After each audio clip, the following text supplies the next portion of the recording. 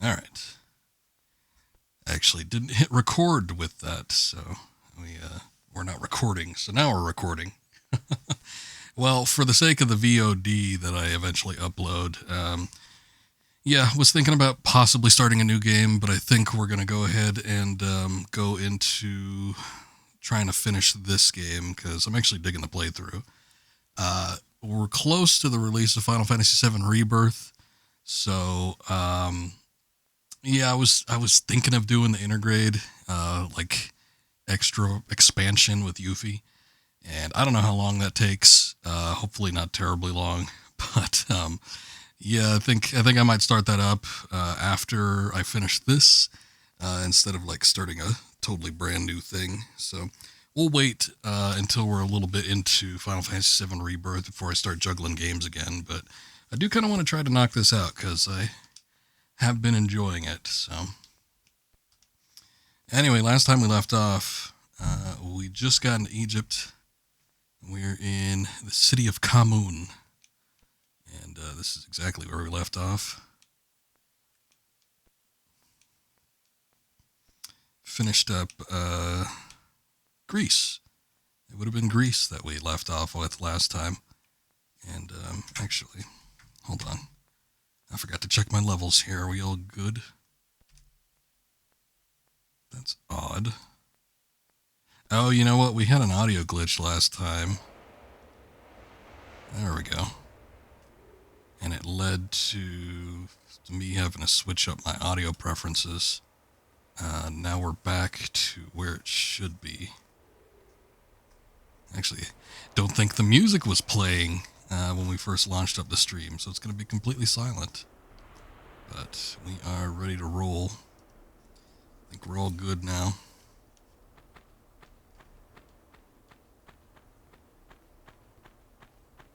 Oh shit.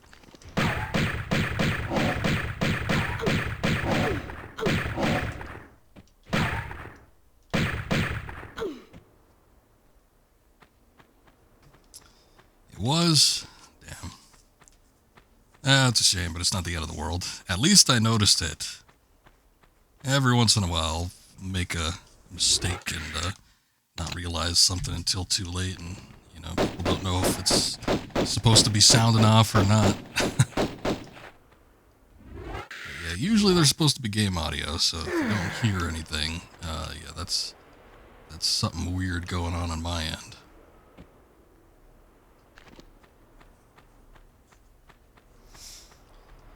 Anyway, let's see. We're just getting into the beginnings of this level. What the hell? I noticed that I've been playing, I've been playing Tomb Raider 1 on stream, but I've been playing Tomb Raider 3 off stream. And I've noticed a couple times in Tomb Raider 3 where, like, I'll be running around in the remaster and then, like, run into something invisible, seemingly, and then I'll turn on the classic mode and realize that there's a model in the original game that's not present in the remaster visuals. After something similar like that happening with Halo Anniversary. In fact, I think there's a clip of it on my Twitch channel. So, I don't know. Stuff gets overlooked. My best guess.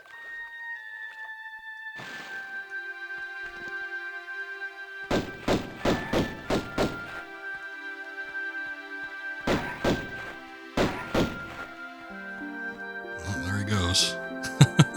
Out of our hands now. I think there's a couple items in this area. Oh, there's also a spot we could jump up to. I want to say that there's items in the water, though. Just gotta be careful because we got the gator. Or would it be a croc in this instance? Anyway, he's swimming around.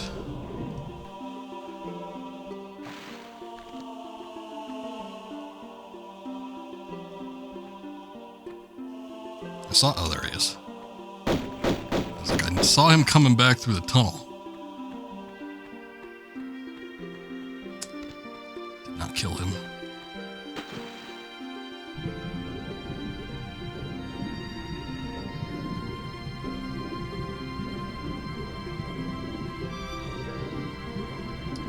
It's not here. I thought I remember there being like a little inlet or something.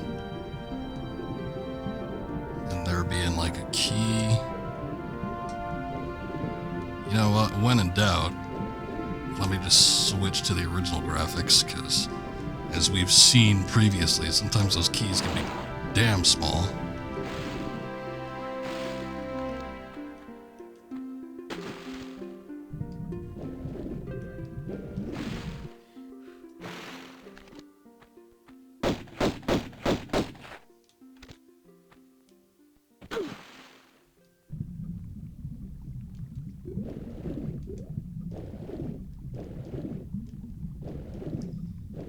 I was actually surprised. A lot of people have been talking about it just because of, you know, a lot of people have been playing it recently, but the remastered visuals, there's a reason why they made the keys so big in the original. It wasn't because of, like, constraints or anything like that. It was for the sake of the video game, making sure it's playable and everything.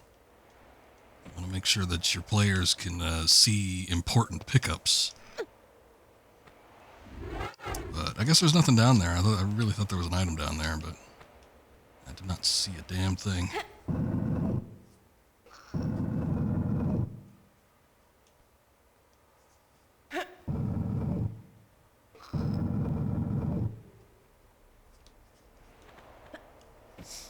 Alright.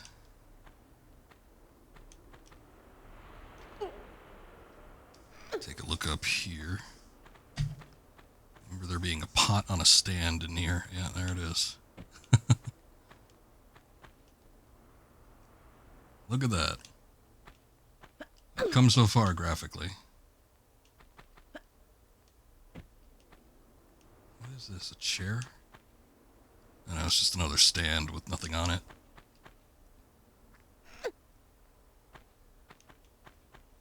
Let's see if we see any weird oddities in here.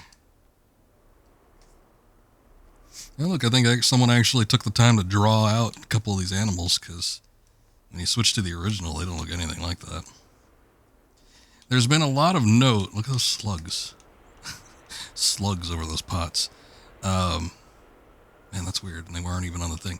There's been a number of people saying that a lot of the textures in this game were rendered with AI. Either with, like, AI scaling or, you know, just taking, like, the original textures and having AI render something similar to it, but with higher resolution, not necessarily scaling, but like making something different. But I don't know, some stuff, to me, it looks like it's been drawn differently, so I think that might be the case in some regards, maybe not everything. There's definitely some arguments, for sure, that point towards there being some AI tomfoolery going on, but I think there might be a handful of textures that were actually handcrafted by someone. There's also the thing too, I wonder, no one's brought this up yet that I've seen, but I do wonder if maybe there was a database, you know, with the original game files that they used prior to, like, I mean, I think that might take a lot of work, so it's probably more work than these guys put into making this thing. But, you know, if there were, like, the raw pictures or whatever that they had used to, like, digitize into the game back in the day, and maybe they reuse those, because there was a few, especially I was noticing at the beginning in Peru, where, like, there were some textures that were spot on, like a good recreation of what originally it was supposed to be, to the point where I think it might have been like the original source. So I don't know, maybe they found the original source textures, maybe they had access to them. I'm not too sure what the thing might have been, but a few of them did look good.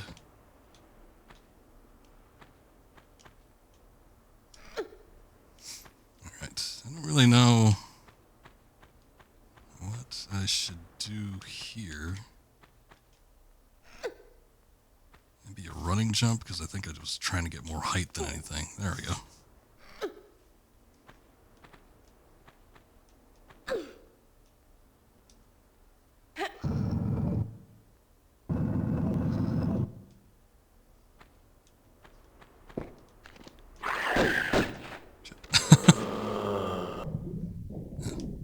I forgot they made like a weird moaning sound.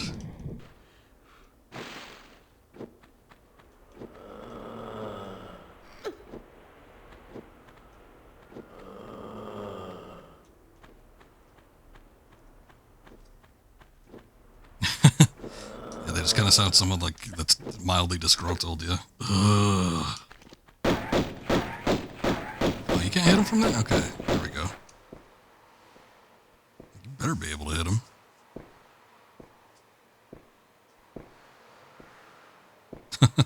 The camera wants to track, but we do not have the capability. I just run back and forth. I swear the AI is different in this game. It feels different than the originals.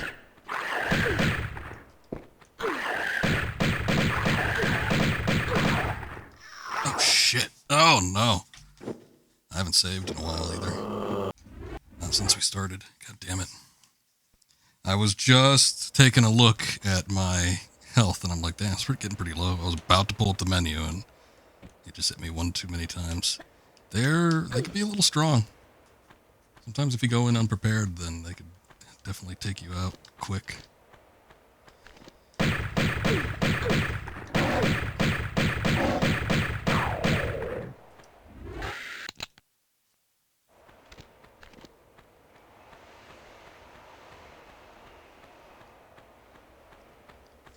But at least we know what we need to do.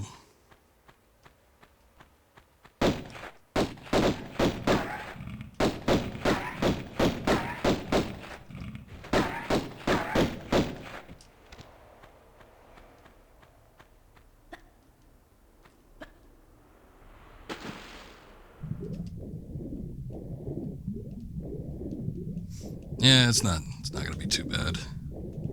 Skip out on a couple combat segments and just go straight for what we know we need to do.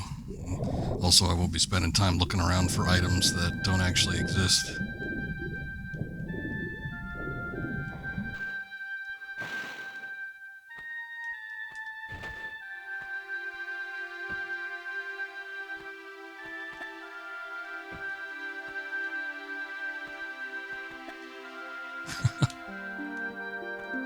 Not quite.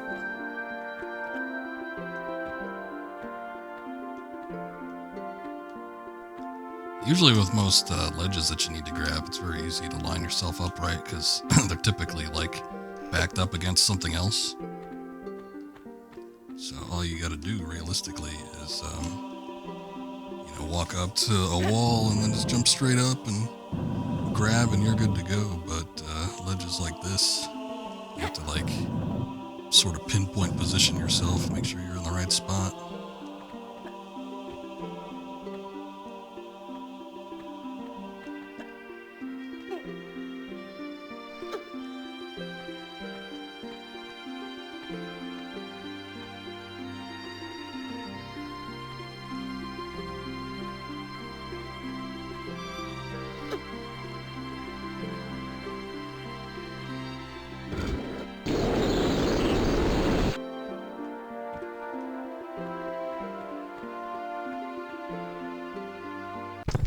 Oh, oh no.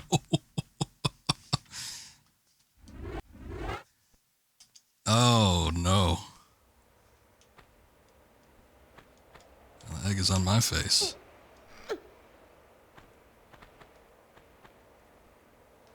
Yeah, I thought you could grab onto the pushable cubes, to be quite honest. I really thought that was going to be a thing.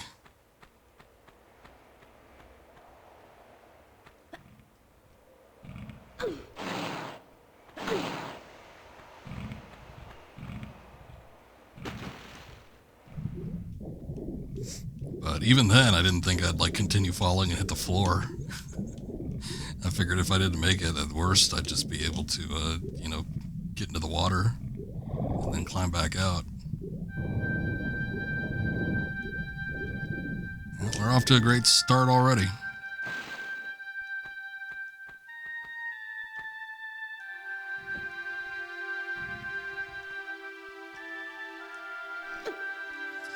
I wonder if you could do a pacifist run. I've just been running through all these enemies.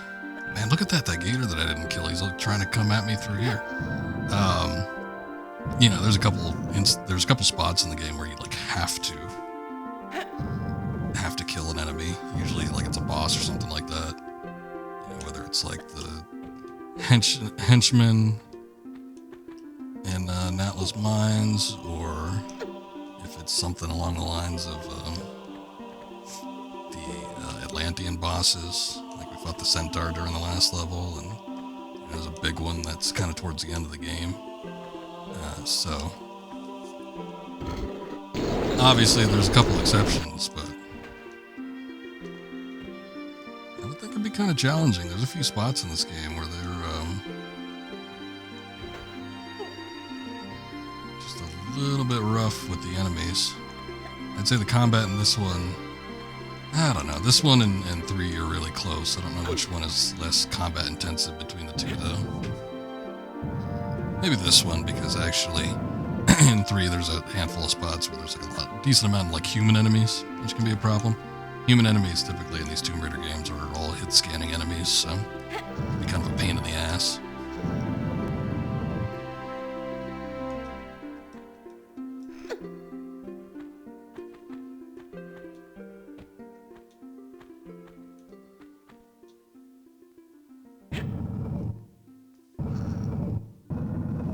There's a couple in here, but again, they're more relegated to like the boss stuff.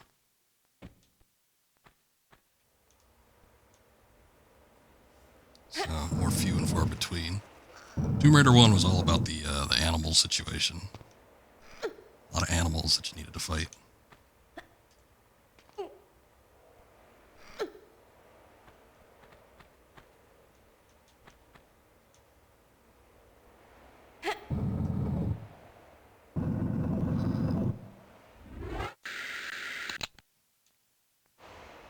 Get my shotgun out.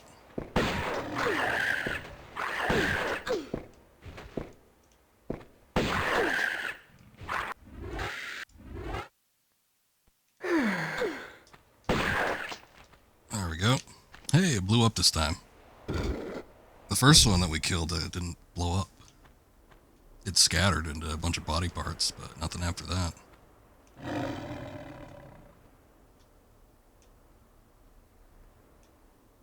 The hell is that? Not the growling, but I'm looking at the thing down there. There's like a block or something, but it's got something on it, and I can't tell what it is. It might have been a med pack that got half covered. I'm not quite sure.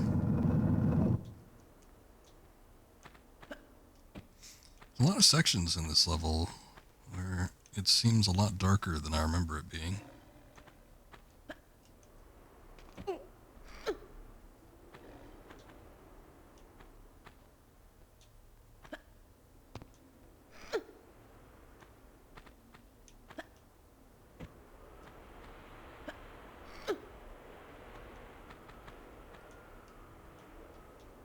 Where are we exactly?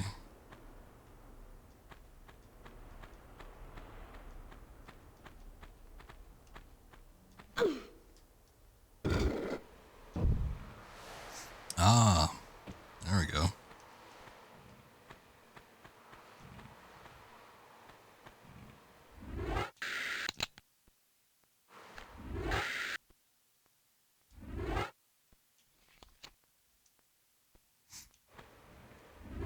Actually, hold on, let me try something.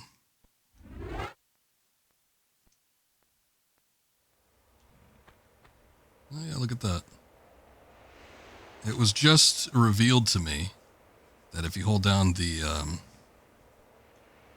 look and the walk buttons while loading a save, it puts on Lara's glasses. So you don't even need to like exit the game or anything. I saw that there was a mod too. We've seen a bit of the photo mode, but in the photo mode you can change Lara's outfit on the fly, which is cool. But I saw a video of a mod someone had, and they neglected to link the mod that they use. But there was a mod where you can change the outfit in the photo mode, and it stays with whatever outfit you chose in the actual gameplay. It would be nice if had the option to begin with, but you know, guess it wasn't intended. At least they give you a glasses option, though. It's cool.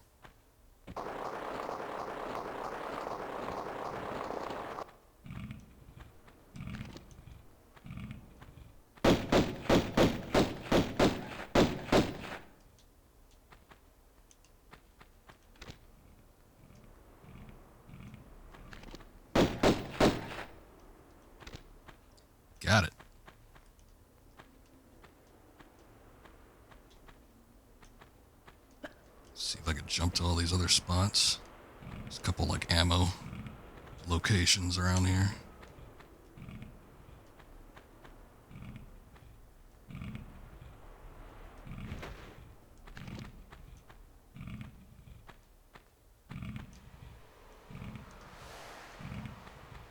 Oh, there it is. I was like, I hear it, but I don't see it.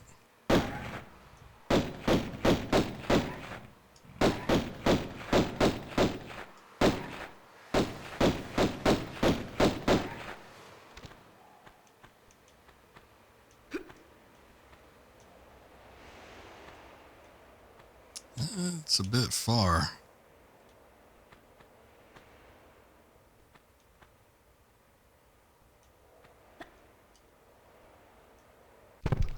Oh, shit. Her arms are still outstretched.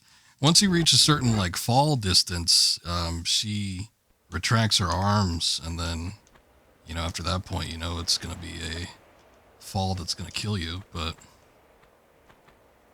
her arms were still outstretched, so I don't know why she wasn't able to grab onto that. There's a little bit of ammo on there. I don't think I'm going to try it again, because it's not really worth it, but...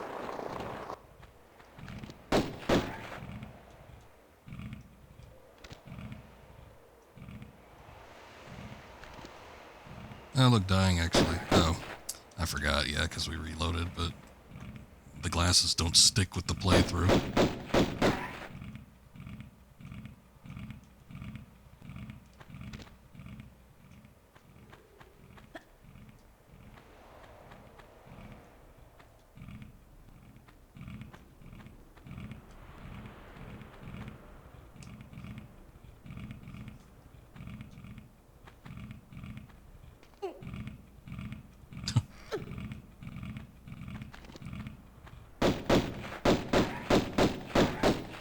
I was thinking of maybe just dropping down, but as we've seen with the gators, sometimes they just bully you into, you know, flipping and flopping around.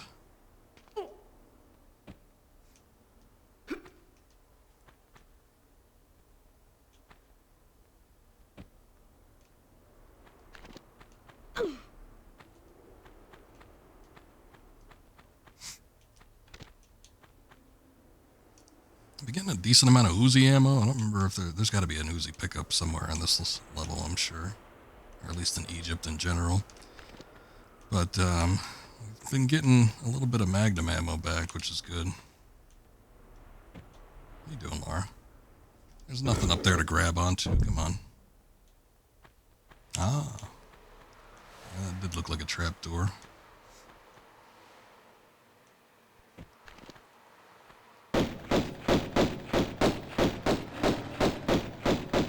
Yeah, just stand there and take it.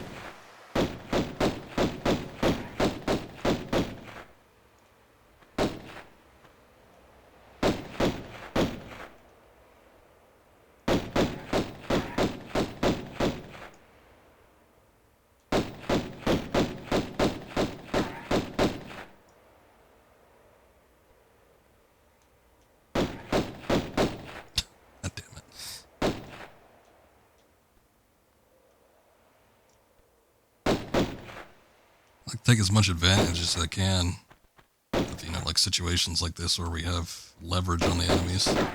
But sometimes their health pools are so large. That was a big jump. I don't know if I could actually make that.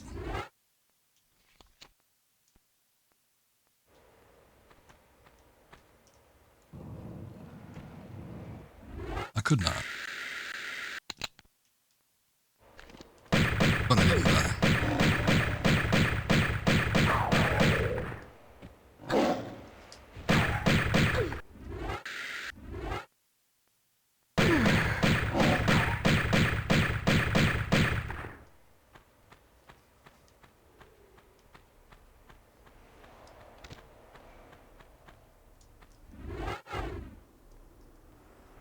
Actually meant to switch. It's another instance where the interior here is just like really, really dark. I wonder what triggers that.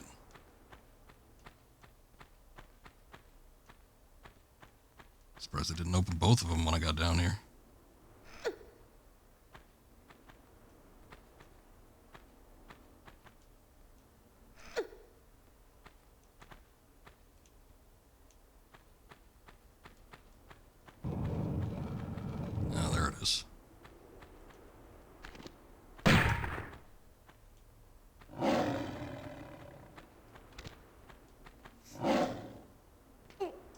Hold on, I bet you there's an item down there.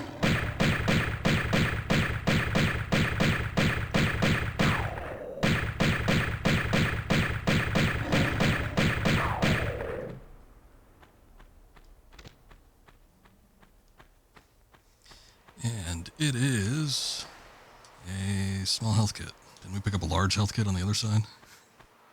Put in the effort for not as good items.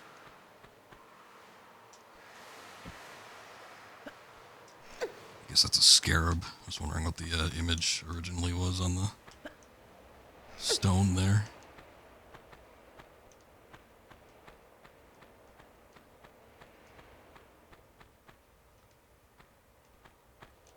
There is... Oh, you know what? This is a little higher. I bet you we could make it. Okay, cool. Yeah, because the ledge is lower on this side. You can't jump to the middle there, but you can jump across from the middle to the side.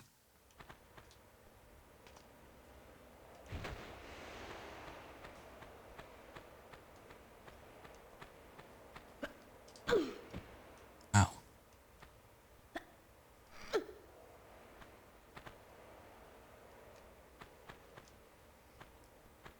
Sorry, every once in a while I'm just going to switch it real quick so I can see what it looks like originally. I'm interested in comparing the visuals. I get the feeling like there's going to be another mummy down here.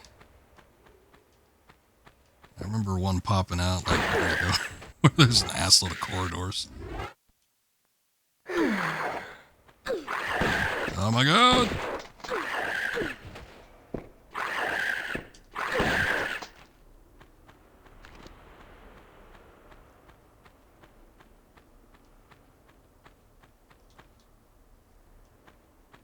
Oh, this room. I remember this room. There's a little bit of sand there.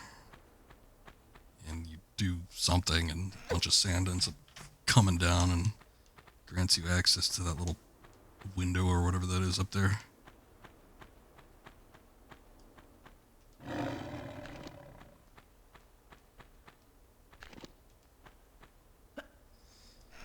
Oh yeah, this is where we saw that. Oh, this is a key.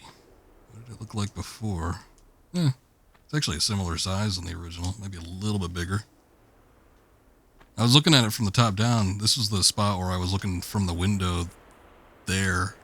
And I was looking down at the key from the top, and I'm like, what the hell is that thing? Oh, and that's where the lion is. I was wondering.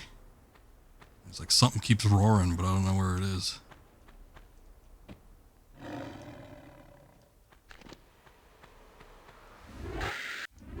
Using a lot of health packs. I was taking a look, I think Raiding the Globe, which is like the website if you want Tomb Raider information.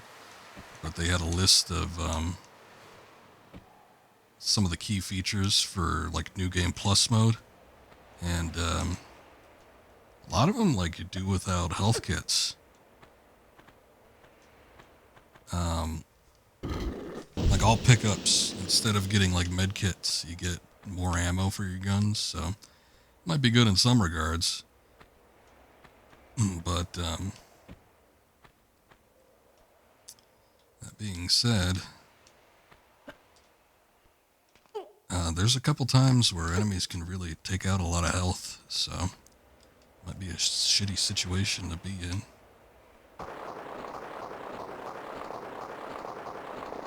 Actually, I didn't know it was going to fall down that far. Good thing I didn't die.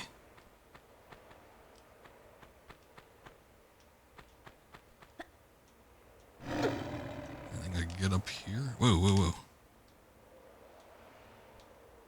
whoa. Guess not.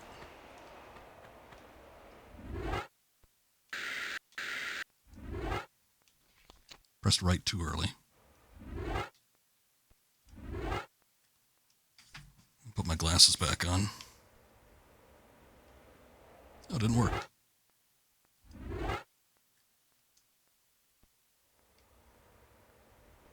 There. Maybe I pushed it too late or something, I don't know.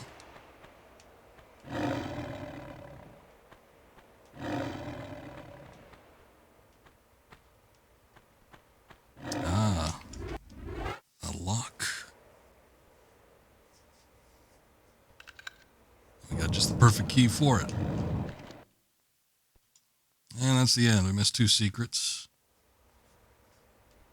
It's alright.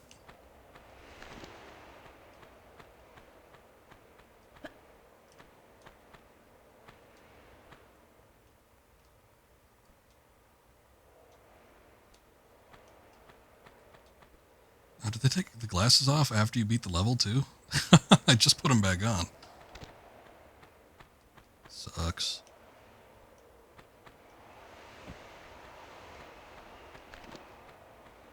I wish they'd stay on, but can't always get what you want. There's a lock, and I'm sure we don't have the key.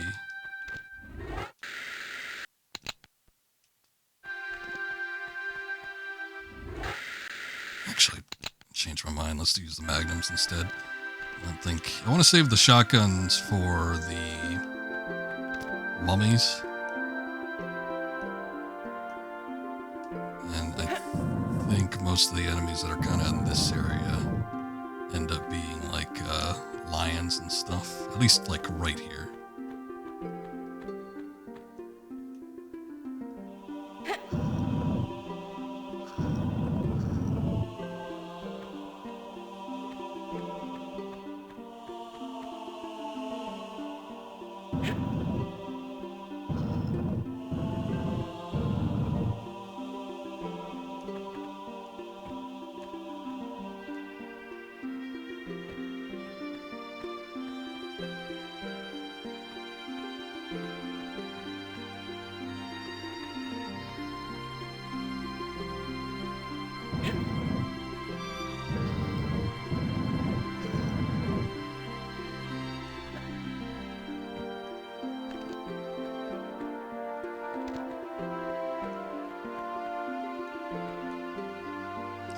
I want to say this door over here opens up too. I think we might need to push this block kind of in that general area.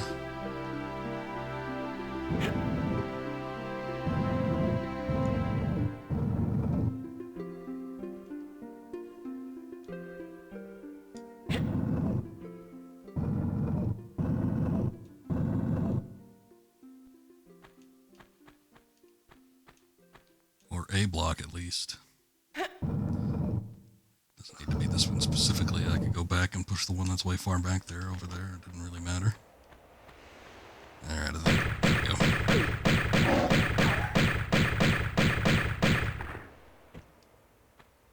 I want to say there's one down here too. Let's see.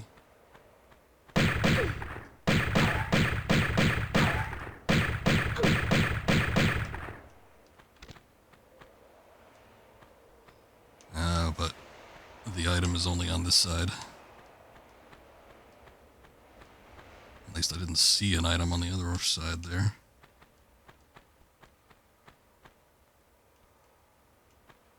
Small health kit.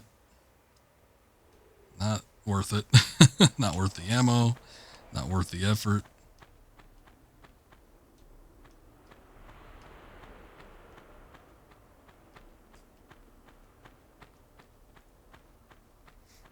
Yeah, it's alright. Not the end of the world. Oh, this looks familiar. I think this is where... See that one water spot that we walked into initially? Yeah, look, there's items in here. I was thinking of this spot. Trying to see if there's any threats in the water, though. Probably will be. But yeah, see, like, there's that little inlet there. I think there's one somewhere on this thing that's got a key in it. There it is. You see a big-ass muzzle.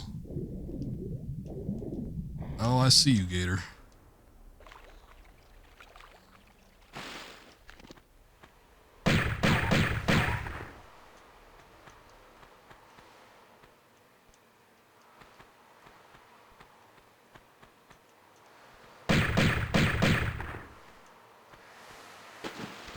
Hopefully there's only one.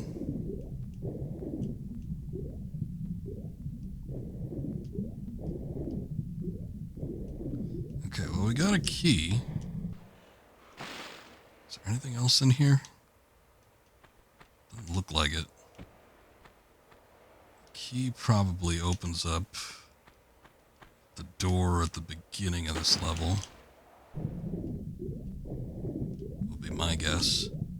There's one more path we can check out. I want to say that there's something down there too.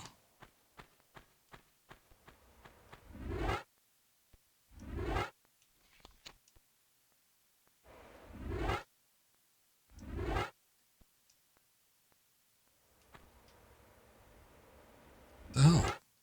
Sometimes it works and sometimes it doesn't.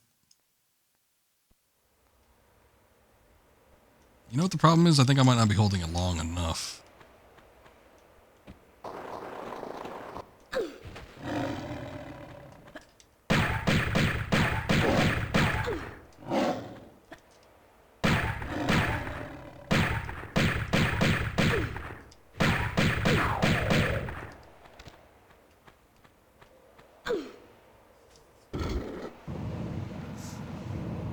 Opens up a door at the very top.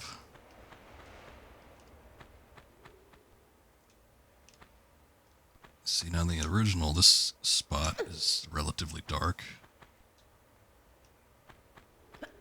Seems a little more accurate here than some of the previous spots. Oh, can't jump up there.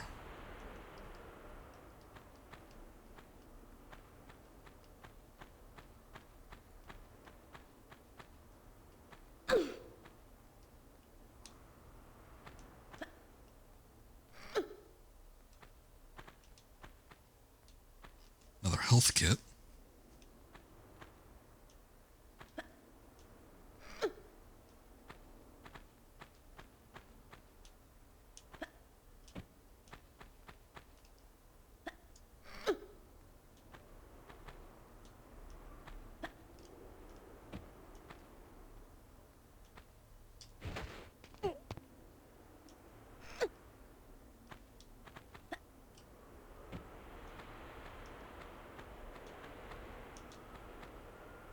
So we're just curious to see what was down there before I actually jumped down there, but there's a little bit of ammo here, and I guess that's it.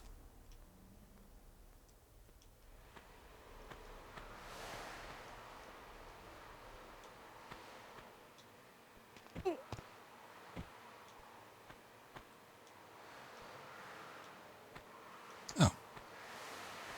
Didn't even realize there was a hole up there.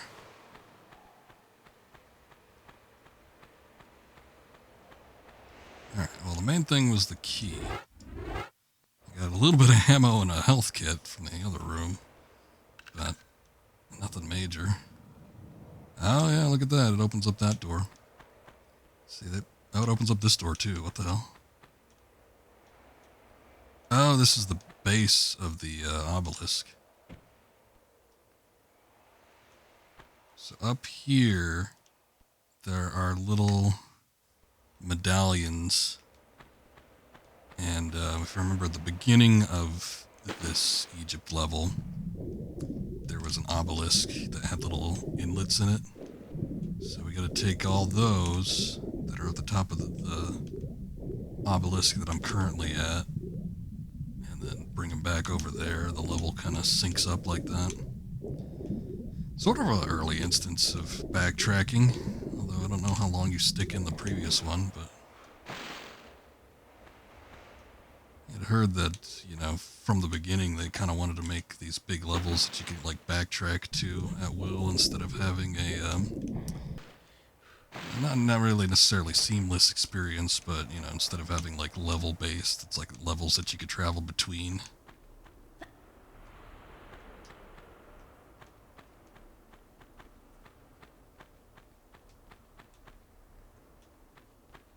But nothing else in there. That's kind of like a quick exit back, too, if you happen to fall from the top of the obelisk.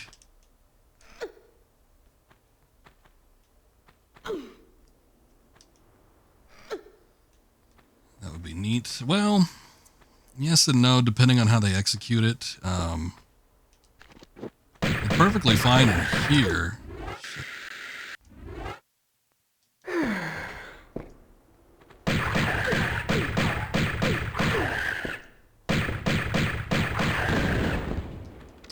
actually made a noise this time. See, we keep getting like more things added to them when they die. Because I always remember, you shoot them, they explode into a bunch of pieces, the explosions fire off, and then they make a sound. But it's like the first time we killed one, it exploded in a bunch of pieces, but didn't actually, have a fiery explosion. Second time, we got the fiery explosion. Third time, we got everything plus the sound. But anyway, yeah, it depends on the execution, on how they would have adapted, like, levels that you could backtrack to at will. They did it for Tomb Raider 4. They actually managed to do it, but given the gameplay style of the games, it didn't work so great, in my opinion.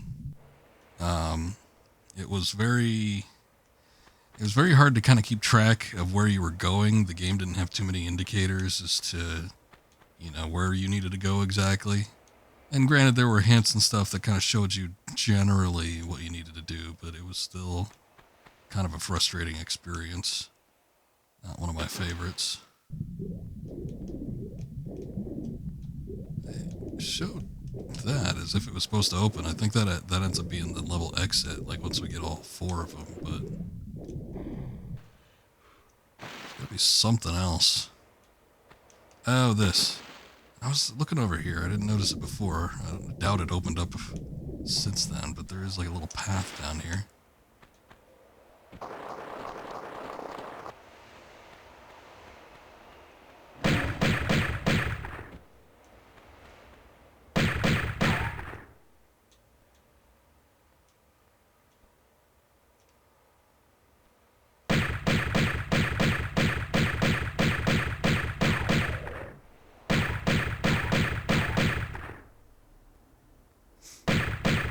When in doubt, just hold the look button.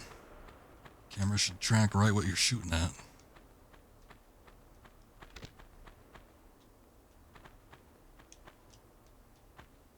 Okay, this is a very platform-heavy section.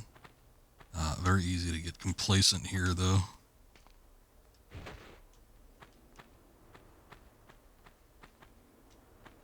So I will try not to be. We'll make a save, though, just in case.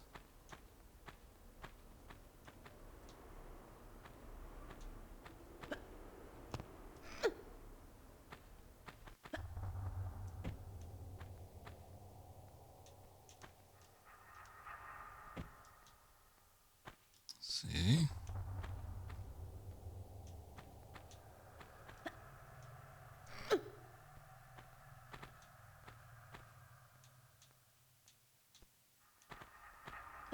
Could have just rolled back, actually. I think I can make that jump over that way, too. Yeah, you can. Because I want to say there might be items over there. Yeah, that kind of looks like it leads into something. Although, so does this, so I don't know. They might all lead to the same spot. I want to say that they lead you to go across a path and kind of like whip around, but if I could avoid most of that, that'd be great.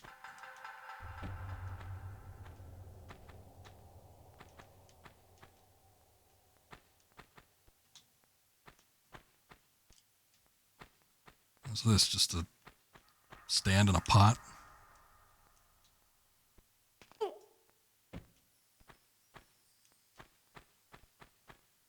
Alright. Well, got a large health kit. Replenish the one I used earlier.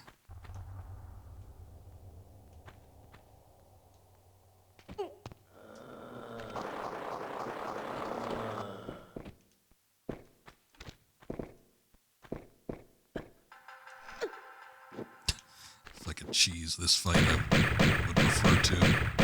Yeah, there's 2 mummies.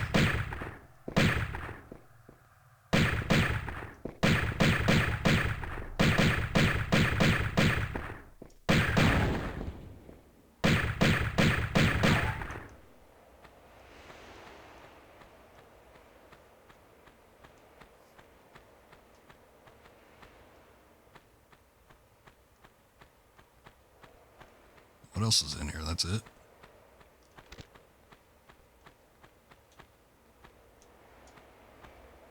sarcophagus. I like the eyes on the original texture. Apparently are missing. I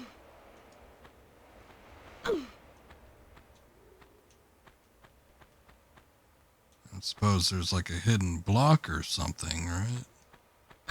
I find it odd that the only thing that would be in here are two mummies for you to waste your ammo on.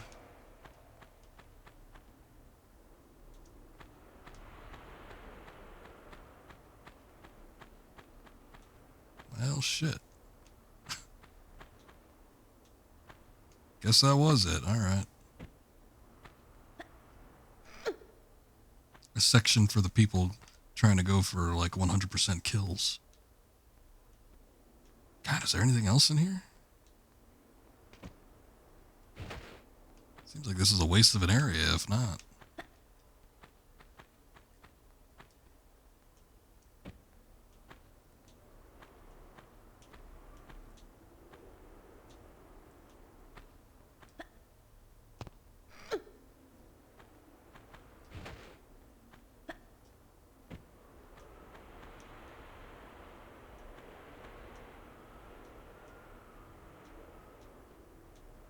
I think you get, okay.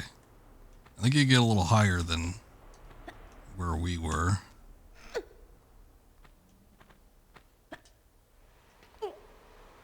So that must be the ticket.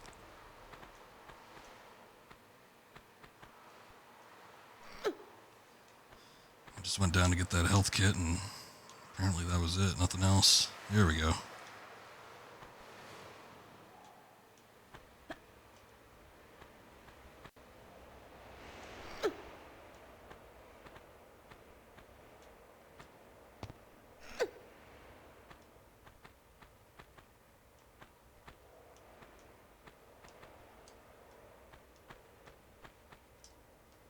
Oh, just fell short.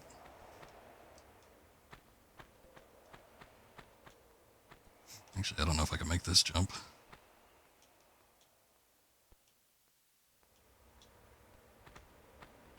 Maybe. We'll find out.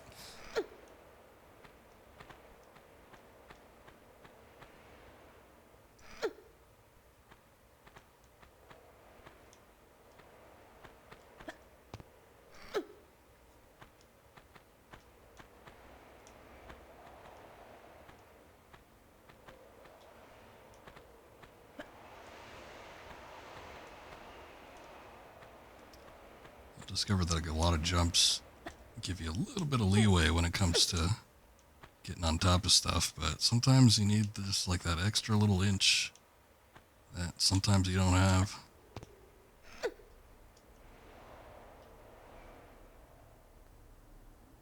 Styling.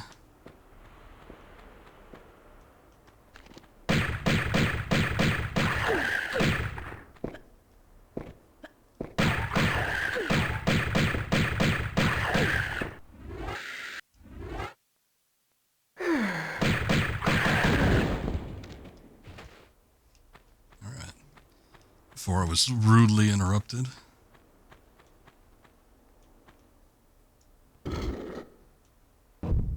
remember this section could get a little confusing too because there's levers that you have to pull to drop the like walkways to get to those sections of the, you know, center obelisk, but I remember there was always like one where I couldn't figure out where it was.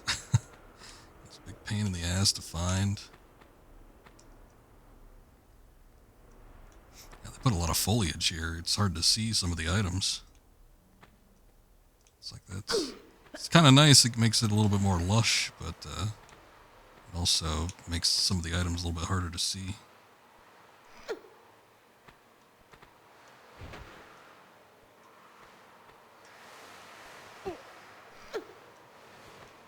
We get to the center of the obelisk here. I don't know if I can get back though. Let's find out.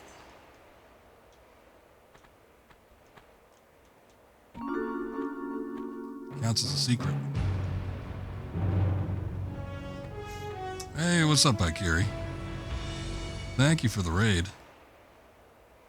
Hope you guys are doing well. I appreciate you. We are doing a little Tomb Raider Tomb Raider Remastered. Oops. You just came in right in time to watch me die. Actually, hold on.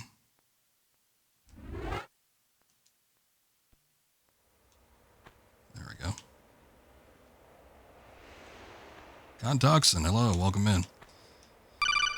Oh, appreciate that. Appreciate the follow. Thank you very much. We're doing a little bit of Tomb Raider Remastered. This came out barely a week ago. Mellow Shello, thank you for that. I appreciate you guys. And there was a point, it was about 2 years ago. I remember playing this game as a kid. Nice. Yeah, it's a big childhood game for a lot of people. There was a point about 2 years ago where I streamed the entirety of the Tomb Raider franchise. Every game, every mainline game. I didn't do like Tomb Raider Go or Temple of Osiris or all those kind of things, but I did Tomb Raider 1 through 6, and then the Legends and Anniversary and Underworld trilogy, and then the Reboot trilogy. So, spent about a year playing through all those games. So, sort of familiar with it. Coops, welcome in. Hey, what's up, Zarn? Good to see you. Came in time for your cat next to the laptop to get startled from Lara Croft splat. Yeah, sorry about that. Every once in a while, there's a jump I'm not sure I can completely make. But it's all trial and error. But yeah, big fan of the original games in this series. Big fan of the series in general, but I think the originals in particular are ones that I really appreciate. So, always happy to check them out when I can. It's one of the few games I was actually excited for this year was actually this Remastered trilogy, which there wasn't, a ton of fanfare for it or anything, but I was just kind of excited to play some classic Tomb Raider for a bit. Oh, no problem, Mike Curie. Thank you for the raid again. I appreciate you. There's a switch. But it's got nice little features in it. I do enjoy some of the additions like the photo mode and whatnot. The remastered visuals look pleasant enough without taking away too much from the original game. And it is cool that you could switch back to the original whenever you want on the fly. A lot of remastered games do that these days. But I appreciate it regardless. I think it's a nifty little feature.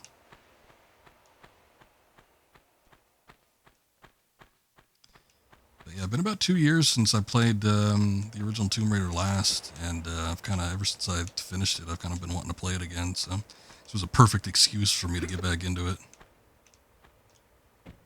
But very fun games. A lot of people have issues and, some problems with the controls, because they could be a little hard to understand sometimes, but it's not too much to it, and the fact that the movement is grid-based actually makes it fairly simple when you really think about it.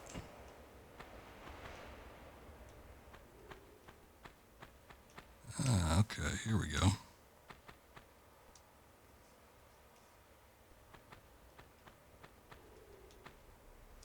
Alright, now we're working our way through Egypt. I know when a lot of people think about Tomb Raider games, usually Egypt comes to mind. But it's actually the only Egyptian level in this particular game. We finished up with Peru, which was kind of like, South American vibe. And then just last night I finished up with Greece.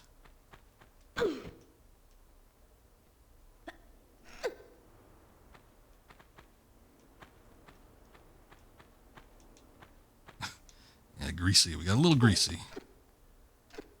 Not too bad, though. It's mostly the Frenchman. He was the one that was popping up, greasing everything up.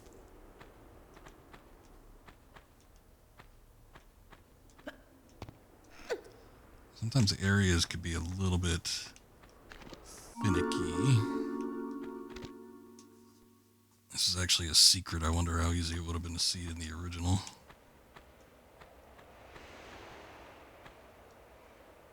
The visuals are a little bit less diverse when you take a look at the original version of the game. Sometimes stuff tends to blend together, so you don't exactly pick out, you know, a lot of the platforms and stuff that you could get onto.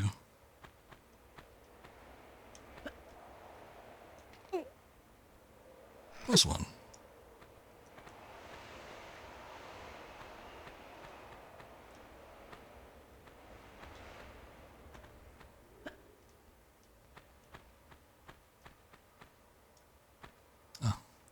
Some shotgun shells. And the goal with this section here is to get down to the base of this level, which I'm sure there's several ways we could go about doing that, but gotta be careful on the method we choose, especially some of these little corridors back here can lead to some pretty gnarly pitfalls. That's where we came in at.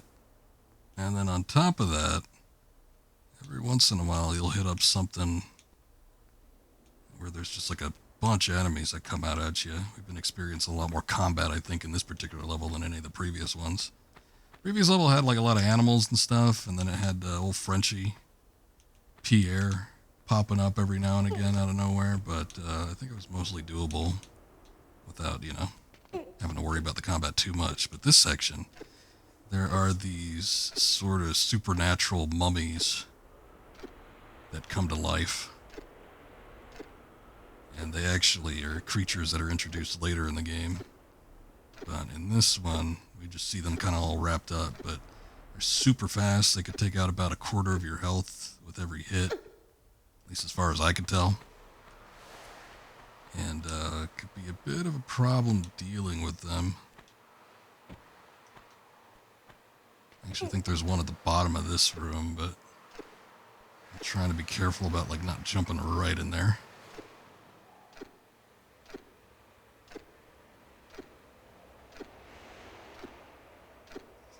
That and the panthers.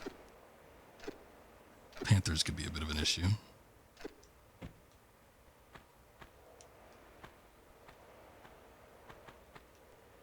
Let's see what we get.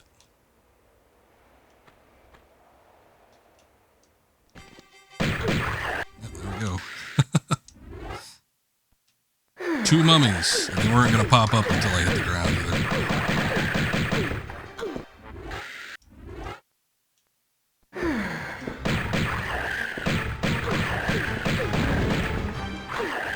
Oh, shit. Oh!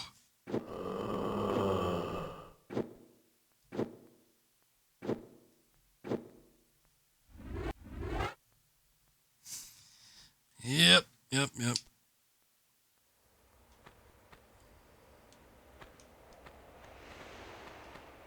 Almost got him. Not quite good enough, though.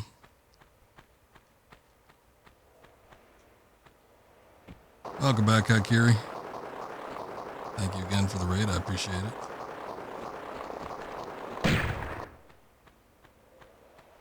Just gotta do this stuff again real quick.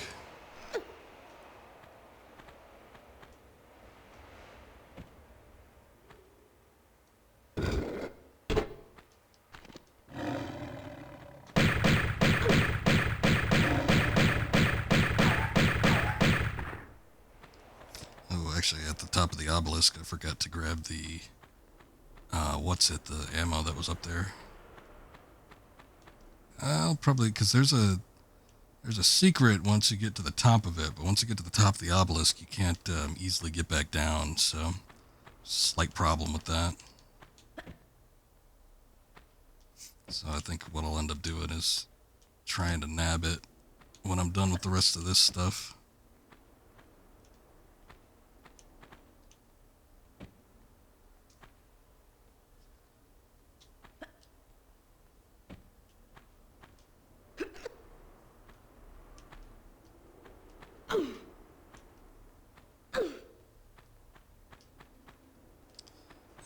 Back to the top, but that's not necessarily where I want to go. I was in your stream for a minute. I caught you playing a little bit of smite, but I was setting up with dinner and trying to get this all sorted out. I'm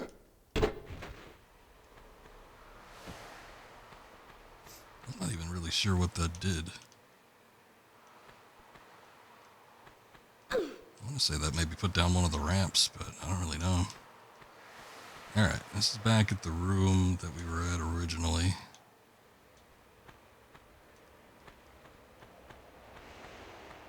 Knowing what comes out, I might actually just try to fast track this.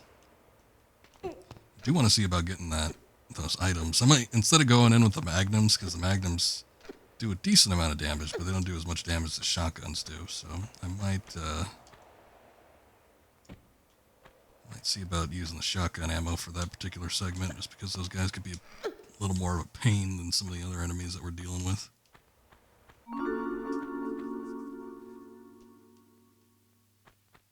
But let me get this secret first.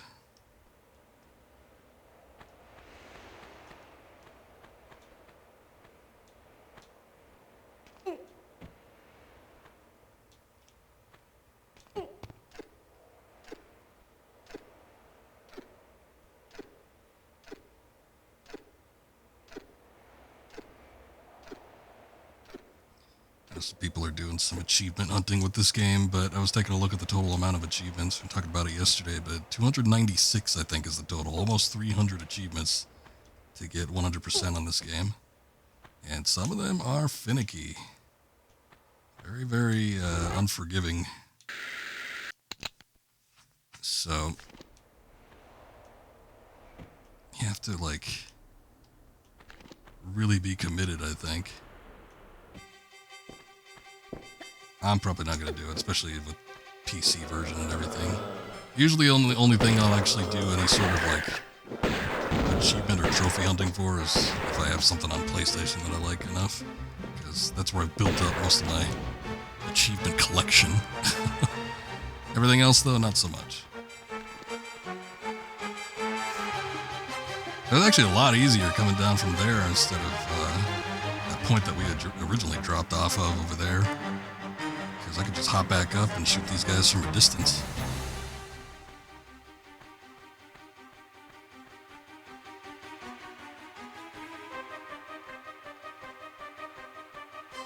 Again, this is one of those situations where I'm like, what do we come down here for? There's nothing down here.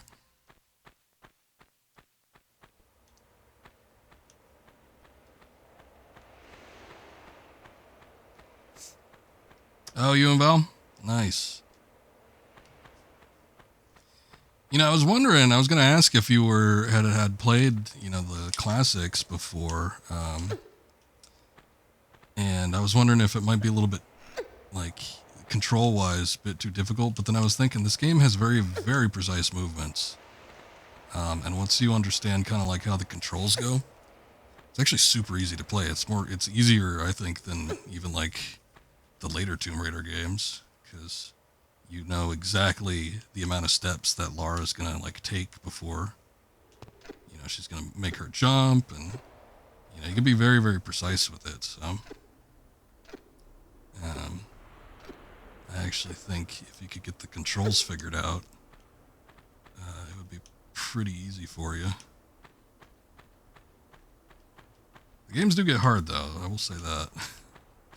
3 is for like veterans of the series that have played 1 and 2 thoroughly, and then 2 is super, super combat intensive. It could be kind of challenging.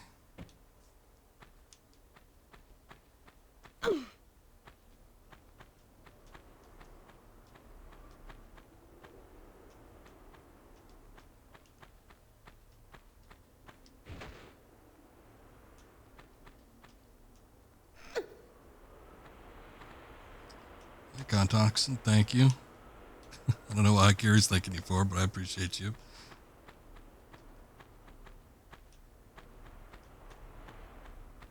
Thank you for the follow and joining in on the raid.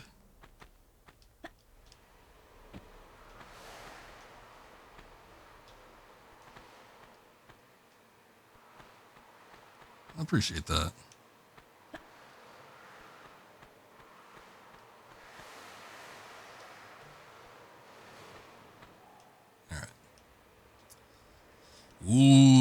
dip.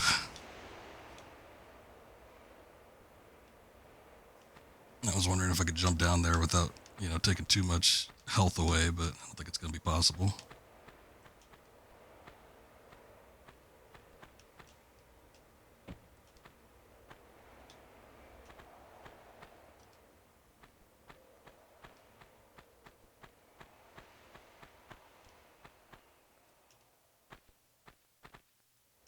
Great smite player. Oh, okay, cool. I'll have to give her a look sometime. Are you playing with her on your stream?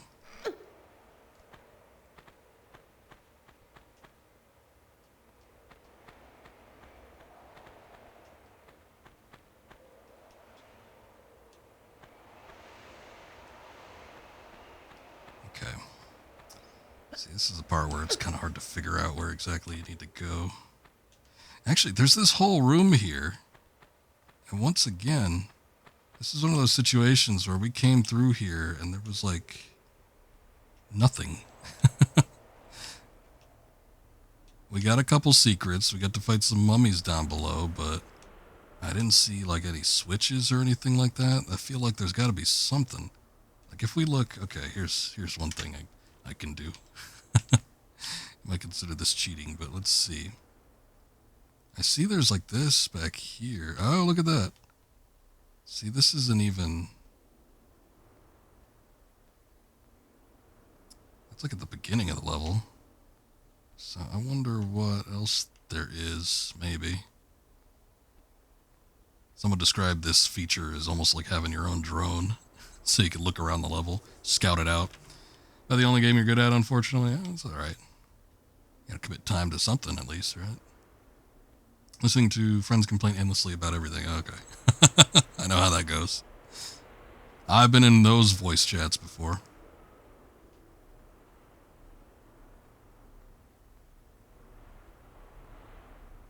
But anyway, this is a very cool feature. Is the camera mode. You could use it to kind of like scout out the level or see if there's, you know, little hidden spots or switches or something. Oh, look at this. Okay, this is what we need to get to. There's a switch down here, I bet. There it is. Okay, see, we needed to get down. Okay, I was wondering what this whole path was for, because you could get down to the bottom of the level fairly easy, but like getting to that point is a little bit more of a challenge. That's what I say. If they give you the option to do it, I don't consider it cheap. That's what people say about like save scumming and stuff too, or why they even call it save scumming. It's like, well, they give me the option to save anywhere I want and have unlimited save files. If they didn't want me to do it, they should have not implemented that in the game. Yeah, better than running in circles for an hour. That's very true. See, this was the very, very confusing spot I was talking about, though, because there was always one switch in this level in particular that I miss, and it's like I find it eventually, but it wasn't easy right off the bat. It's this one though. It's this one where you have to like sidle across these little crevices and stuff. This is the one that I always miss until, you know, I've got no other options left. But thank you, camera mode. Tried Dungeons 4. I saw you streaming that. I didn't get a good look at the gameplay, though.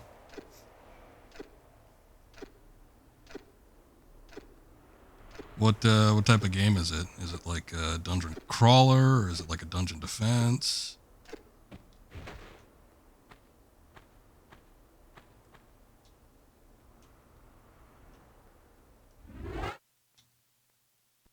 I'll make a save here, because I don't know what this jump is going to be. Yep, see. I think we need to make a long jump. There we go.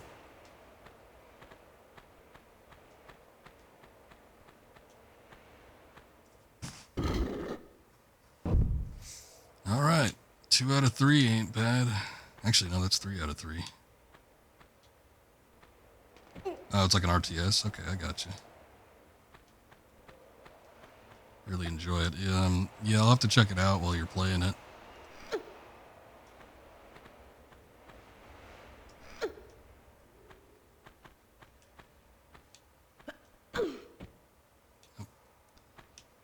It's a little bit too high.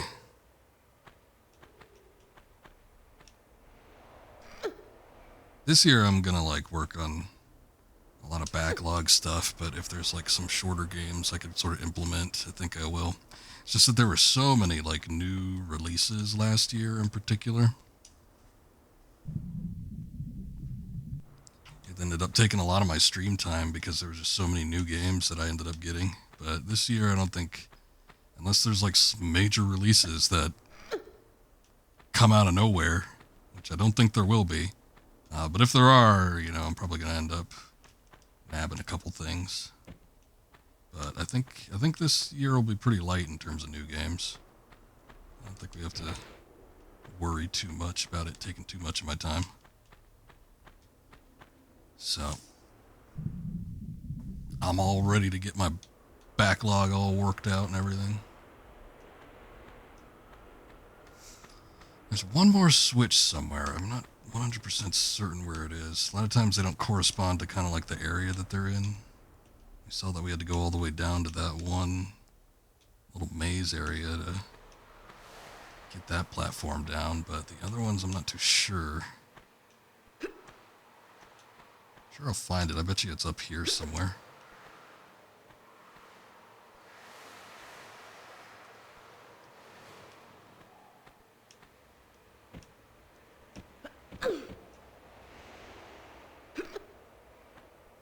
Because we haven't really taken a look up at this spot.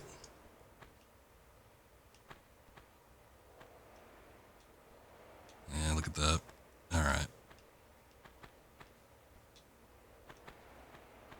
A lot of figuring out where to go in this game is figuring out like what you can grab onto or what you can jump off of and safely land on.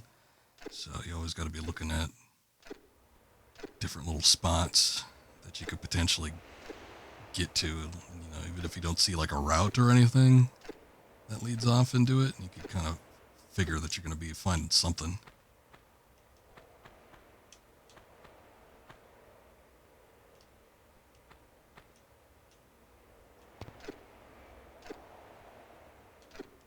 Actually, wait, that doesn't work because you can't turn corners in this game. I forgot. Oh boy.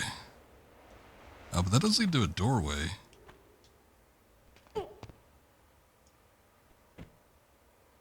Did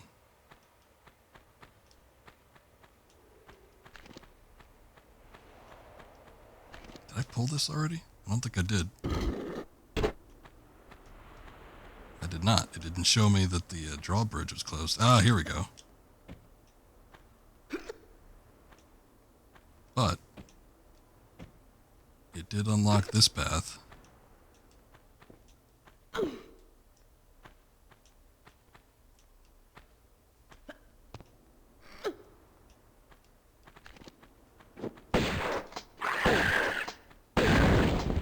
Oh, shit. You know what? I didn't know that their explosion actually hurts you. I just thought that was like something for effect. But no, that can actually kill you. That's probably why I've died so many times to them without even knowing it. Taking more health loss than I feel like I should have. Ah, there's the last drawbridge. There we go.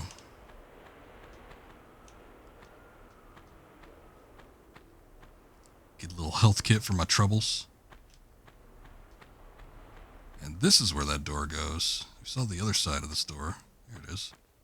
So this all lines up perfectly. Now I could go get all those secret items and then hump on top of the obelisk and then drop it right down.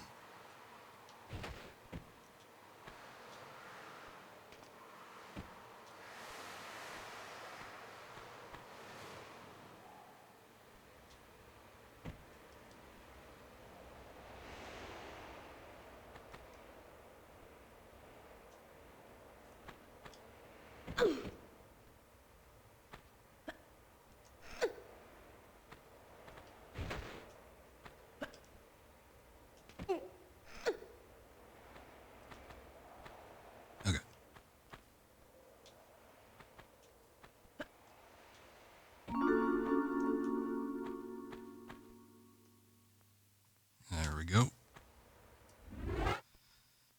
Let's just hope that I don't take any, like, major fall damage. And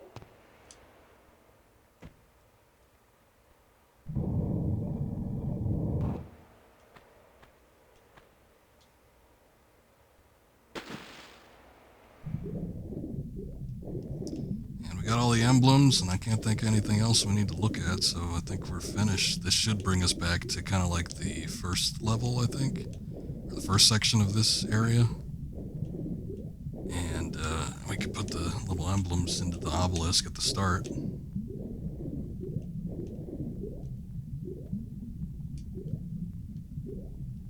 Move on to the later sections of the game.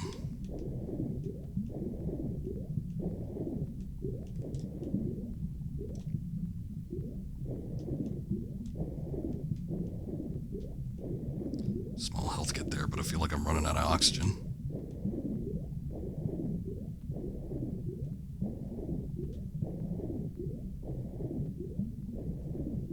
And I got plenty of health kits.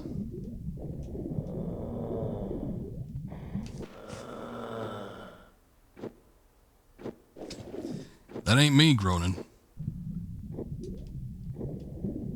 Oh, good. There's a lot of items down here.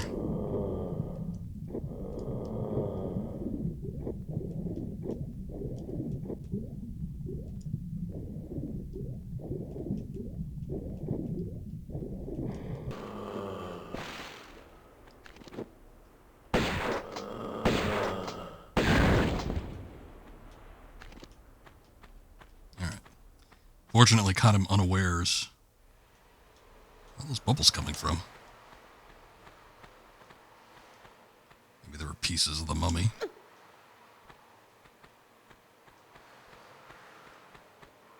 Actually, look at that. That's that little, like, Valley of the Kings area.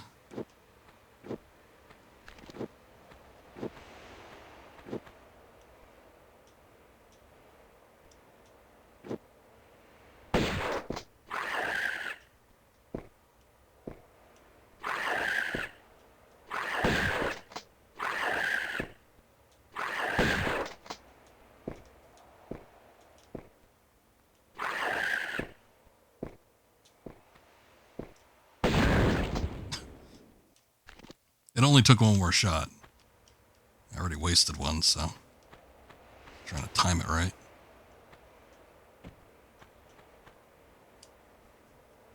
Plenty of health kits.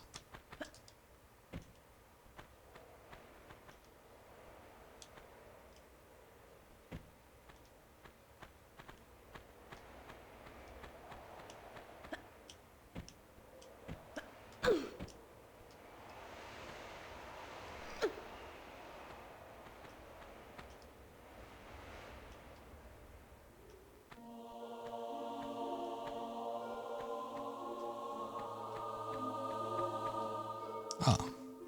Okay, so we're back to the Sphinx.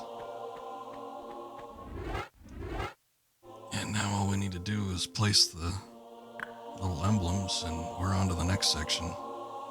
We've actually done the meat of Egypt. There's like not a ton left. There's a bit left, but I think it's like one major level and then that's pretty much it.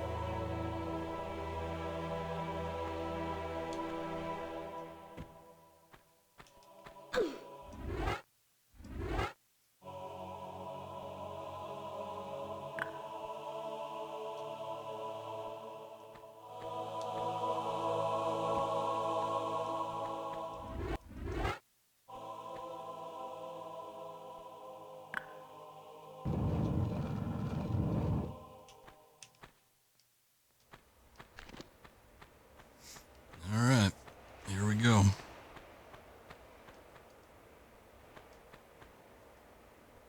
Yeah, there are palm trees in the original. 2 out of 3 secrets found. It's not bad.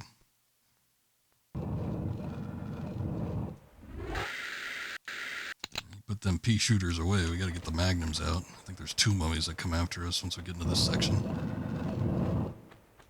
This again. I guess it's pretty dark. I'm gonna say it looks a lot darker than I think the original.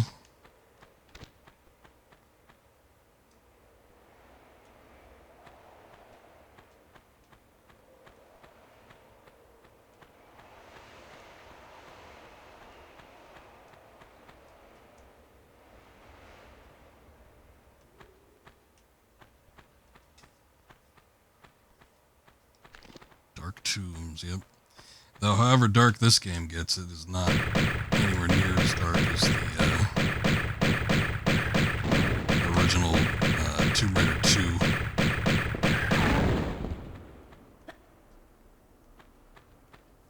That game is like pitch black. That's when they first, I think, introduced like in-game lighting instead of like the baked lighting that we see a lot of in the original version of this one. Because they introduced like the flares and stuff so you could light your way. But the flares don't last very long. So it's still like really hard to see.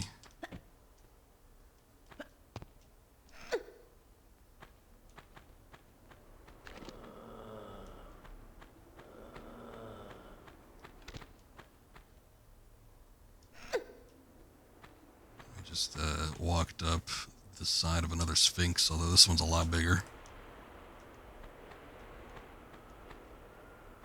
It'd be closer to the size of the actual Sphinx.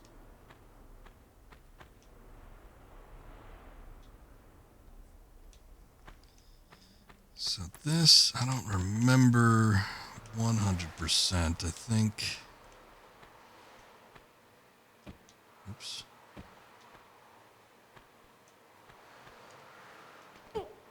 There's something up here.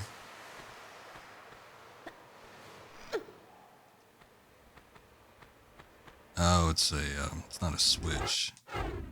It is a lock for a key. A very particular key. It's an Ankh. That's what we're looking for.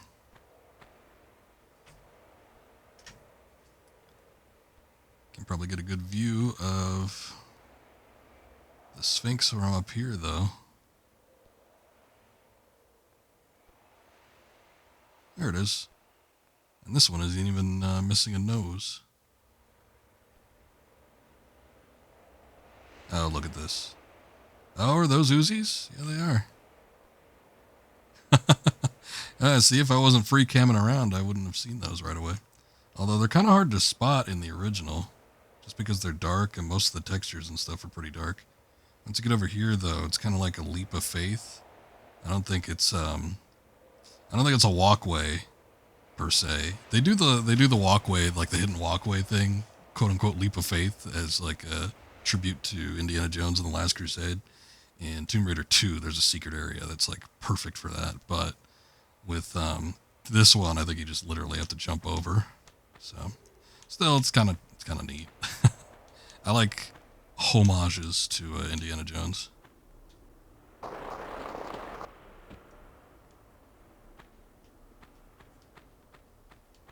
I think we need to just get down, though. I think we need to drop down here and then work our way up. Pretty sure there's nothing else that we can really do until we get the bonk and everything. Oh, look at that. They're firing stuff now. And I was about to say, too, you'll notice kind of like the pattern with the texture with the mummies now. They have less bandages and they're more kind of like exposed.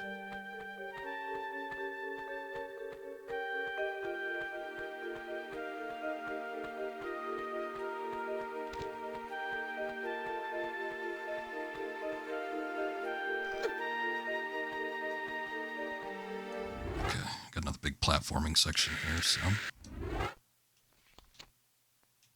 Yeah, I'll override the obelisk. It's not like that's my favorite level or anything. Sanctuary of Scion. And we got our shades back, so that's the most important thing.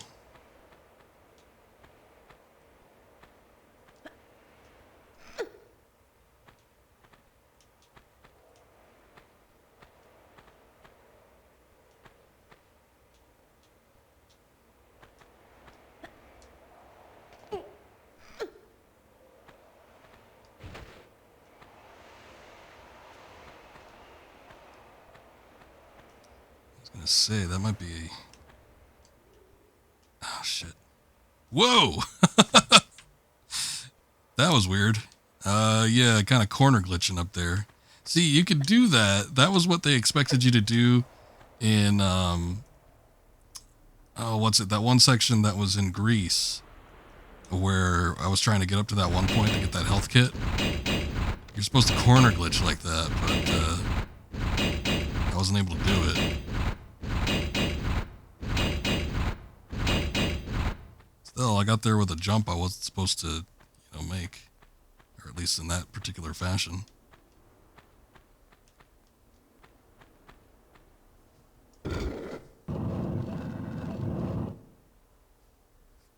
Alright, I think that's a door that's actually at the back of the Sphinx.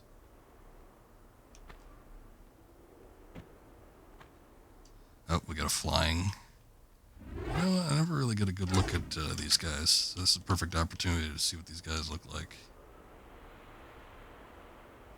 One of the flying creatures, though.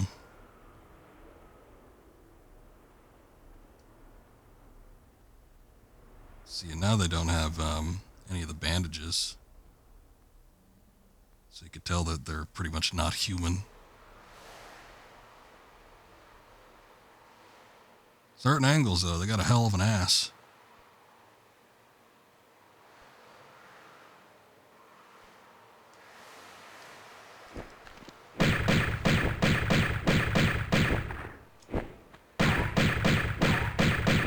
Double cheeked up. Actually, do I have that?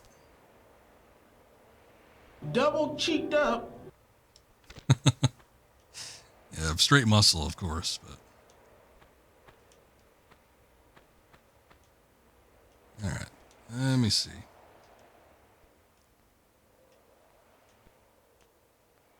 Well, I don't know. From here, it looks a little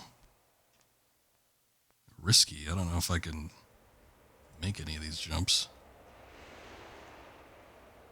Might be able to make that one. That still looks a little bit shitty to me. I don't think I could. Well, actually, I might be able to drop off the side here. Let me see. Yeah, we can. Good, good. Okay. Gotta get back up behind the Sphinx. I think I gotta. There's like this section here.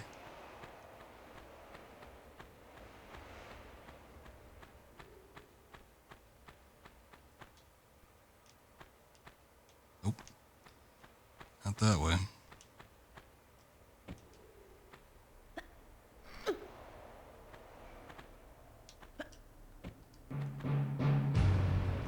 Alright.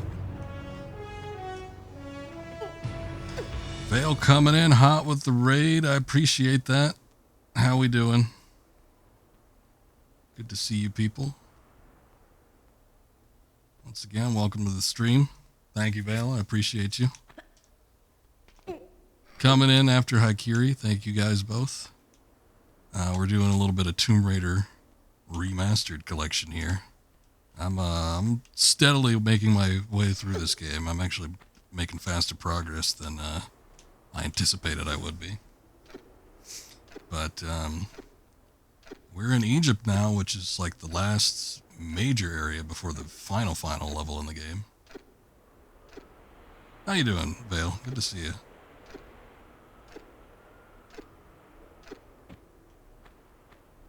I appreciate it. Thank you, Akiri. Got them shoutouts. The Tomb Raiding goes good. I've been really wanting to play this game again.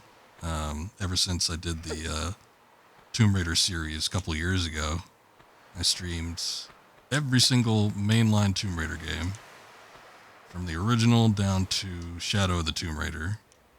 And it was a very fun experience. And of all the games that I wanted to replay, it was this one, I think, the most. Hey, what's up, Jubei? Honto, how you doing? He's not brown nosing, come on. Come on. Alright, second switch. That unlocks our second door. It's in his nature. But I think out of all the Tomb Raider games, this one's the most balanced, so that might equate to it being the most fun.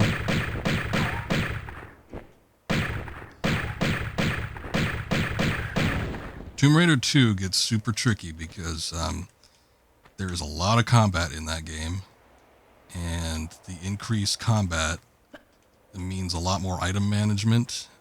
And sometimes, if you haven't played it in a while and don't know how to account for certain, enemies and stuff, it could be a big pain in the ass to get through towards the end of the game, and especially the last couple levels in Tomb Raider 2 are gnarly. Boy, howdy. But,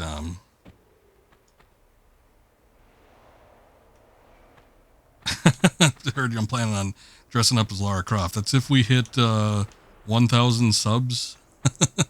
That's my stream goal.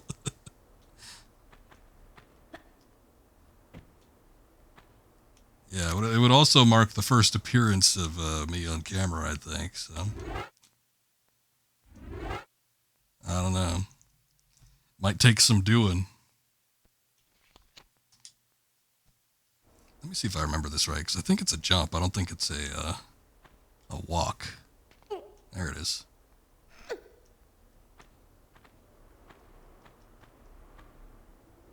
Hey, we finally got the Uzis. The Uzis are actually really good for, especially like these Atlanteans. Atlanteans are a pain in the ass. We've been picking up Uzi ammo like all game too, so about damn time we get a chance to use it. The problem is after we finish up, I think this level, we lose all our items. So it's like super shitty.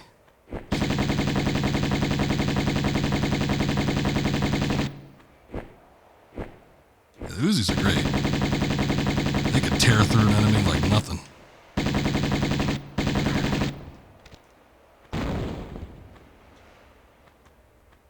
But yeah, we're not going to be able to hang on to them for very long, unfortunately.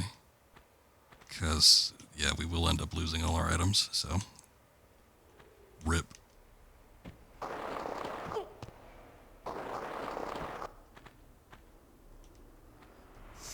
was about to say, we fell down pretty far, but I think this is where we need to go.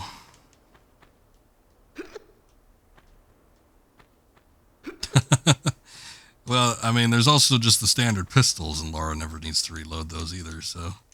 I don't know, she's got some sort of, like, mega clip. It's kind of like the Patriot in Metal Gear Solid 3. Or whatever kind of bullshit excuse they came up with that. They're like, the feeding chamber is in the shape of an infinity symbol, so naturally you'd get infinite ammo that way. Oh, okay, yeah. That makes perfect sense.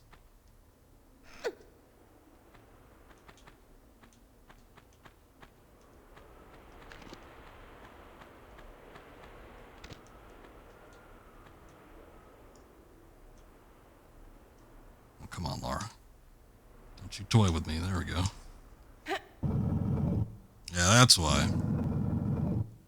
It makes perfect sense now, right? Once you know, you know. The ammo chamber's stuck in a time loop, yeah. I'm sure there's a million ways we can write it off. But whatever satisfies the answer, I suppose.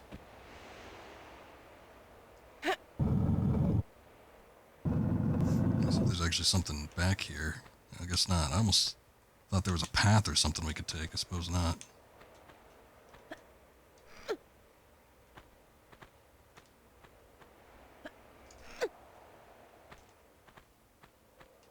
If I were to go super late tonight, which I won't, I could probably finish this game.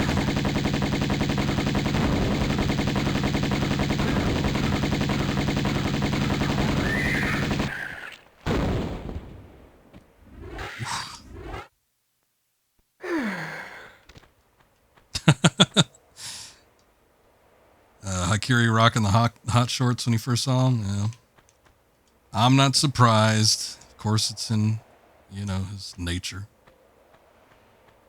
Well, it was a centaur, so I think that's probably why they added the horse sound. What was that anyway? That was a key, right? No, it's one of the onks. Ah.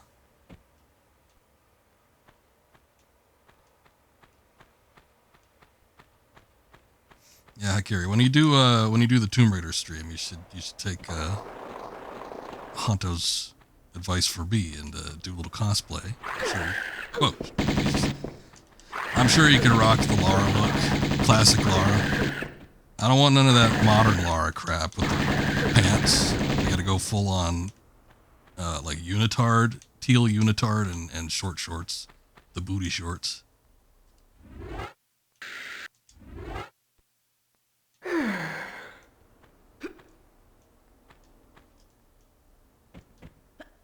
That didn't work. It's continuing to not work. I think I need to be a little bit closer to the edge here. There we go. Supposed to game together, but you couldn't keep your eyes off his pale ass. Certainly should have been a sight, I would think. Oh, you ain't got stuff nothing. 100% au natural and everything, right? Alright. We finished up the first portion. Now we got to drop back down to the bottom here. We unlocked another door, which I think we actually unlocked first when I went to that little corner spot. But should be down here.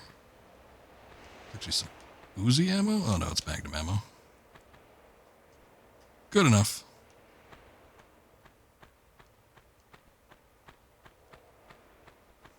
There's a timed jump here that I remember being a bit of a pain in the ass.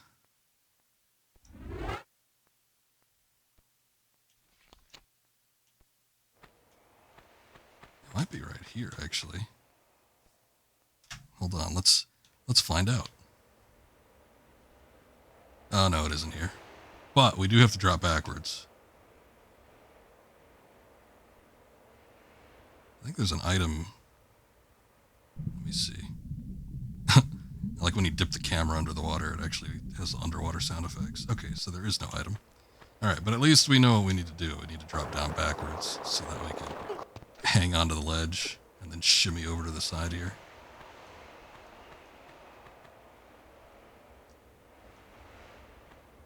Uh-oh. Making random purchases. That doesn't sound good.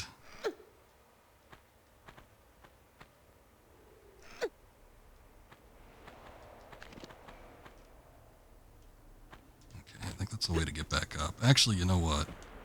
This was the one I was thinking of. There's two rooms here. And, and it's a complete necessity, because at the bottom of this pool, there's the key. But I think that key unlocks a door on the upper portion of this room, so it's mandatory.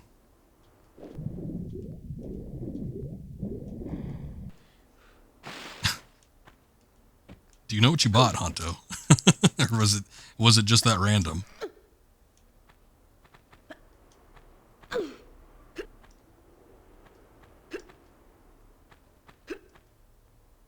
Alright, this is the jump. Nope, didn't make it.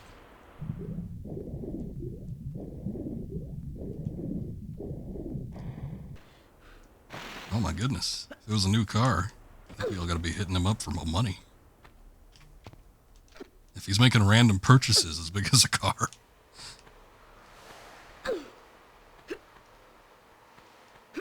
Okay, that's a little more random than like a full armor set that you could wear, or how does that work?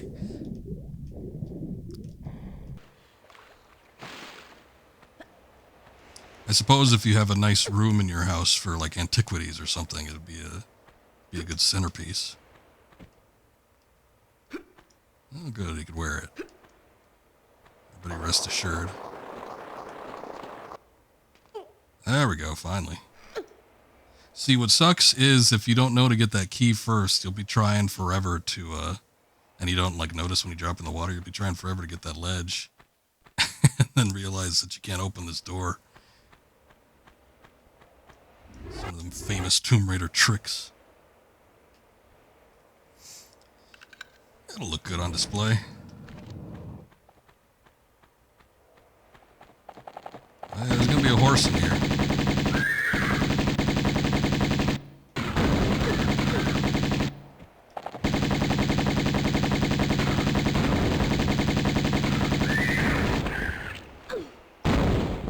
Most effective method for getting rid of the horses is if you have enough room, side hop back and forth. You should be able to avoid most of their shots. Yeah, they're not the most pleasant enemy. But if you can avoid most of their hits, you don't really have to worry too much about them.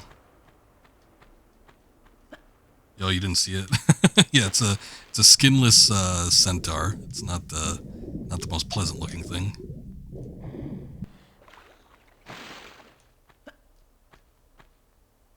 It wasn't just a regular horse.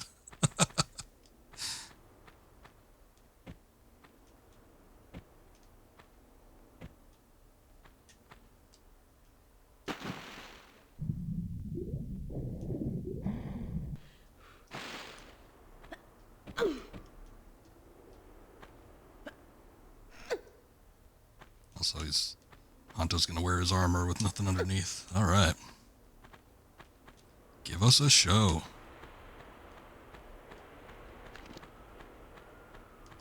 So he's used up most of our Uzi ammo already. So we did put him to use. We gotta switch over to the Magnums now.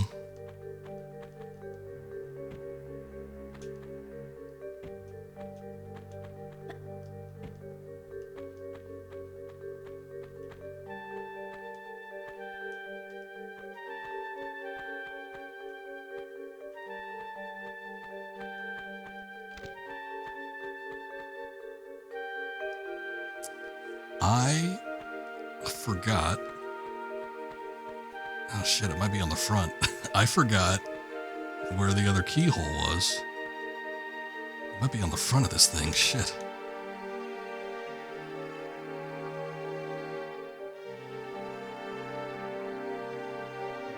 It is. Oh, god damn it. We gotta get back up here. Alright. Well, we actually might be able to get, like, skip some of that by coming around from here.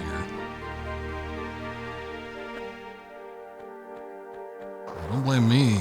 Blame Honto. He's the one talking about getting spicy in his armor set that he just bought.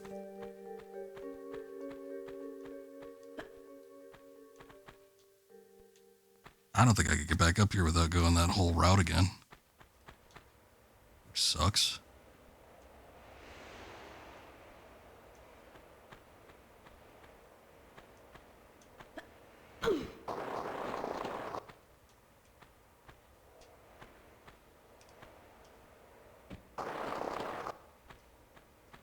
You want the full experience. But it takes so much time. We already did it. I'm just seeing if there's a way that I can, like, hop back onto the center here without having to go through all the rest of this stuff, but by the time I figure out if I can or can't do it, we might have wasted all our time. Yeah, it's too steep of an incline. That is not gonna work. Alright. Gotta do it the old-fashioned way, I guess. Oh. See, I almost looked cool there. But I was angled just a little bit too far. See, and now we can't even do the sideways hop because that's too far in. I almost had it.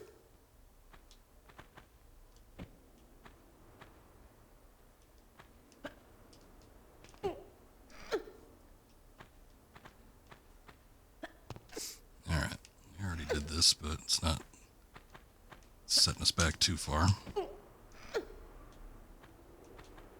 The only way I could think to, like, eliminate the tedium is probably when you first drop down instead of heading for this section, which is, I probably should have done that instead, is to backtrack and go to that one room that we just came out of. Do that first and then take up this route, but I actually thought the second keyhole was going to be at the base of the Sphinx. I didn't think there was going to be another one at the front. So, my bad.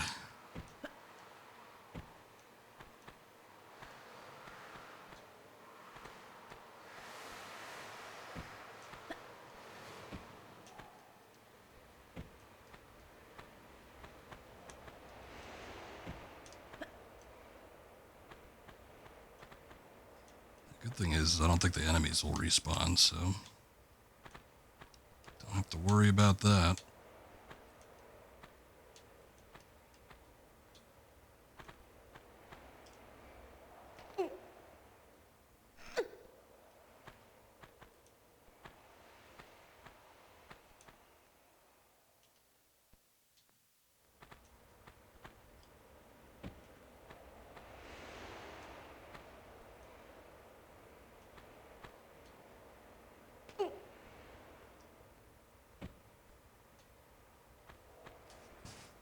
Yeah, Infernal Machine, or which one are you talking about? There's point and click adventures. There's the Indiana Jones Last Crusade point and click adventure, and then there's Fate of Atlantis point and click adventure. I don't think the Last Crusade game has voiceover work though. I know Fate of Atlantis does.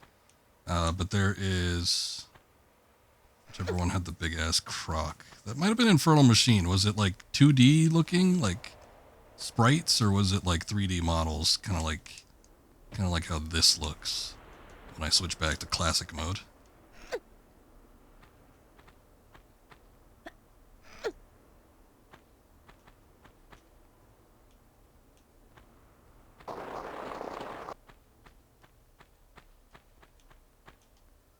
Like how this looks? Okay, so that was definitely Infernal Machine then. It's kind of funny you bring that up, because when I was doing my playthrough of the Tomb Raider series a couple years ago, kind of on a whim, I think I was also playing through like movie-based games, so stuff that was based off of like film series and stuff.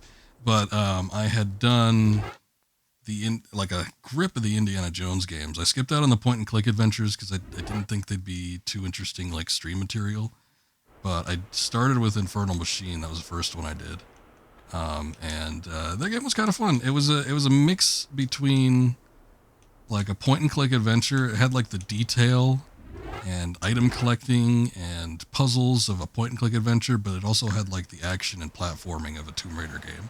So it was like partially based off of these classic Tomb Raiders, and then it was partially based off of the point and clicks that they had done before.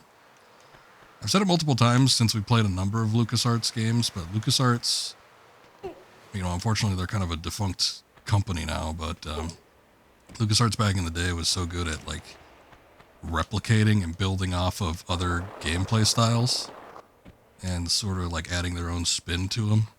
But that's kind of what they did with Infernal Machine.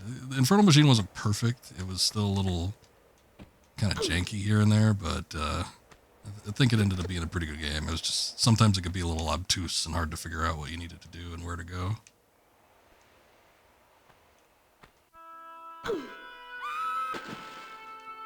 Look at that.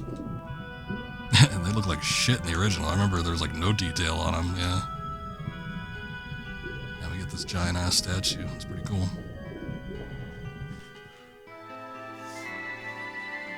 But yeah, the Indiana Jones games, my favorite one of all of them is Emperor's Tomb. I think that had the perfect blend of like action and like puzzle type gameplay.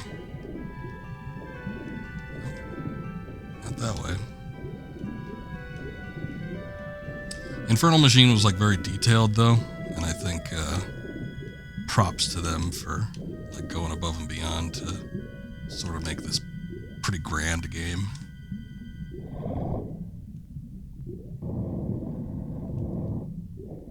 Whoa, whoa.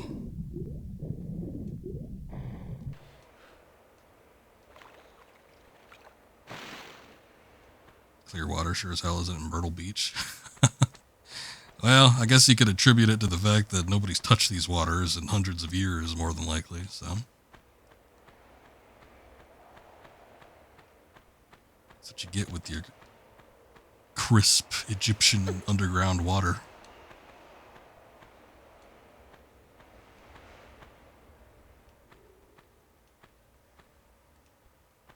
I don't know if I could make a jump up here. Yeah, maybe I can. Sometimes when she's like at a weird angle, she doesn't grip onto a ledge, but most of the time she will. That seems like a bit of a distance too.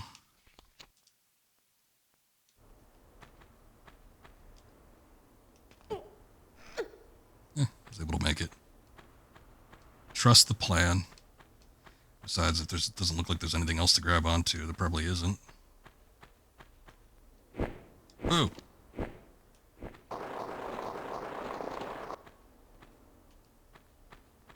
God, they make enemies. I swear, something changed with the enemy AI in this game. They make them super aggressive.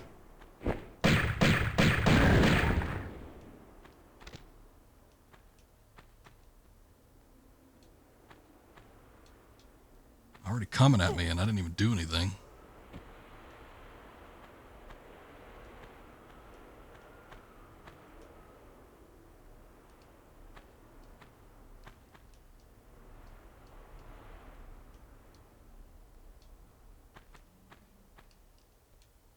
I'm scared about where I should go. I don't want to like jump and then not be at the point I need to be.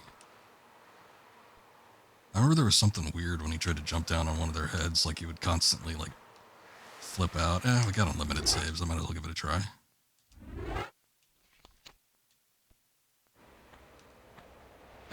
Yeah, that's what it was. Boy, we just got like yeeted off of that thing. Oh no, come on. Where are my glasses?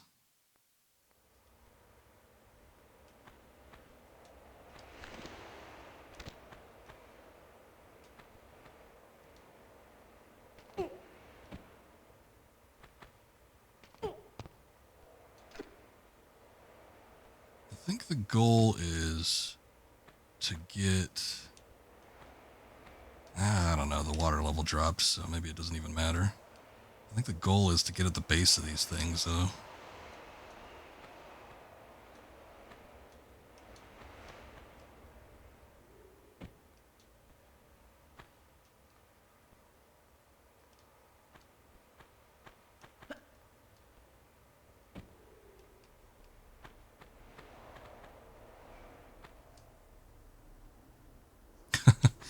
Lara identify as a big booty Latina? Unfortunately, no. But you know, it's funny. Originally, when they were developing the character, instead of being Lara Croft, she was actually going to be Lara Cruz. So she was actually going to be Latina. Maybe even big booty. Who knows?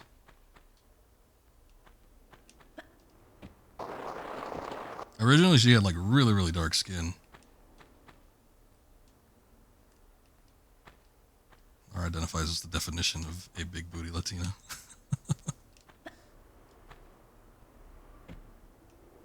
I think I could, okay, I don't think I need to worry about, like, dropping into the water, because I'm pretty sure I could just get up here. Yeah, look at that. Oh, and there it is. There's a switch.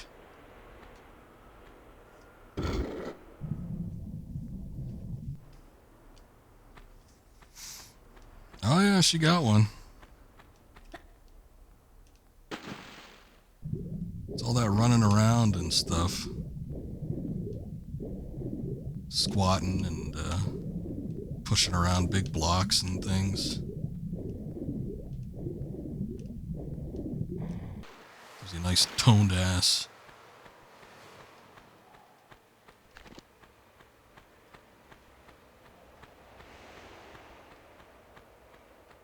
Noted. If you want any workout tips, yeah. Just go parkour around Egypt for a bit. You'll get one too. Push rocks, get ass. Yeah, yeah. It's usually how it goes, right? I don't know that they have that workout plan at every like fitness center, but you could probably make do.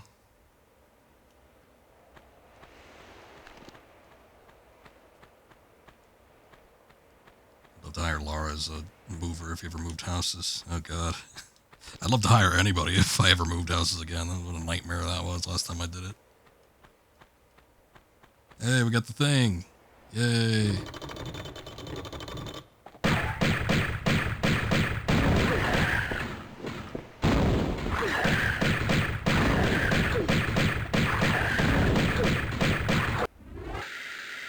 About to die.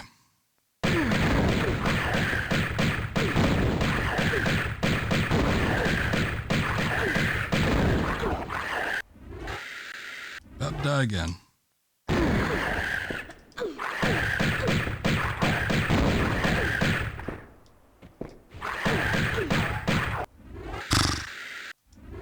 Well, they're just draining me of my health kits.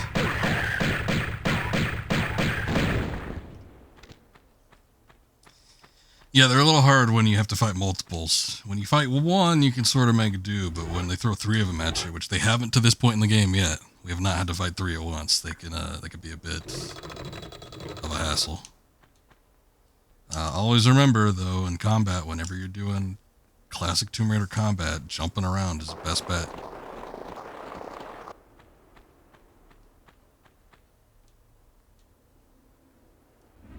Definitely worth dishing out money for movers. Yeah, I think at this point, I didn't have as much stuff as I do now, but it was still a pain in the ass. I was able to move everything I owned in one day last time I had to move, but it was not a fun experience.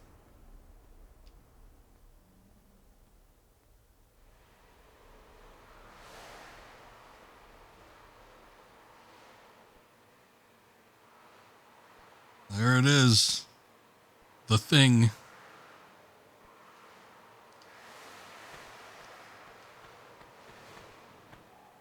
Definitely hire movers when I carry moves in with you.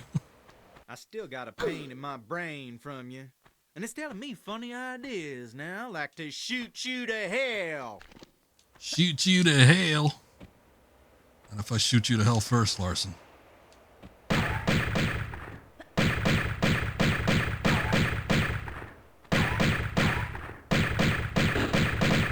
Oh, poor Larson.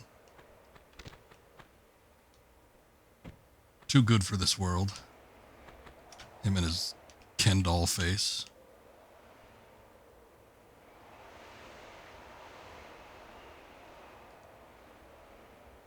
I don't know why they gave him such weird eyes in the remake.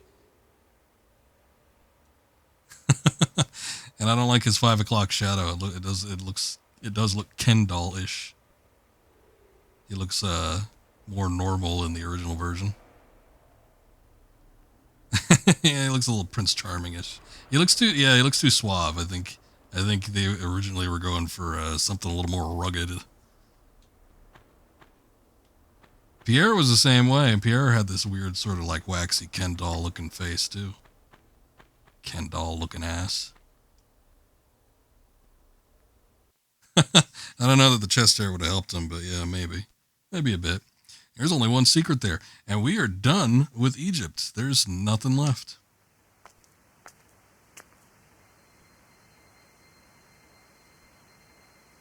Now, Pierre Dupont, he's one of the henchmen in this game.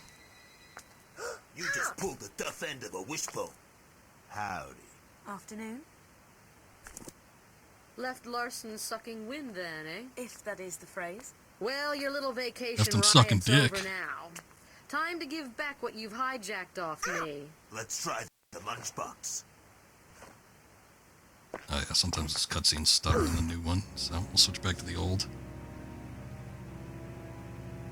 That's a good question. How did she get a card up there? A limo, no less. Kill her!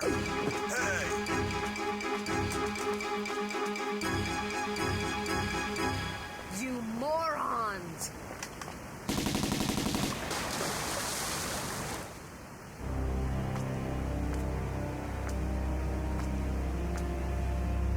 Let's go. You have to remember that this game was originally made, I think, 1994 through 1993. It was very hard to get CGI renders. So this is about as good as it was going to get for like an actual in-game cutscene. But at the time, this was something pretty high-tech. Nice hog. She actually ditches it in a second here. I think she ramps off and then it just falls into the ocean.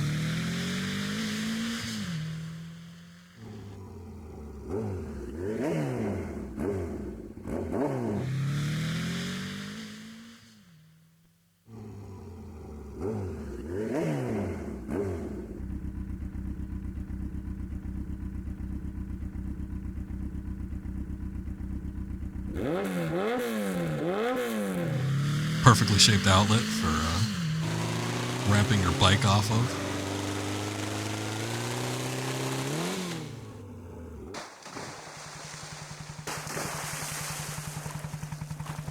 What the heck was that? What? That away. Probably just a fish. That'd be some fish, kid. I say a big ass fish. Got to learn to chill. I'm going back inside. You coming? I'm going back inside. You coming? It's like a surfer bro, but he's actually a skateboard dude. Steady. Here she goes. We ready yet? Yeah, they didn't just leave that car behind, didn't they? They drove it up that mountain, drove it back down, and they just left it there.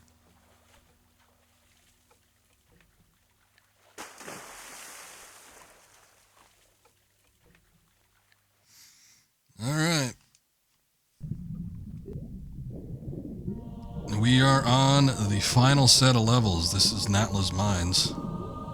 Yeah, it looked like a Mercedes. The little emblem did. So this is pretty close to the end of the game.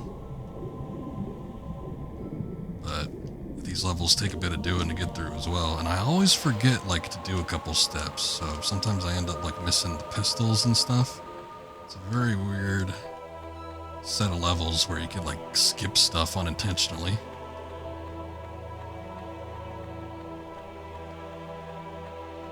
Maybe. I gotta get up early tomorrow, so depending on how close I feel like I am to the end of the game, I might be able to. Depends on how quickly I can get through some of these levels, though, because some of them are kind of a pain in the ass. Especially the final level in this game is like a lot of platforming that requires a tremendous amount of patience.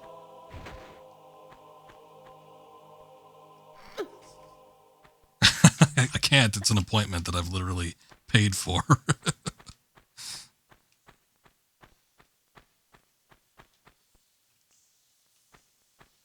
Otherwise, I might.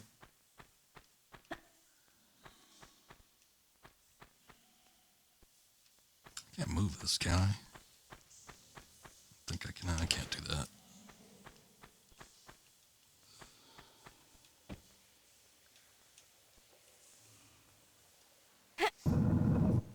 Just make sure that there's no switch or something back here. I guess it doesn't look like it. There's something that gets that door open, and then that it's like there's a switch that opens up a door that leads to another switch. You just got to find out which switch leads to what.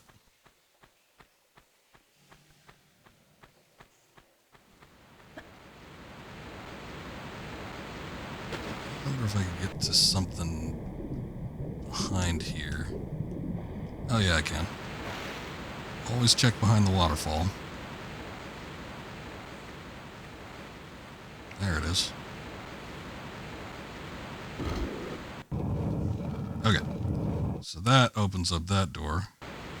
And even though technically I think we can continue on because we see that there's that path that leads up there. Even though I think we can continue on that way, we probably should come back down here. And see what that switch does.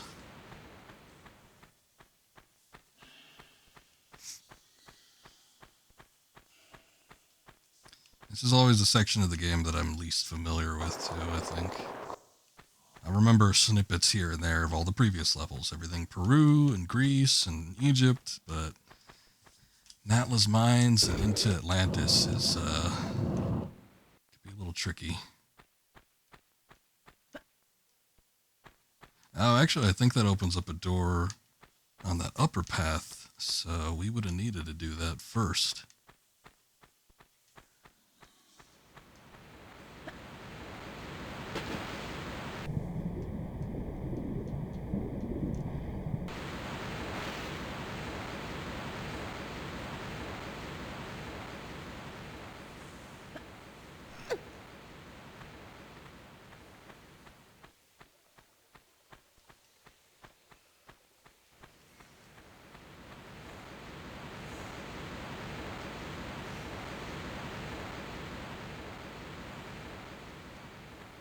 Okay. This should take us into the fuse box room, which this is where it starts getting a little confusing. We need to come in here.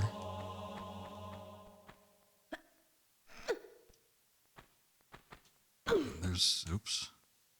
I don't need to enter this way. There's actually a ramp on the other side, but I figured this might be a little quicker. There are 3 fuse boxes that we need to find fuses for, and once we put them all in, it drops that weird house-looking thing, and I think her pistols are in there. But I'm pretty sure you could get like a gun or 2 before even getting to that, so I don't know. Fortunately, there's not like a ton of enemies around this area, so you don't really need to worry about her getting too beat up.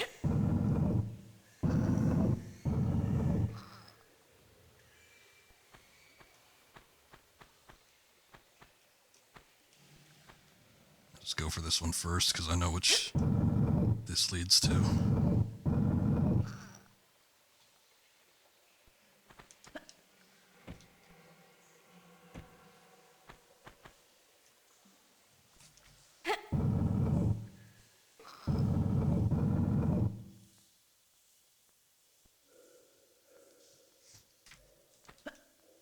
Sorry, saw a pop-up notification. Need to clear it.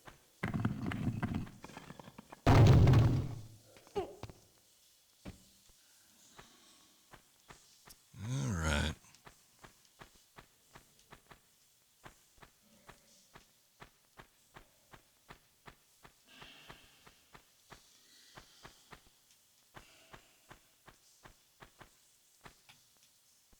Sections of this particular level get a little tricky sometimes because of how the camera works. It leaves stuff like out of your view. So if you end up moving too far without looking behind you, you might end up missing something. So that switch moves the boat back, which now that it's moved back, we can use it as a platform and it lets us access another spot.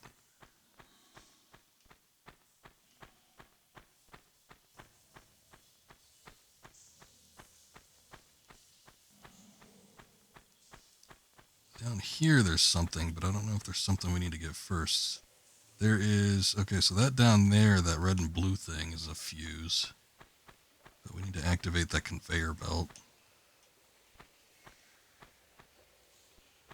You think, well, why doesn't she just crawl down there? Well, the crawling function wasn't invented yet, unfortunately. We need to get to Tomb Raider 2 before we could do that. Or, you know, hell, she could just grab it in there. I don't know why she can't just reach over. I guess the bend over function wasn't invented yet either. Alright, that door needs to be opened up, I think. I think that door leads to the power switch that turns the conveyor belt on. But I don't have any clue where that is right now.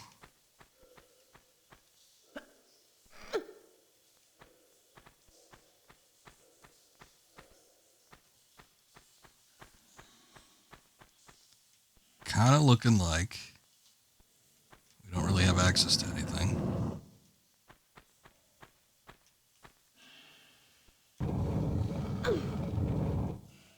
This part sucks.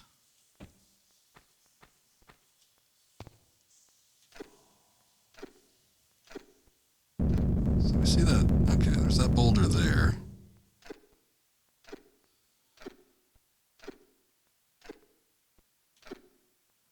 And then we hear like other boulders.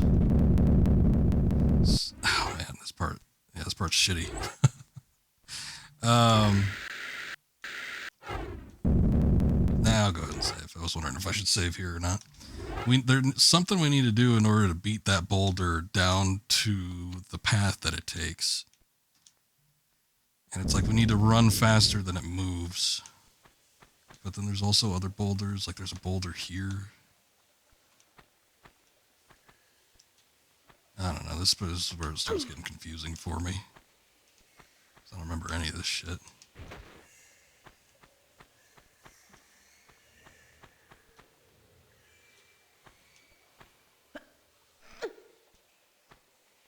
One already fell down that way. Hot magma.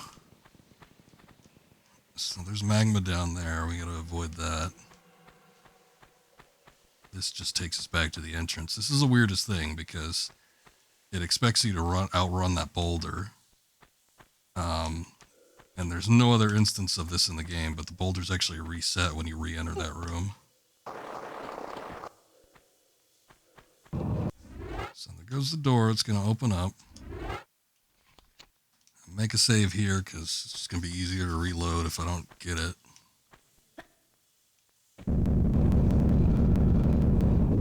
I think what we need to do... Yeah, maybe not. Shit.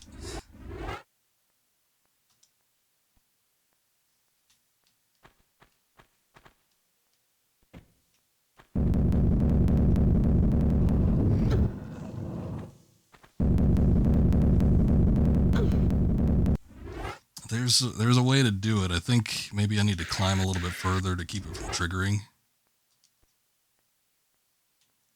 This is just where it gets like super finicky. Actually, hold on. I'll be reloading this spot a lot. I might be able to just run down there.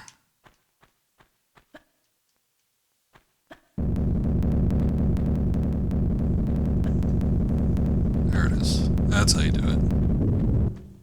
And there's a fuse. Alright. Not fun, but it's not too bad. Oh shit.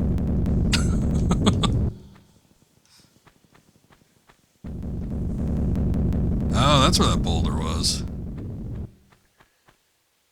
There were two up here.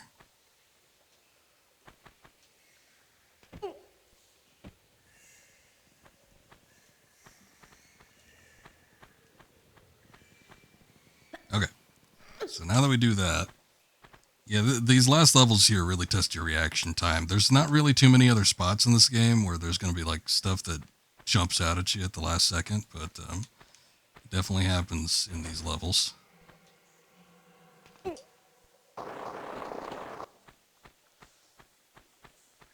Okay. So 1 down, 2 to go, and inserting them doesn't really do much for you. It lowers the house a little bit, but you can't do anything with the house until you actually bring it all the way down.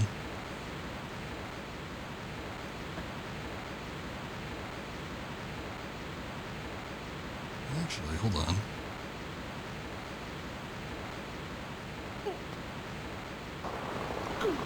Yeah. I think there's something on the opposite side of this that you can only access by dropping down from that point. But maybe you could get it from the other side of the boat here? I don't know. But now that the boat's all the way back here, let's see. Oh, I think we gotta drop down to get that one. Or I could try to swan dive it, that might help. Sometimes you can swan dive and get like that little extra distance. Nah, not good enough.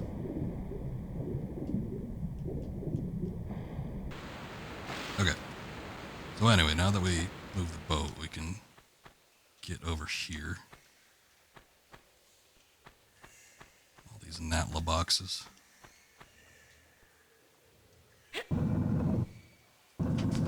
Natla crates. Oh god, it's so much brighter in the original. It's like getting flashbanged.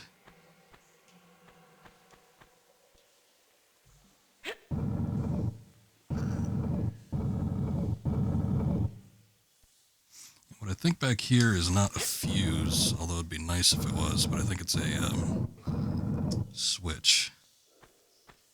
And the switch will either open up the door where the conveyor belt is, or it will move back the mine cart. Either or.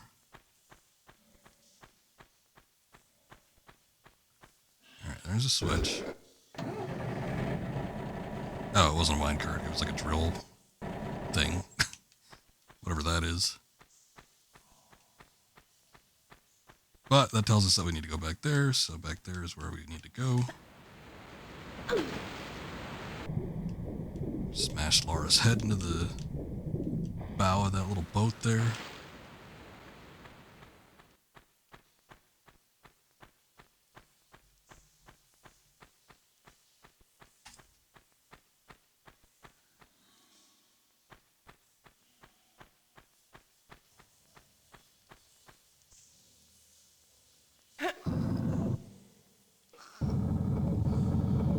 Ooh, nice reflections. I feel like 2 out of 3 times I always make the mistake of pulling that box back, and when you need to push it forward, because you don't have enough room to pull it all the way back.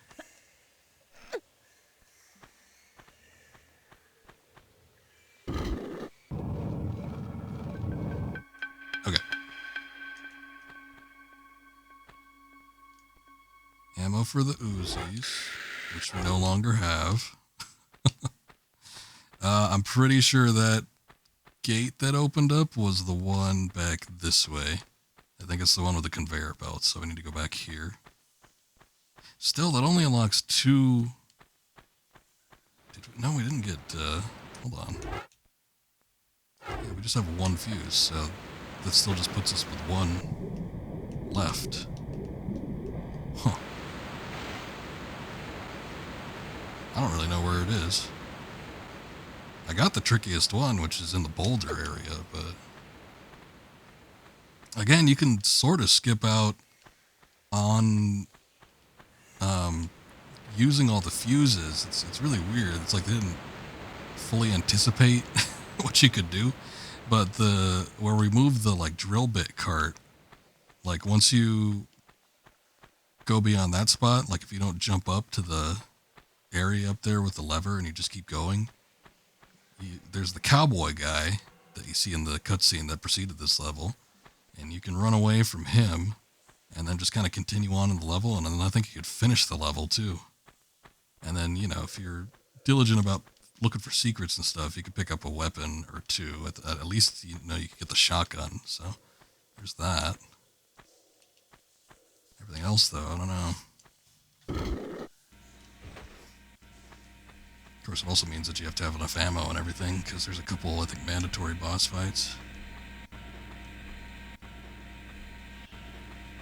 Alright. So here's our second fuse. It's just a question of where the third one is.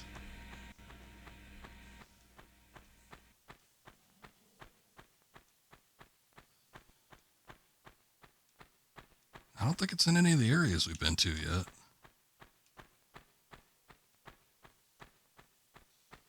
Very strange. Now, let me put these 2 in and we'll see. There's also that one spot that was like kind of behind the waterfall too. So that might have something to do with it.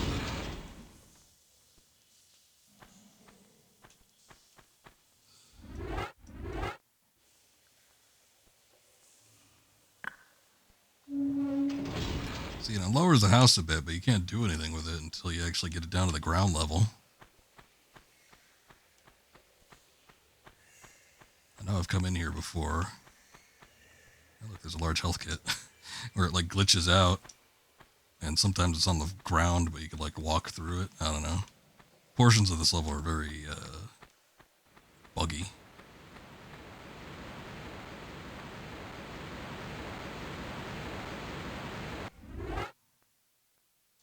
Anyway, let me make a save here. I'm actually going to use camera mode again, and we're going to see what we need to do.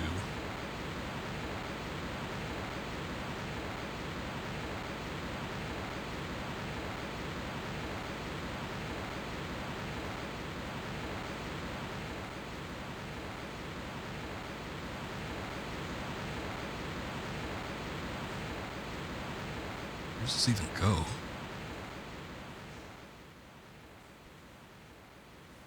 Oh, I think this goes back to the house. Yeah, it does. Like once you get on top of that, that's basically your exit. Okay, look at that. See, the house glitched.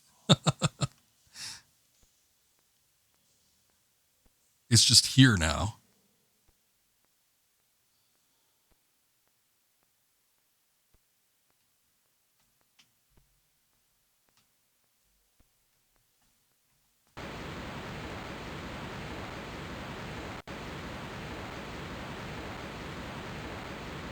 I don't know. Like I said, portions of this level are buggy. Ain't so great. Well, not necessarily. Yeah, I mean, it would be nice if I didn't need the third fuse. The third fuse actually might be with Mr. Cowboy Man down here, so let me go check it out.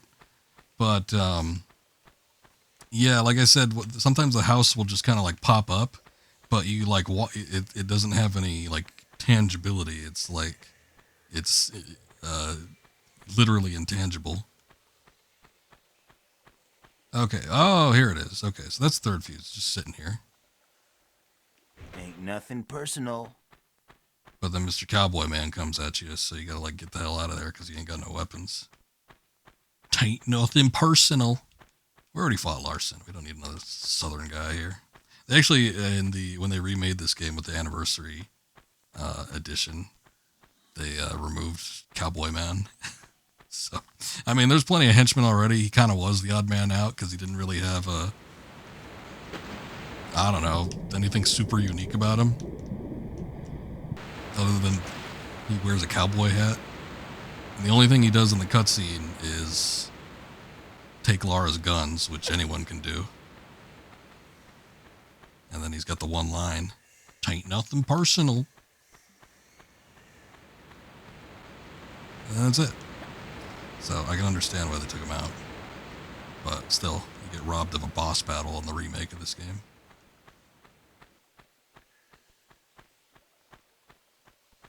And the house is back up there. All right.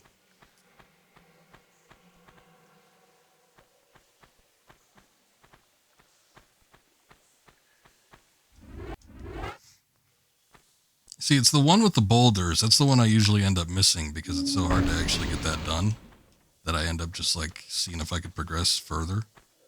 And it is possible to finish the level without getting the pistols. There they are. And I think they come back. You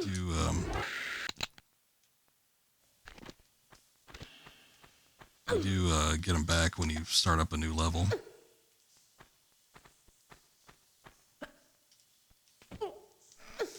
All right, but finally we could actually walk down this path.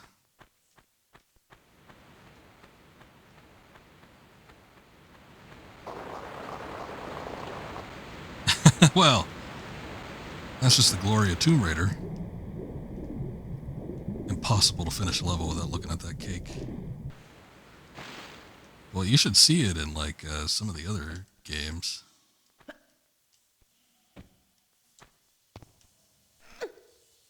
Also, oh no, not that. I was like, there's certain moves she can do which really highlight it too.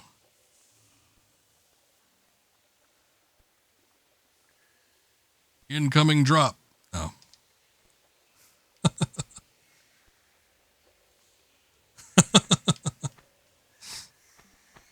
It's kind of glitched out there for a second. Yeah, move to the side. Those are secret moves. Moves they don't tell you about. Actually, I don't remember if they're in the manuals or not. I could actually pull out the original Tomb Raider game case and see if it's in there. But they don't advertise the secret moves she's capable of. A lot of times I just end up outrunning this guy and like leaving him, but I think he drops weapons if you kill him, so I'm sure it'd be a good idea for us to just drop him. He doesn't fire too often either. The camera was going right into her too.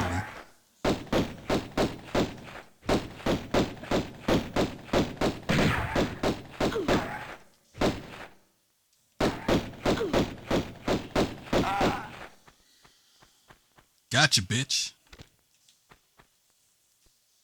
Dies splayed out like a frog. I don't even know this guy's name, to be honest. I would just call him Cowboy Man because he doesn't seem to have another name otherwise. Rootin' tootin' though. Oh, we can't see his face. He fell so hard he just got implanted into the ground. Anyway, he drops the magnums with 500 ammo. So that ain't bad. So yeah, worth it.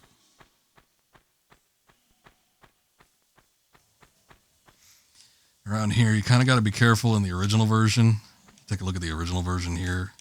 You look over there that way, you can't even tell anything's going on. When you switch to the remaster version, you tell there's a light source down there, so it's like, maybe I shouldn't walk around this spot, but you can't tell that that's a drop from certain angles, and that'll just drop you right in the magma. So you got to watch out around a couple of these spots.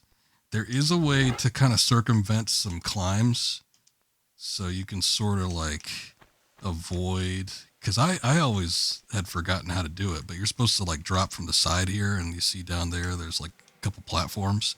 That's where you're supposed to go, but you could actually skip all that and just jump down here. See, like how in a life or death situation, he decides to hardly fire his weapon. Yeah, he's trying to show off. He just a couple shots here and there. Maybe he's one of them types that doesn't like to hurt a lady, even if they're shooting like directly at his crotch. Is there Latino vision in this game? Probably not, but you never know. There might be a secret unlock or something. Anyway, I'm usually able to just drop down here. It does take a bit of health, but let's see. Shit. Okay, I dropped backwards. That wasn't how it's supposed to go. Let's reload that.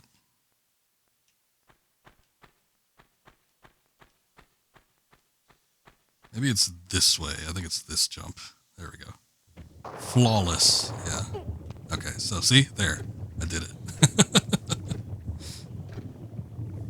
Also, I like in the original versions how like the magma on the wall here, which she climbs over, is just like a GIF. I mean, it kind of is in this one too, but Lara still doesn't seem to have a problem just walking over it.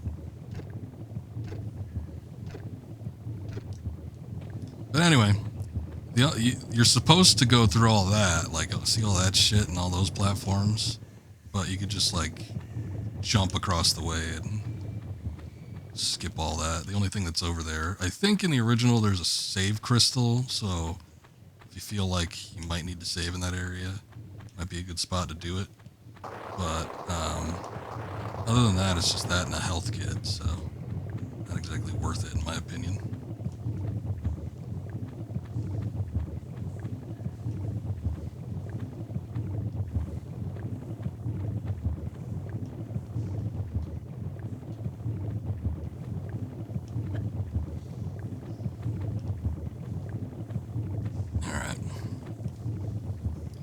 Going to be certain platforms that are easier to get on than others, or certain platforms that you need to get on.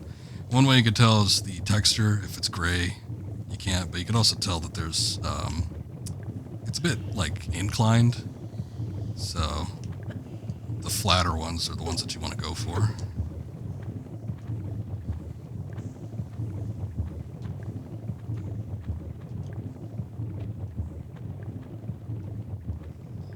So over across this way, there's a box, and I'm pretty sure that a boulder comes crashing down on you.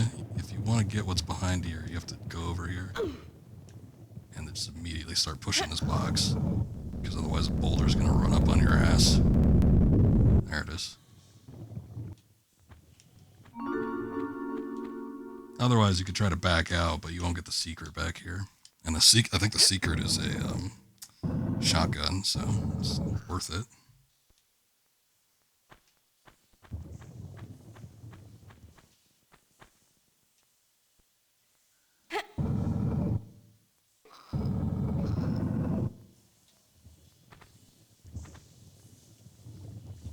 Oh, booty cam. Jesus. I just wanted to look and see what was up there, but yeah, I guess we really are seeing what's up there. How do I get... Oh, here we go.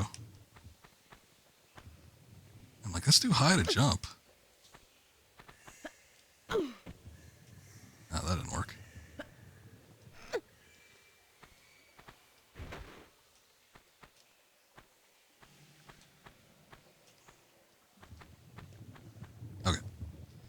So it's more Uzi ammo.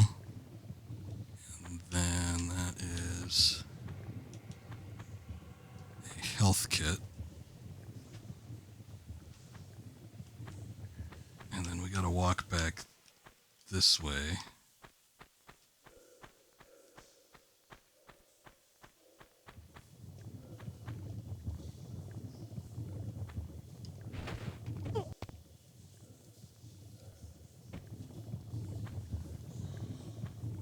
And screeches in the background are messing with your mental. I think it's like supposed to be bats or something, I don't really know, but yeah. They're a little weird.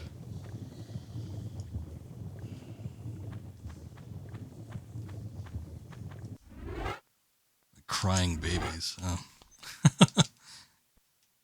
Suppose so, yeah.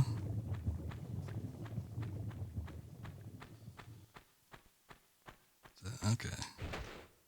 Nothing at the end of this. That's just where the boulder was. Gives you enough time to... Gives you just enough length to get out of the way. So we just need to get back up here. Uh-oh.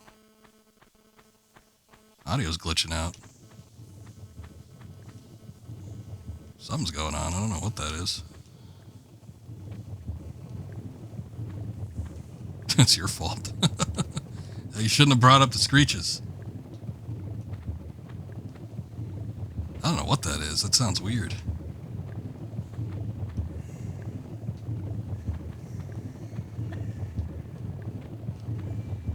Like how she wears the same glasses as Ozzy Osbourne. Oh, these were a big hit back in the day.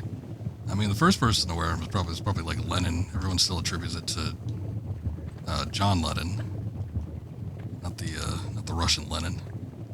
But yeah, a lot of people were wearing circular round glasses. They had like a resurgence. I think it started in the 70s and then had like a resurgence in the 90s.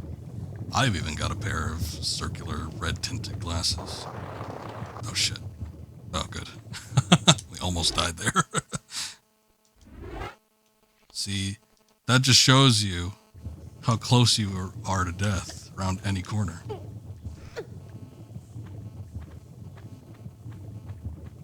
Yeah, to be honest, I don't know if Lennon wore glasses or not. He could have.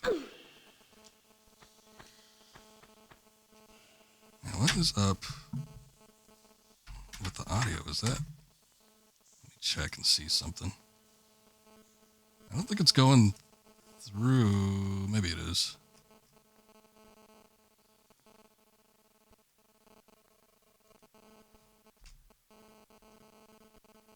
Let me see what the source of it is, though.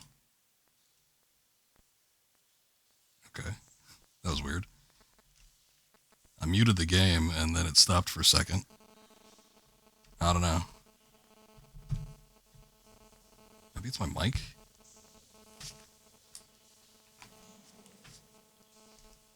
Anybody else hear like a weird glitchy sound? Or is that just me? You looked him up, but he did not wear glasses, but he had an awful hairline. Yeah, I think he was mostly bald. You hear it? Okay. I wonder what that is.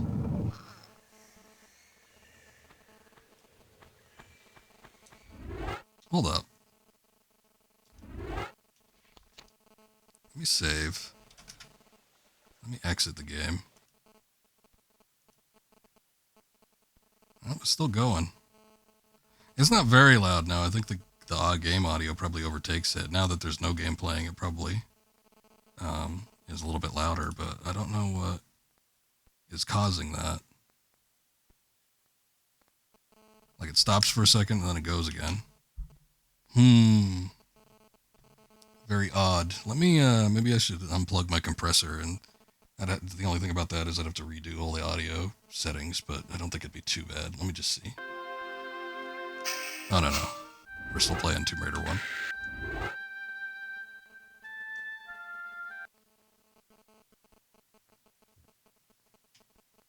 I don't even know what the dude's first name is, so...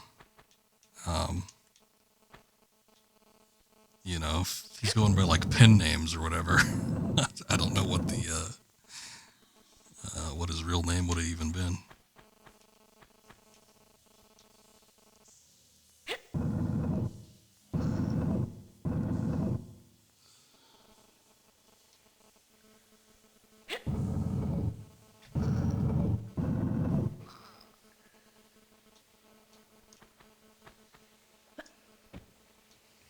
a little bit harder to tell, but the only one of these TNT boxes you can move like kind of looks like shit compared to the other ones, which I can't really even see a huge difference between them on the remaster textures. I feel like with the original it's a little easier to tell. Also, I kind of feel like there was some sort of secret up here, but I ain't seeing it, so maybe there wasn't. Or maybe it was under here. Can I move this? I guess not. There comes a point where we have to detonate it too, but I don't remember exactly how it gets done. She's got strong legs, strong arms, and big balls. The thing about Lara in these early games, though, is like she does not give a fuck about what goes on with anybody or anything. It's like in the later games, they try to humanize her a bit more, and, you know, she'll have regrets about, like, killing people. I remember at the end of Tomb Raider Anniversary, which was a remake of this game, it's like, you know, we've killed a couple people, but in the remake, they make a big deal about it. Like, oh, no, I'm killing a person. And then she's, like, having, like, waves of trauma. You know, as she's recalling the events. But in this game, she didn't give a shit. Tomb Raider 3, she just straight up shoots somebody with no remorse. It's like she opens up the door of a helicopter, the pilot smiles at her, and she just shoots him point blank. That's how they end the game.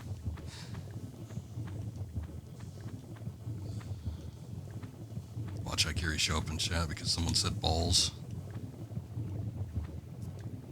He is a hound. Hound for that kind of thing. Watch this boulder come at us.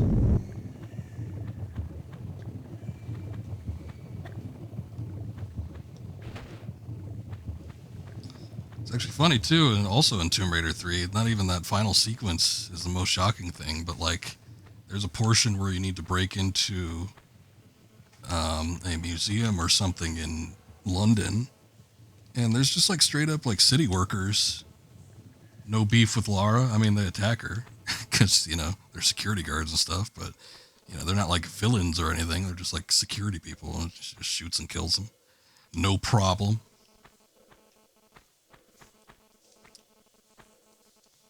But they try to make her so more weak-willed in the other games, in the future ones.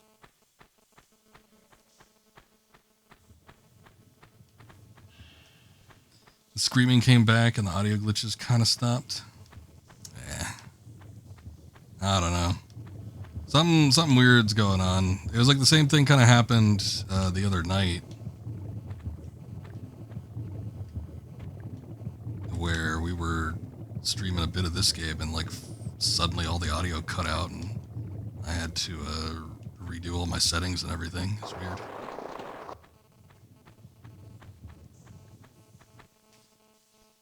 Screaming is Vale beating Haikiri's ass.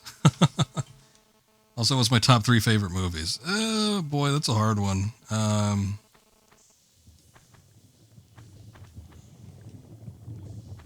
It's like I try to think about it, and it's hard to come up with. Might sound kind of corny, especially at this point when the series is at an all-time low, but one of my favorite movies of all time is Empire Strikes Back. Tour de force of characters, acting, soundtrack, cinematography, just everything about it is so striking. But I absolutely love that. The original Back to the Future I've always considered to be like the perfect movie, just kind of like isolated in its own little story from start to finish. I've always enjoyed Indiana Jones and the Last Crusade is a big one. It's another one where it's just like kind of like a, you know, tour de force of all sorts of things, soundtrack and cinematography and characters, writing. I think we're going to be fighting our skateboard friend here in a sec.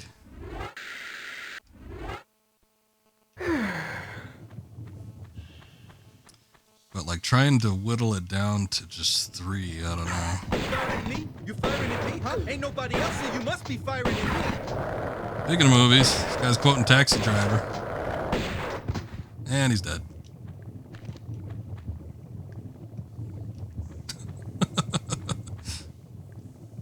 A lot of people say that this is the hardest boss in the game.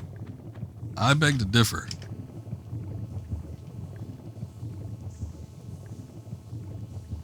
There he is. Well, he barely has a face in the original.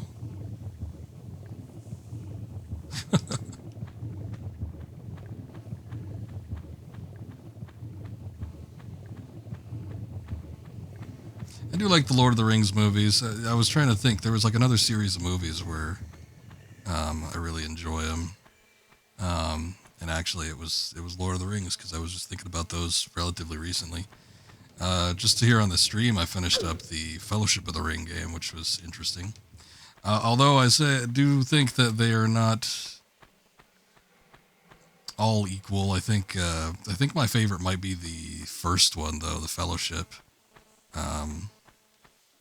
There's just something about it that kind of feels a little bit more like, I don't know, the other ones feel sequel-y, which makes sense, but it's like smack dab in the middle of a story. And usually I don't consider movies and such that feel like sequels to be, my favorites. I tend to prefer in like more rank higher movies that are kind of more self-contained. Oops. He just talking at us. Fell right in that pitfall there. We got to go all the way back here. Oh, that sucks. It's got a lot too, but I feel like there's a bit of character overload in the sequels. There's like a lot of different plot lines and stories that are all coming together. Or not even coming together. They all like disperse by the time. Yeah, roasted Lara. We got to see her all heated up and everything. But there's just so many different plot lines going on in Two Towers and Return of the King. And, eventually they all kind of converge, but I feel like everything feels a little bit more contained in Fellowship. And, there's not too many characters. There's not too much to keep track of. Whereas, just kind of like the shifting storylines back and forth between like three sets of characters, 3 or 4 sets of characters. It feels like a bit much in the sequels. I still enjoy it, but, kind of having more of a unified storytelling in Fellowship, I think makes for a better movie.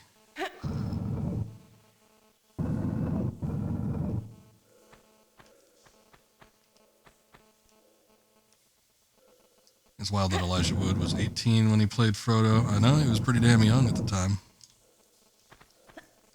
A child, a wee lad. It's funny, I finished up the Fellowship of the Ring video game a couple weeks ago, and I was thinking of doing the Two Towers and Return of the King at some point, and I was playing the Two Towers game on my own just to kind of see what it was like. And there's some behind-the-scenes features, and there's old young Elijah Wood. Oh, you heading to bed? Hi, Kiri. You have a good night. You take care. Thank you again for the raid. I appreciate it. But there's a behind-the-scenes featurette on the game, and baby Elijah Wood, and he's all excited to see himself in a video game, and they got footage of him. His legs are all crossed, and he's got this big old grin on his face. He's playing his PS2, playing the Lord of the Rings game, all excited.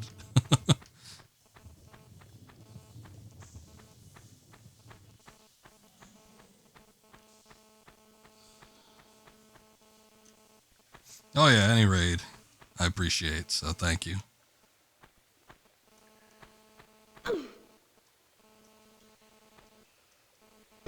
Sorry, your audio messed up. No, I did not say that there was a scene where Elijah had wood. I don't know, maybe those extended editions, I haven't seen those in a while. I know there was some weird scenes they included.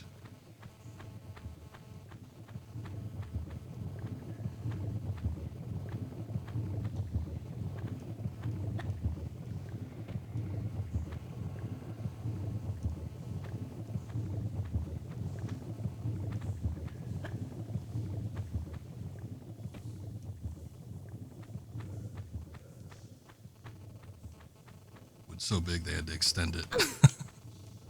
I ain't lying. Trying to think of what other movies I might favor, though. I mean, there's a lot of weird stuff that I enjoy as well that's, like, not super popular. But, you know, there's, like, some big name movies still. I think one, for instance, would be, like, 2001: A Space Odyssey, I think. One of my favorite movies, but very, very divisive film. You know, a lot of people can't get into it because it is a bit on the slow side. It's a very visual film. You firing at me? You firing at me, huh? Ain't no... Yeah, I'm firing at you. You haven't felt the pellets from my shotgun, son? Actually, when you get some hits in you, you can really do some damage.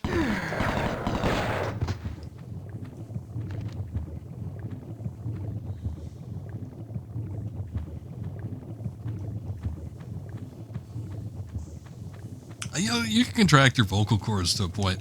It's like the raspier voices, I think, that weigh on voice actors a little bit much.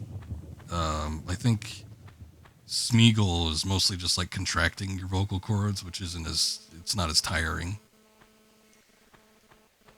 When you think of something more along the lines of like Peter Cullen with Optimus Prime, that's kind of more of an example of something that sort of tires out your vocal cords more often.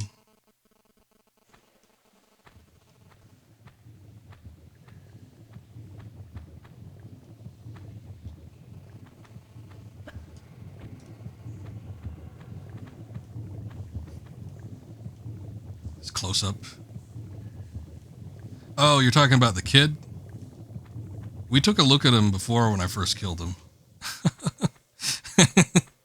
Yeah, I was kind of thinking, I was wondering, I was thinking along the lines of Hanto too.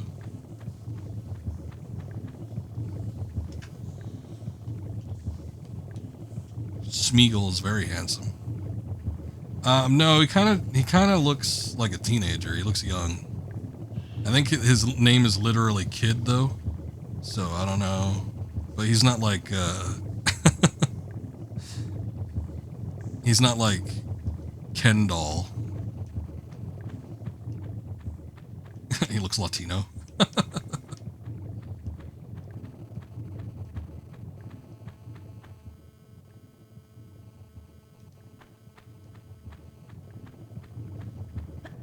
Yeah, no big booty, unfortunately. Steve-O, a little bit, like a really young Steve-O, maybe. Just a bit. I'm trying to see here. I remember there being a secret. There's a way to get up. Oh, you know what? We could just use photo mode. Why didn't I think of that? There's a way to get up here, though. How do we do it? Oh, yeah. Yeah, see, they trick you with that. They make you think that there's going to be lava down there, but it's actually water.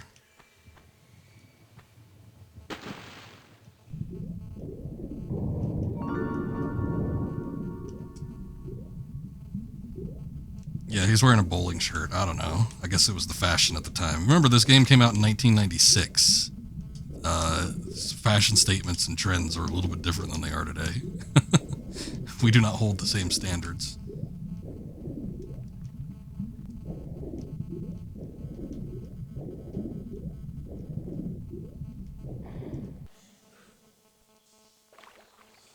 I don't think there's anything else up here, but we need to get up here in order to actually exit this thing. Still looking fashionable, that's true.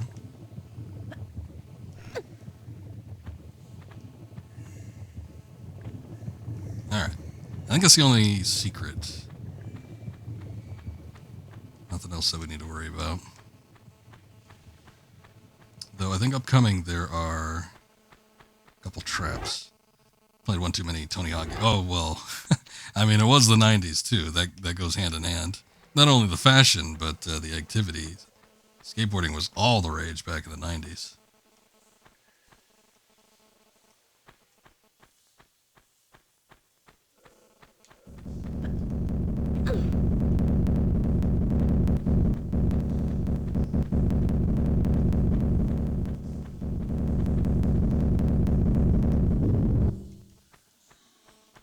Any more? Now, the baggy shorts aren't quite pants, but they're big enough to be. They've got enough material to be pants.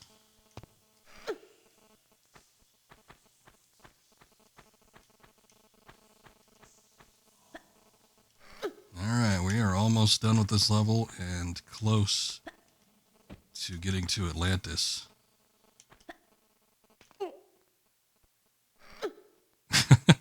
Well, she knows how to avoid big balls. I don't know if she knows her way around them.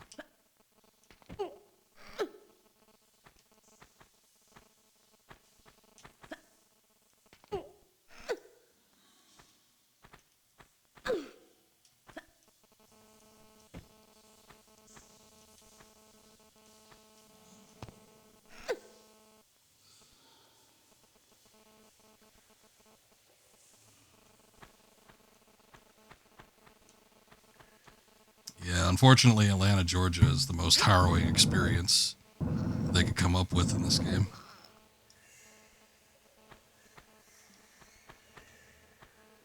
Also, there wasn't a skylight here before. Yeah, look at that. There's nothing. Put this big old window up there.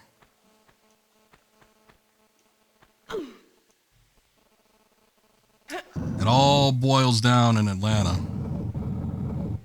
Natla's ultimate goal was to, I don't know, build a casino or something. I guess it's more Atlantic City. Not Atlanta, but she wanted to make a rival. They kicked her out of Atlantic City.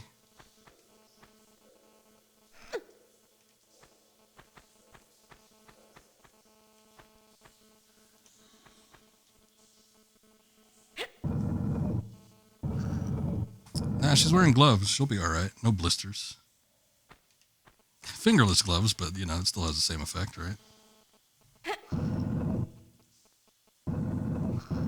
Considering how much climbing and everything she does, I mean, there you can take a look at her house in these games, and she's got a lot of training equipment, but yeah, she's got to be like expert level mountain climbing.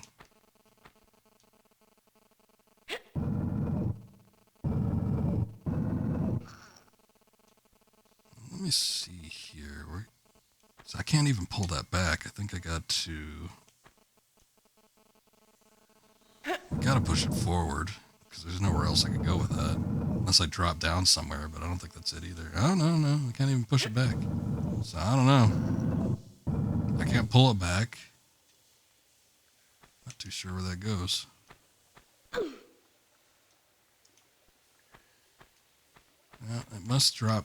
There must be something I could drop down into then.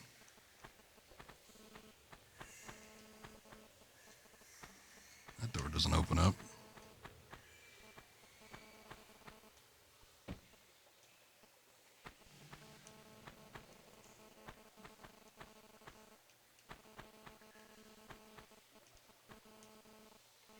Oh, but maybe if I pushed it back, that means I could push this forward, I guess. Oh, look, there's a switch here. We did it! Kinda. I need to go further. But it opened up that doorway up top, so that's where we need to go.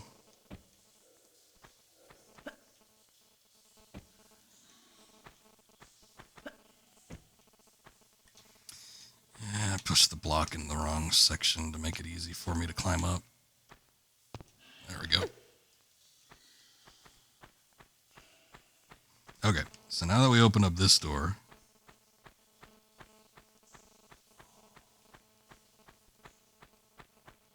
okay, we got another brick thing here. It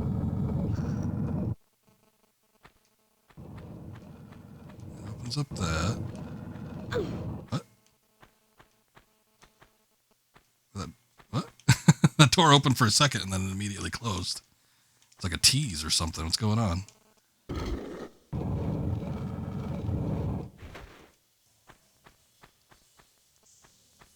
Oh, okay. So I guess we gotta go back down.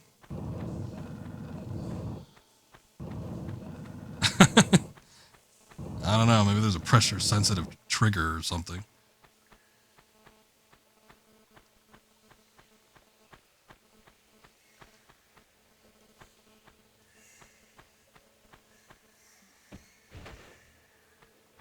I think it just opens up. Yeah, here it goes. Say cheese.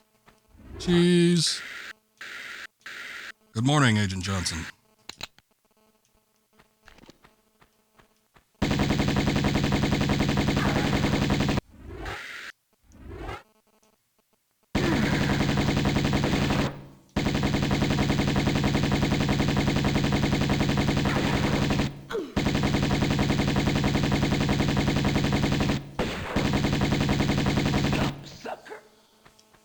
Call me a cocksucker?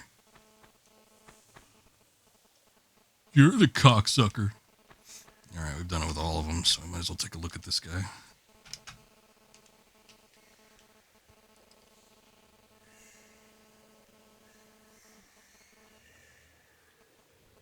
He probably had the most health out of all of them. He looks, I don't know, he looks a little weird.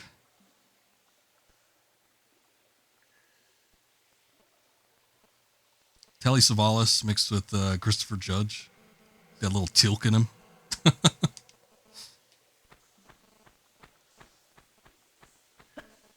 Just a bit, though. Okay, so that's where that one door was. There's a way to get this one open.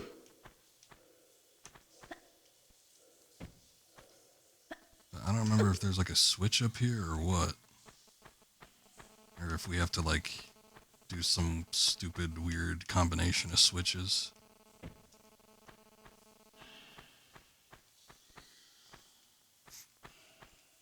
It counts as a secret, I'm pretty sure, whatever's in this room.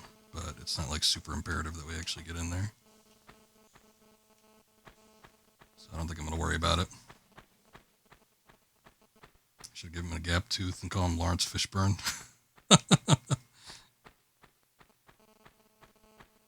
That would have been like his breakout role. Oh, he was in Pee-wee's Playhouse. I forget his character's name. I mean, I think that's where most people probably knew him from before The Matrix. But I don't think he was like viewed as being a major actor or anything.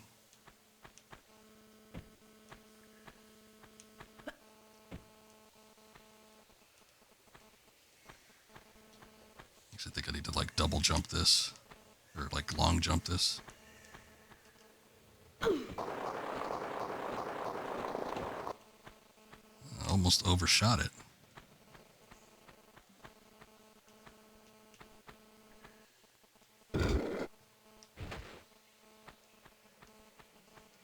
Oh, you know what? I think that because there's a lock on the big doors.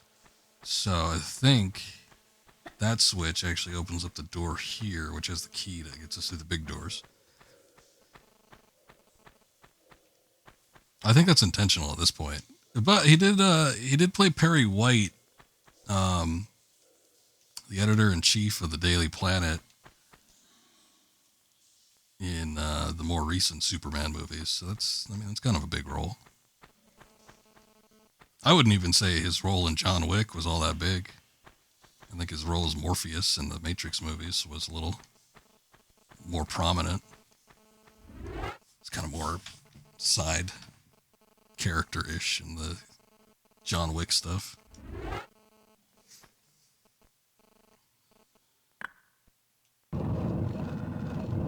There we go. 2 out of 3 secrets found. Took us 46 minutes to clear that level. It was a big level, though. Look at that meaty butthole. What is that?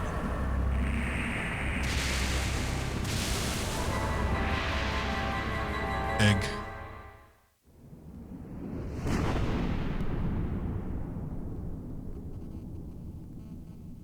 Oh yeah, this is where the mountain cracks and reveals the pyramid.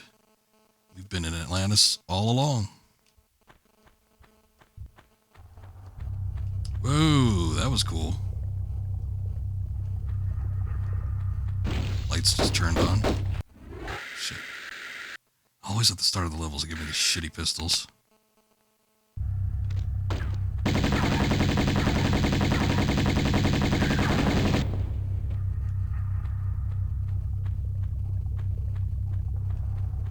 This place was very like, yeah, like all those textures are like undulating and stuff. Which they do a bit in the remaster, but it's less obvious. So it kind of, it's a little bit less gross. Well, they burst out of their eggs firing though.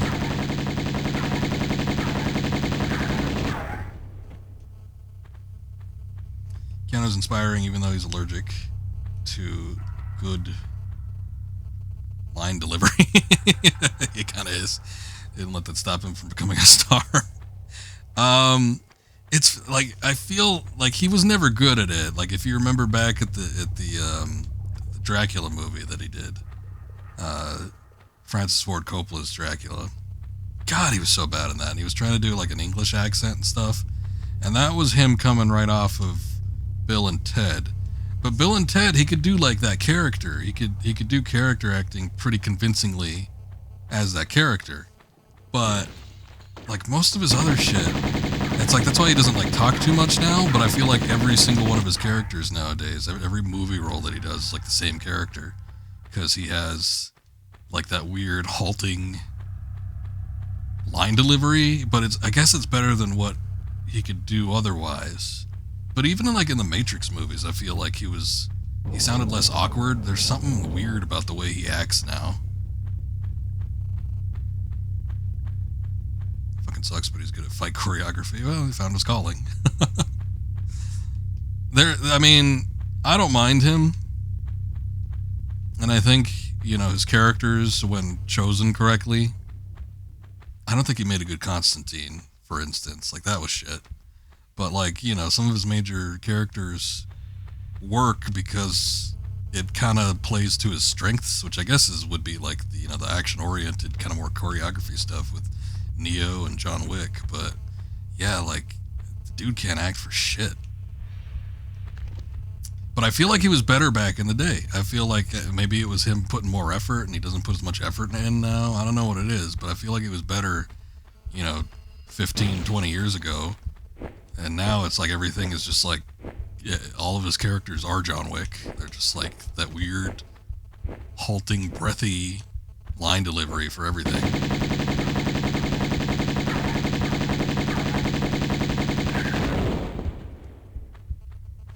So, I don't know. But, whatever works. I enjoyed every single one of them John Wick movies. All fucking 15 of them.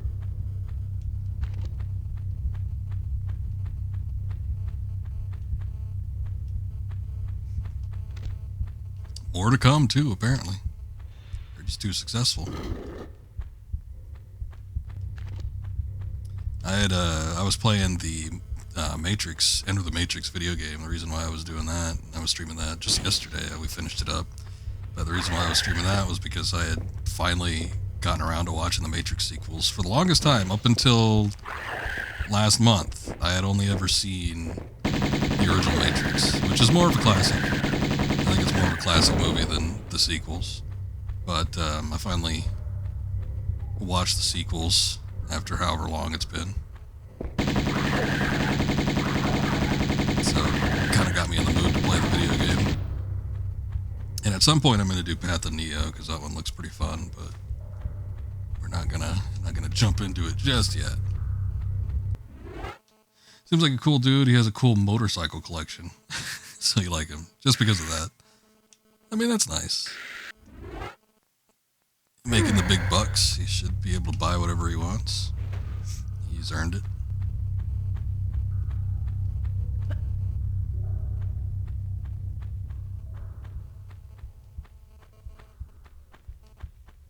It's kind of funny though, thinking about the Matrix movies. Like every other actor in those films, can run circles around him in terms of acting. It's like you got with Lawrence Fishburne and Hugo Weaving in particular. I mean, those two are just so strong and committed to their roles. And then Neo's just kind of he's sort of like the stick in the mud sort of. He's an awkward guy, but for whatever reason it works. It always just works. Oh, that's where that door led off to.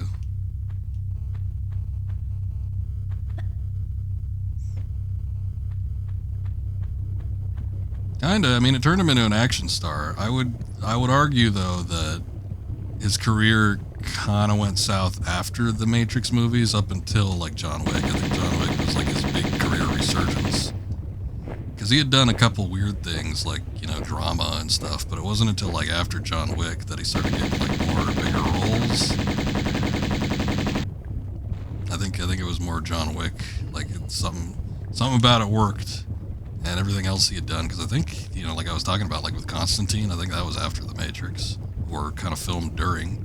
He did like that weird martial arts, like what was it, like 13 Dragons or something, and that wasn't a success. He did some weird family drama, which Bellissimo had excellent nude scenes from well, what's her tits? I forget her name. She's a beautiful girl though. Trying to think, she was in Blade Runner 2049, and she was in the most recent Bond movie.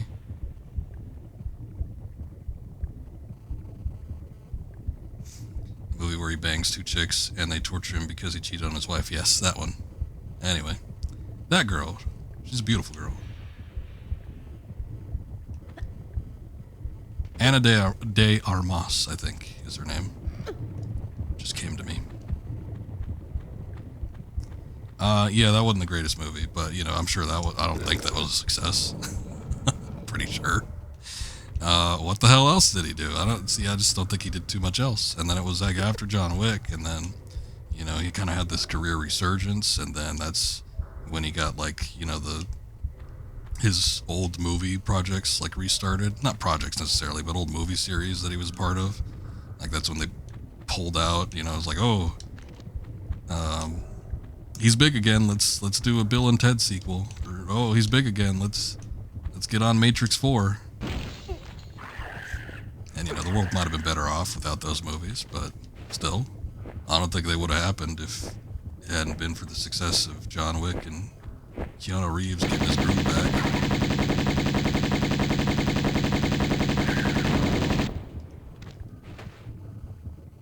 Oh my god. You want to talk about like awkward line delivery? A buddy cop movie with Nicolas Cage and Keanu Reeves. What a nightmare that would be.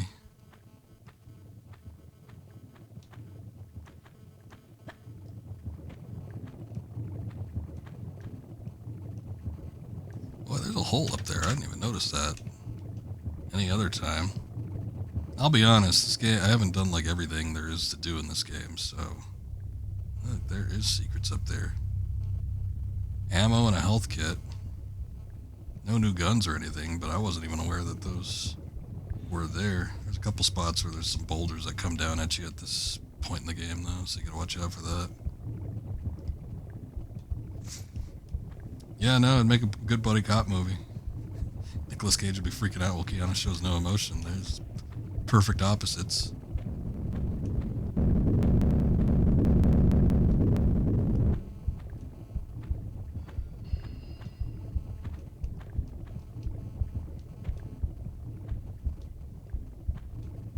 Here's that other boulder.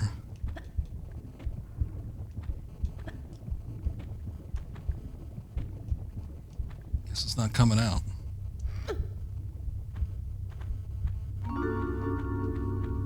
Nice. I don't ever remember even getting this secret before.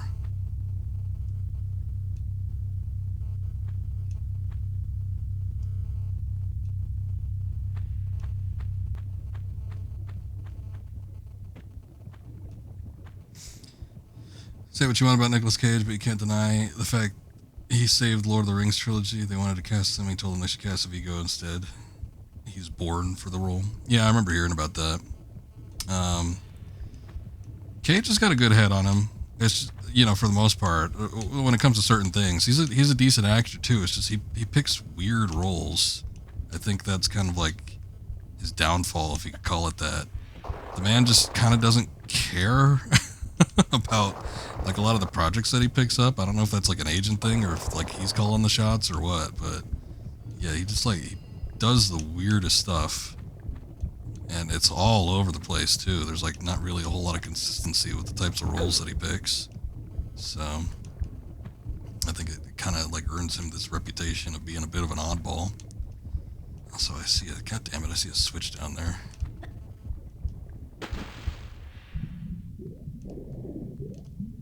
That and like some of the stuff like that he did in the late 90s and early 2000s wasn't that great either. Like Con Air. Or that one, I think, where he was supposed to be an Italian man and he had like a really awful Italian accent. Yeah, Vampire Kiss to Con Air. A lot of his 90s stuff was like really not that great. So, I mean, there's a bit of that weighs into it as well.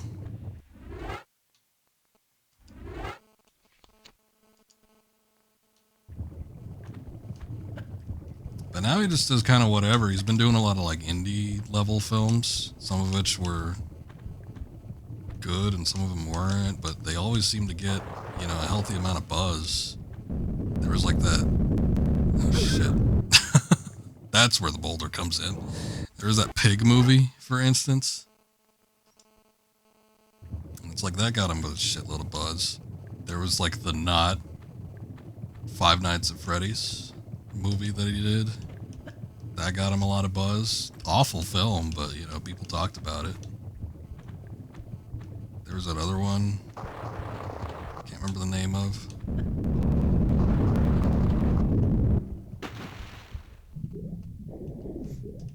I know that's like the biggest description of all, but it was like it was like a girl's name, I think. I forget what it was. Where he goes like on like this vengeance thing. No, it wasn't. Oh god, yeah, I saw Renfield. It wasn't Renfield. But that, you know, there's another one. It's a weird role for him. Oh shit.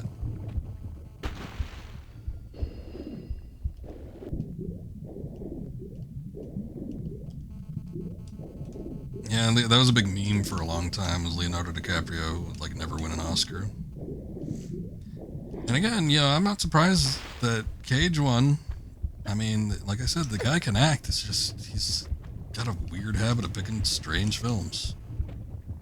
And usually films that make him look like some kind of lunatic. Yeah, we ran out of time.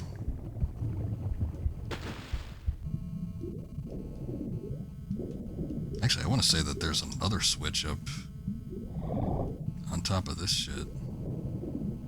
I forget what the movie was. It was like, I think it was a woman's name, like Lucy or something. I don't know. But he had like some kind of weapon where he like made like a sword out of a chainsaw or something. I don't know. It was weird. Speaking of Leo, you watched Gangs of New York recently. Nice. Gotta grow a mustache like the butcher. You can rock it. Oh man, I am not good at getting... There's like that one little jump. And I did it before. The weird thing is I did it flawlessly before. I don't know what the problem is now. I don't know why I can't like run up there. Let me take a look though, because I might be like needlessly wasting my time. I want to say there's a switch up here. There is. So we shouldn't even be worrying about the timer just yet. Don't give a shit. If you can't rock it, you're rocking it. Alright, well, more power to you.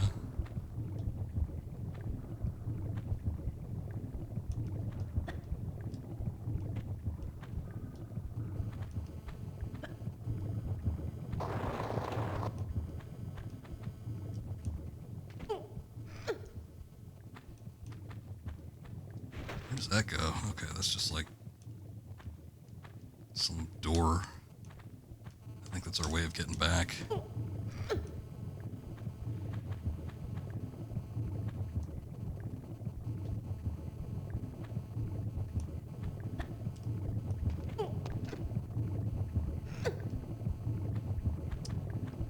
But now that we got this switch, I don't actually know what this does. That might open up that other door, but we still need to do the one with the, where we have to like time it.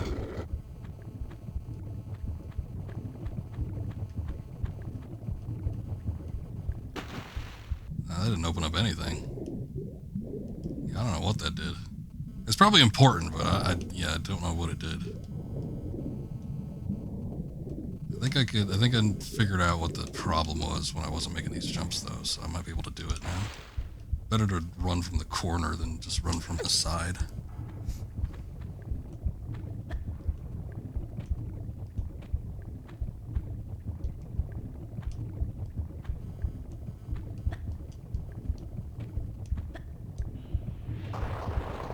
There we go. Made it! Yay!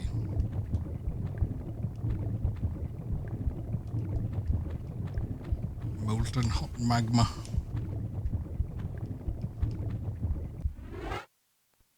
Worked so hard to get in here, might as well save.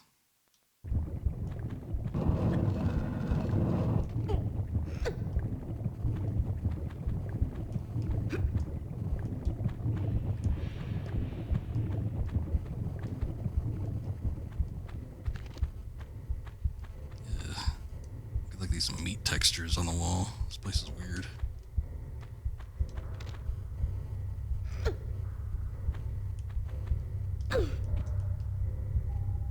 Shit. Weird meat. Like a bunch of tendons and stuff.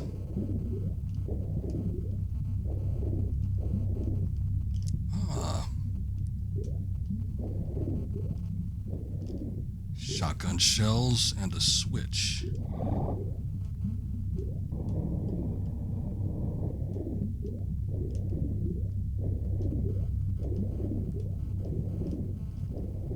Or lever. Whatever you'd prefer.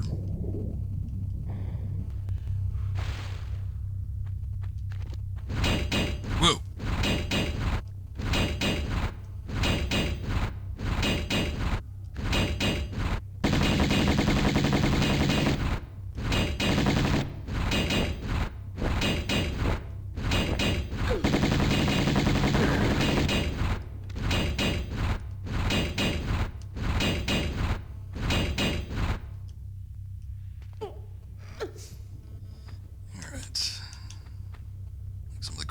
Some of the wall textures here just looks like ground beef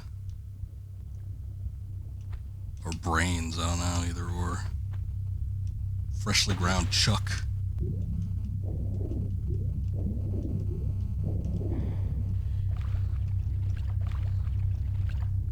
Oh, I remember this room. There's 4 switches here. I think most of them undo these egg things. One of them unlocks like the doors. I don't know, or maybe there's 6 switches. There's 3 of them that undo those doors.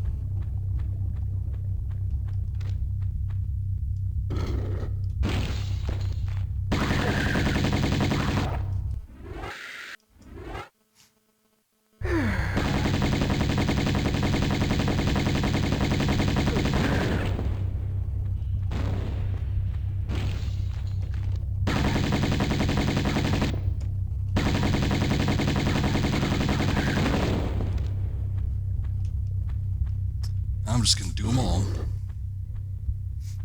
Oh, there you go. I don't remember if there's any like secrets or anything.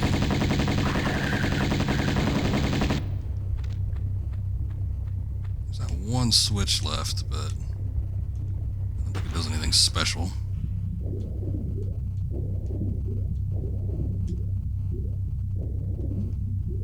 Not a secret, but there's a health kit down here.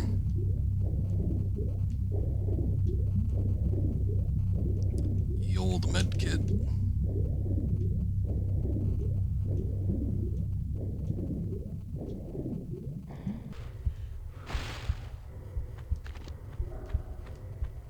Yeah, 1,000 ammunition. They're really beefing us up for this.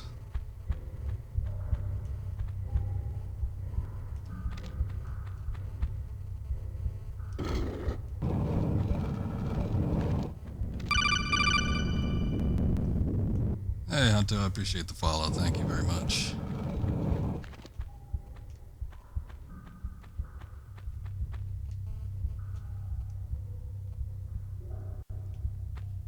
You know, I gotta say, I don't know. The new textures look a little more realistic. I kind of like the texture within a texture. But there's something about the old one that I think I like a little bit better. I will admit that the new textures look absolutely disgusting, though. So they did a good job with that.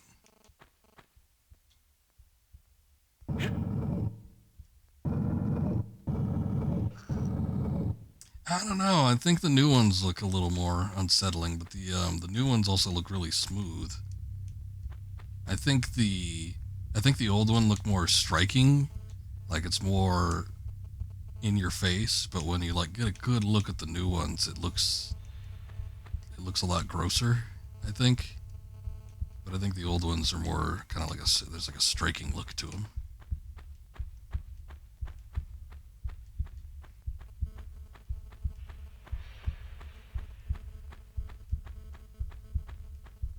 I don't really know what they expect me to do here. There might be a thing where I gotta like push this to block the boulder, because I think there's a doorway where the boulder is now that we need to block. Might be one of those things where we come into this room and it like it resets the boulder position.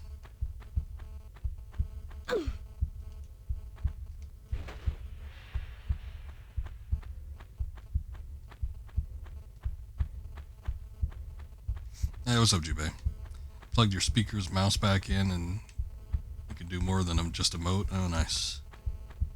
Back with us then, eh?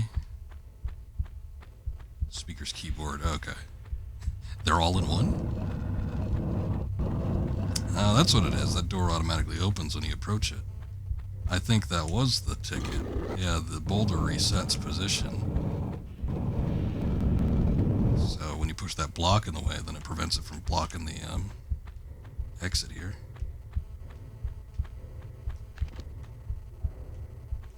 Every time we come out here, there's a goddamn flying enemy.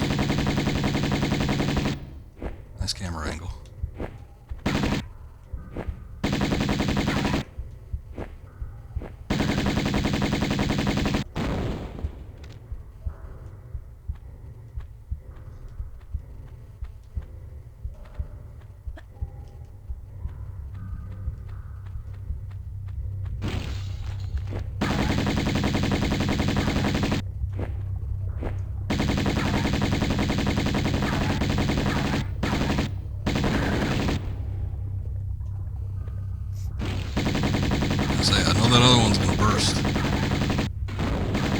Nah, I was thinking about getting the PlayStation version, but I ended up opting out. This is the PC. I was gonna get it strictly for like the trophies, to be quite honest, because I like getting trophies on PlayStation. But with this one, there was the potential for mods, so I ended up liking it because of that, and I got a Steam Deck, so I could play this portably. Shit, that didn't work. See, that's why I saved. I knew there was some trickery going on there. Something wasn't on the up and up.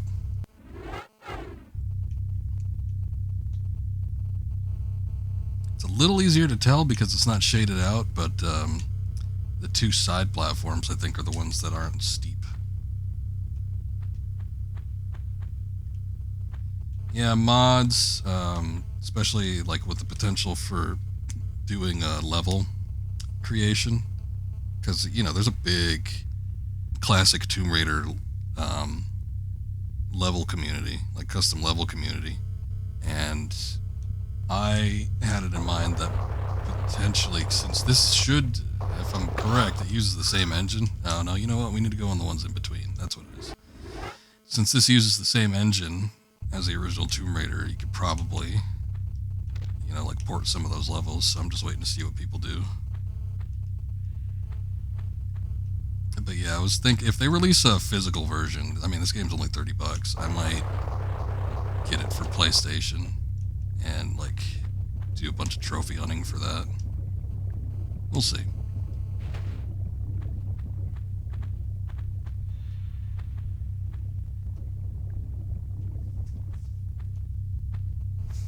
I don't like being a double dipper, but, you know, it's $30.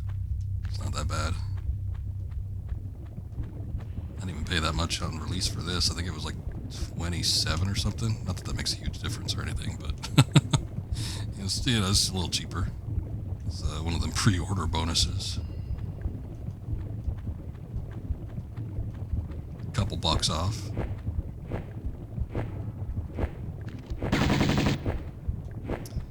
The only thing about the trophies and achievements for this is that there are almost 300 of them, so I could probably tell you I ain't gonna be plating it, but I could make a damn good effort. I think I need to go over here. This section I always hated. I was not a fan of this area. Speaking of which, I might as well just save. Some games that you want a double dip digital copy of are very rare. Only games you like to hop in and out of for 10 minutes. Yeah. Stuff where there's, yeah, if I've got a portable copy or something like that. I get it.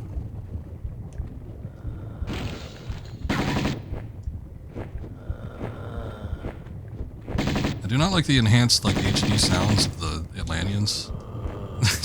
That grunting is strange.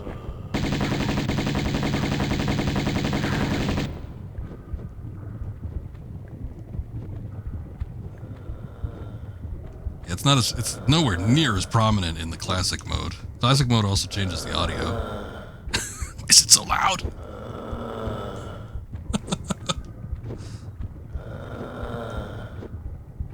Old grandpa, he's got up grumpy again.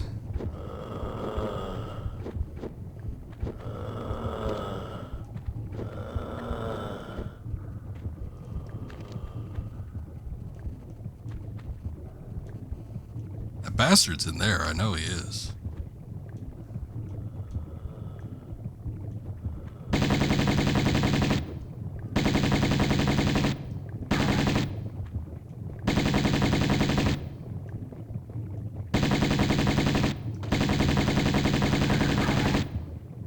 Two of them. So it was so consistent.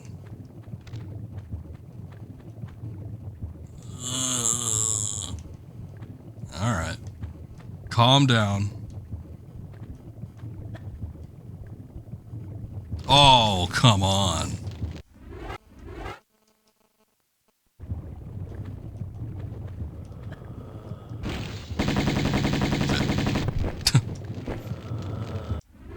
Toasty. Stepped a little bit too far out.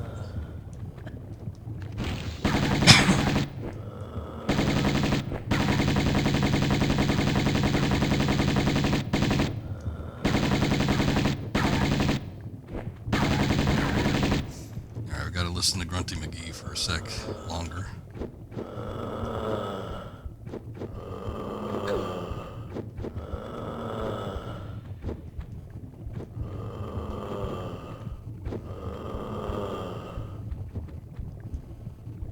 This platform? Okay, I'm pretty sure it's this one. If I could walk onto this one, this is where we need to go. Because it juts out a little bit further.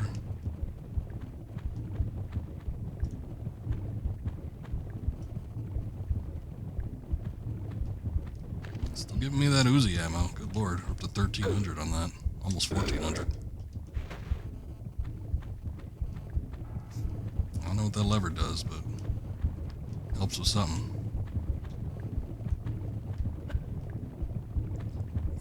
Trap there.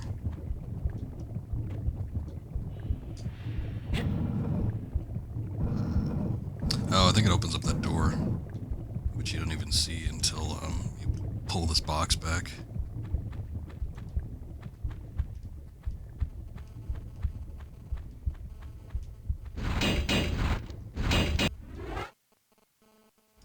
It's gonna be tricky.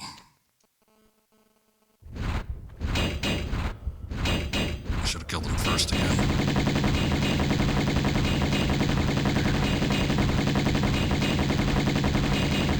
Boy, just a lot of noise. Gunfire and claptrap traps and moaning. sorts of things going on.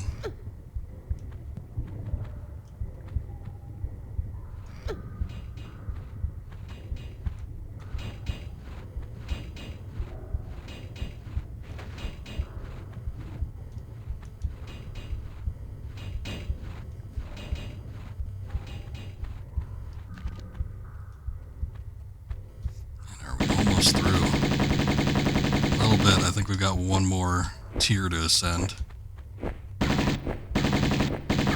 Okay. Just went right through that wall there. That's good.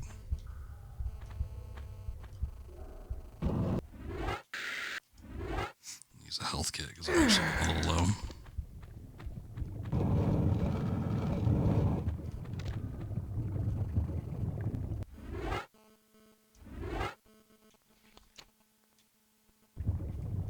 I have no memory of this place. I don't remember where this is. I think... Is there a switch back here? Oh, there is. Okay, maybe I do have a memory of this place.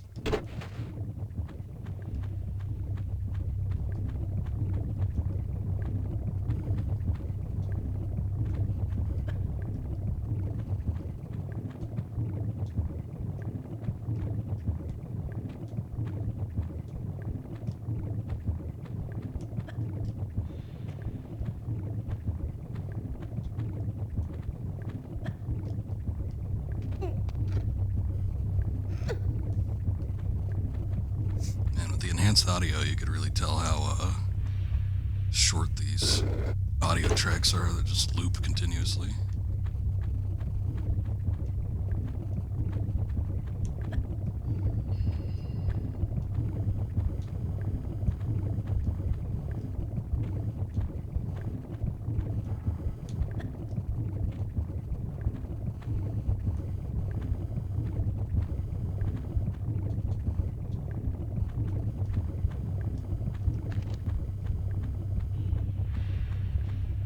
AI enhanced.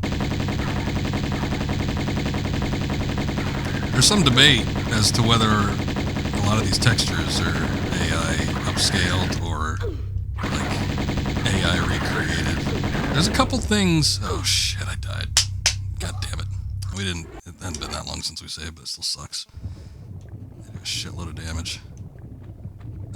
There's a couple textures where it looks like they would have had to have been handmade, but you know, AI can account for a lot of shit these days, so I don't know.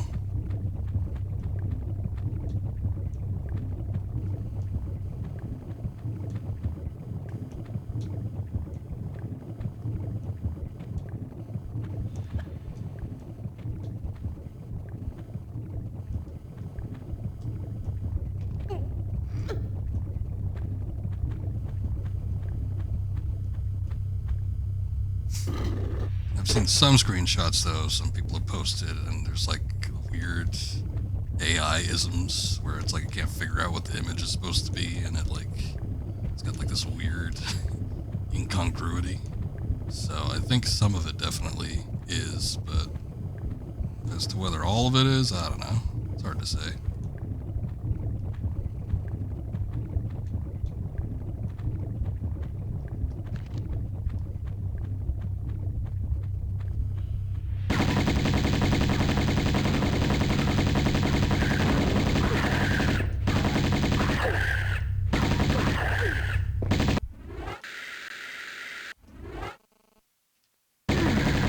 Plenty of health kits, might as well use them.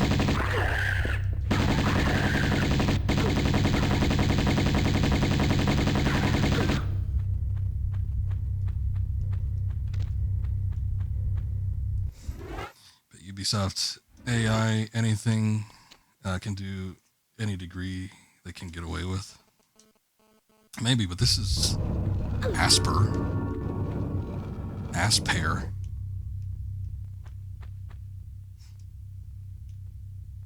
What did Crystal Dynamics got? So this is still like published by Crystal Dynamics, but they didn't do the development. But Crystal Dynamics doesn't even belong to anything anymore. They used to be a Squeenix company, and then Squeenix let them go like a year ago. They cut off like a lot of companies. I don't think Squeenix is doing so great these days.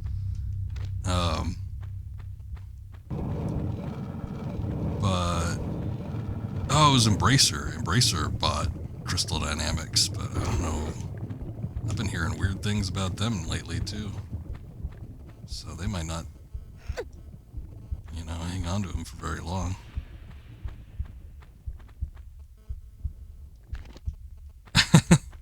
And Ubisoft bashing. Can't help yourself. Well, I think we've all been there. Now, this might be the first, we're at the tippy top of this thing. This might be the first instance where we come out here and don't have a flying Atlantean after us. Yeah, one of these streams recently, you were probably joining in on the fun, but we were shit-talking Ubisoft.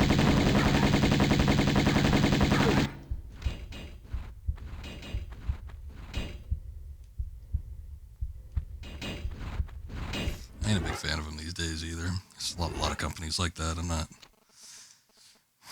like feeling a lot of stuff people are putting out these days. But it doesn't necessarily mean everything's bad.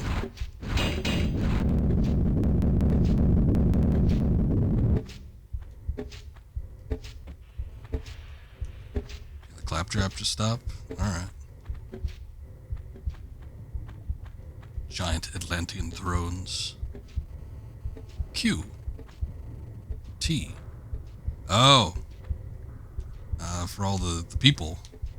There was like the Quetzalcoatl thing. I don't think it was that. Tehoken. And N. What did the N stand for? I think it's Natla. Whoa, what's going on down there?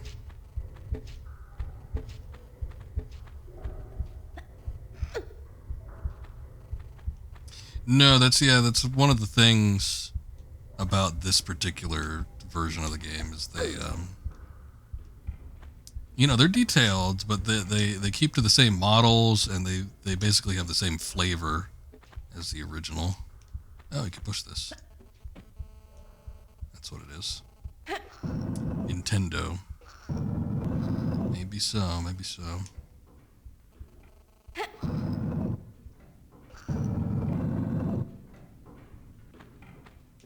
But yeah, every once in a while I'll switch back to the original so we can see what it looked like. And you know, you can tell the original textures don't make like that much sense.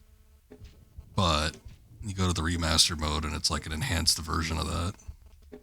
Which again, could very well be AI assisted. I don't know. Maybe one of these days they'll tell us. I don't think it really matters. Depending on the size of the team. Like if you got a team of like 100 people and you've got people dedicated to like making art assets and you know, they just fiddle fuck around with AI, yeah, it's kind of cheap. But if it's like, you know, a couple dozen people and you could do it relatively cheaply and you're not like charging an ass load for the game, it's fine too. Whatever. Master Chief Collection was a struggle with how much foliage, etc. they packed into the screen. So much visual noise. Yeah, I definitely had my complaints about that game when I streamed that. I'd often switch over to classic mode. I'm like, look at this shit. You can't see what's going on. Like, I was losing out on ammo and grenades and all that just because of how much grass and stuff they put around. They also lost the color coding for the enemies, which was, you know, dumb. Because a lot of times, you know, when you're coming up against elites or something, you tell what's coming at you and how to best go about defeating it based on what color it was. If they didn't have like a color or anything, then you couldn't tell. So it wasn't a good decision all around. Oh, you could push. I don't get it. You could push this one, but she didn't want to push it.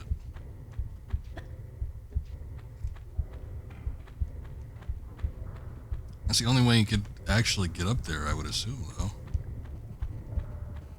There's that little ledge up there. I don't think that's mandatory. I'm pretty sure that's a secret. What the hell? Anything that was possible in the remaster was possible in the original, I'm pretty sure, but that just doesn't seem right.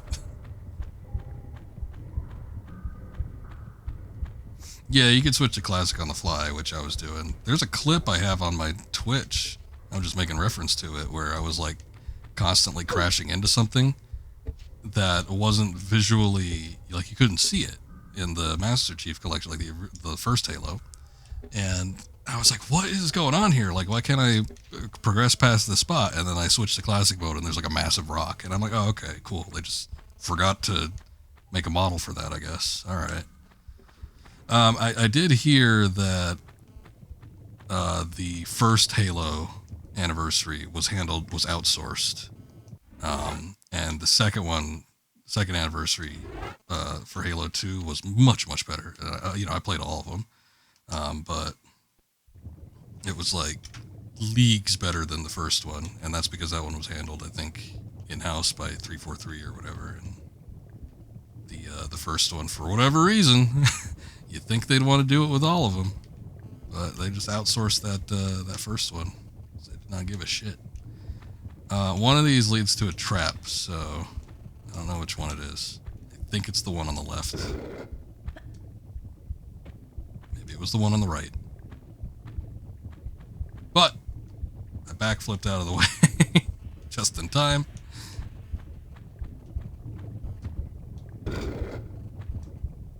Okay, they both have trapdoors, but one seems to lead into magma. Oh no, that one leads into spikes. Never mind, maybe they're both death. Well then what the hell?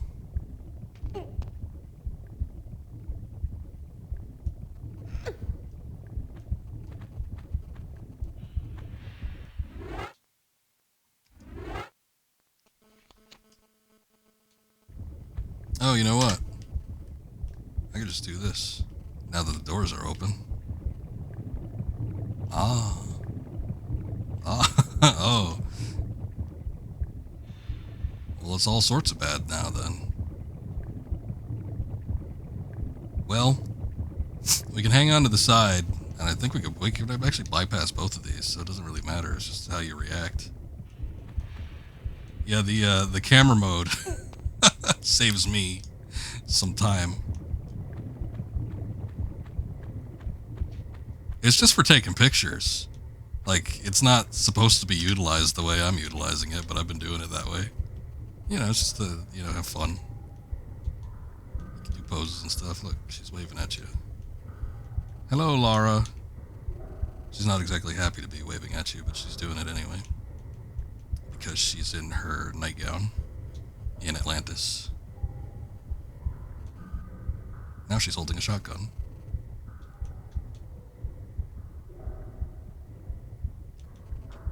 There we go. Other way. Nice. Yeah, this is the advent of the future. She now has drone technology, so she can scout ahead. But that's what I've been using it for. I mean, I've taken a couple of screenshots and stuff too, but sometimes I'll just like take a look. I'm like, am I missing something here? And then I'll just go into camera mode and zoom around. They let you zoom around like the entire level, so it's pretty nice. Oh, here, look. This is the other side of the throne. But it still shows that you could, like, maybe not from this end, but from the other side, it shows that you can pull that cube. So I don't know why it doesn't allow you to do it unless the ledge is just like a tad bit up. Maybe I could pull it out. Now I can't because the ledge is down.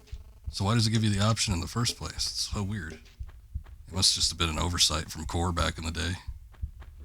And they just left it in because it left everything else in.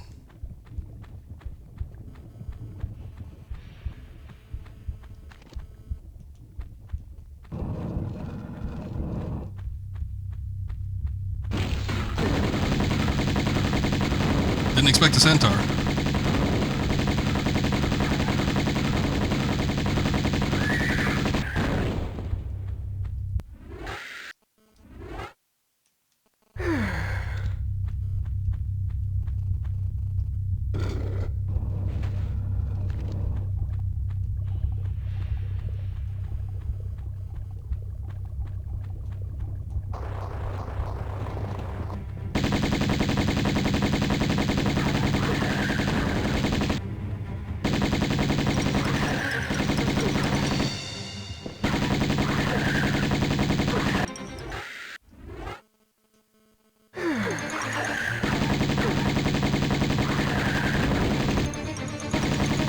Oh, this room.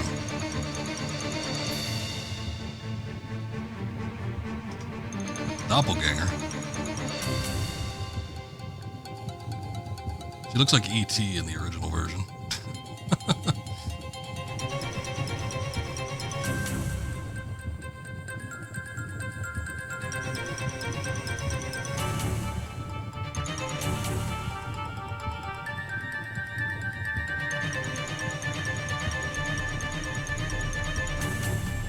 Alright, just checking.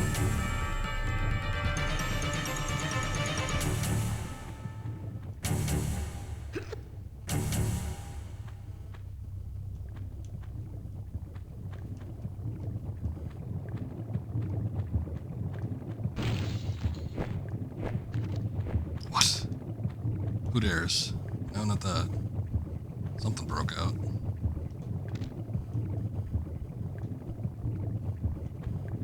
Okay, I need to flip that switch. And then what would be the best way to get up here?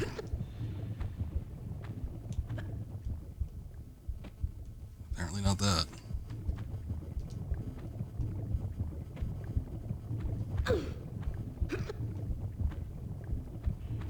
Without turning fully, okay. That works. Alright.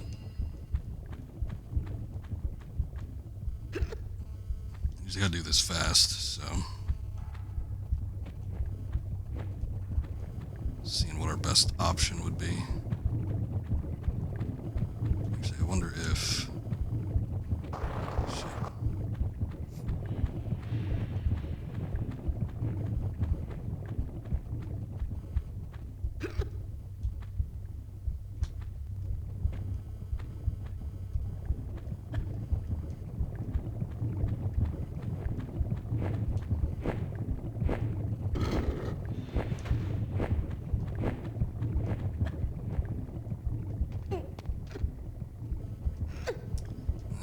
Climbing might take a minute. A little too long. There we go. Sorry, doppelganger. Just wasn't your day.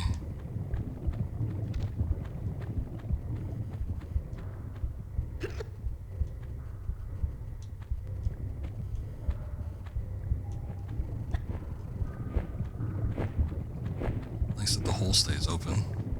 Guess you could go join her if you wanted.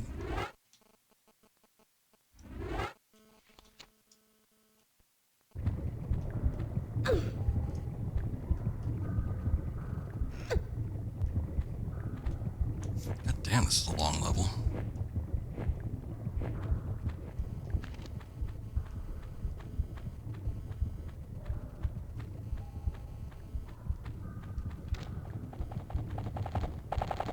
I know.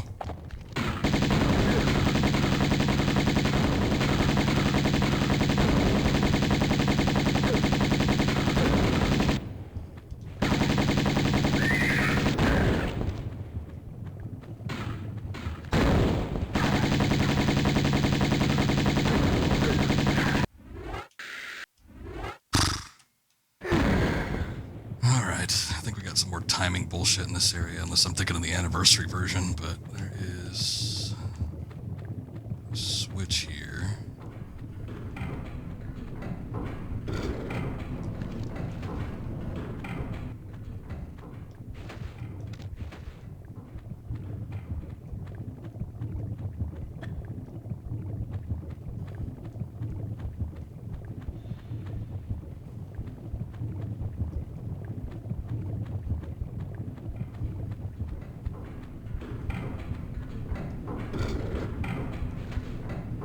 Forgo the ammo pickup because I think this is timed.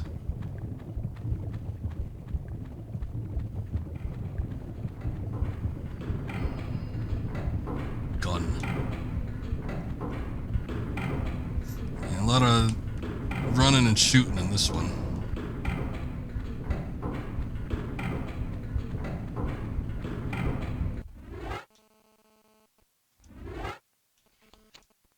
Alright, we did it. Could be the end of the level. You can't do this. We condemn you, Natla of Atlantis, for your crimes, for the flagrant misuse of your powers, and for robbing us of our You can't. breaking the three bond of consent that our people are ruled and secured under, and invading Teopan and myself with our army, our warriors, empty from our pyramid, so that you can use the pyramid, its powers of creation, for your own mindless destruction. Mindless? Look at you. Neither of you have one squirt of inventive juice in your heads. Wasters. Let's just do it. Tehokan! You use the sacramental place as a source of individual pleasure. As some freak factory. They're survivalists, a new Some freak generation. factory. A slaughter heap now. And you. We're gonna lock you in limbo. Make your veins, heart, feet, and that diseased brain stick solid with frozen blood. Greet your eternal So focused on the feet. Natla. You won't rest Like your brain, your heart, your feet. feet. It doesn't seem to add up with the rest of them.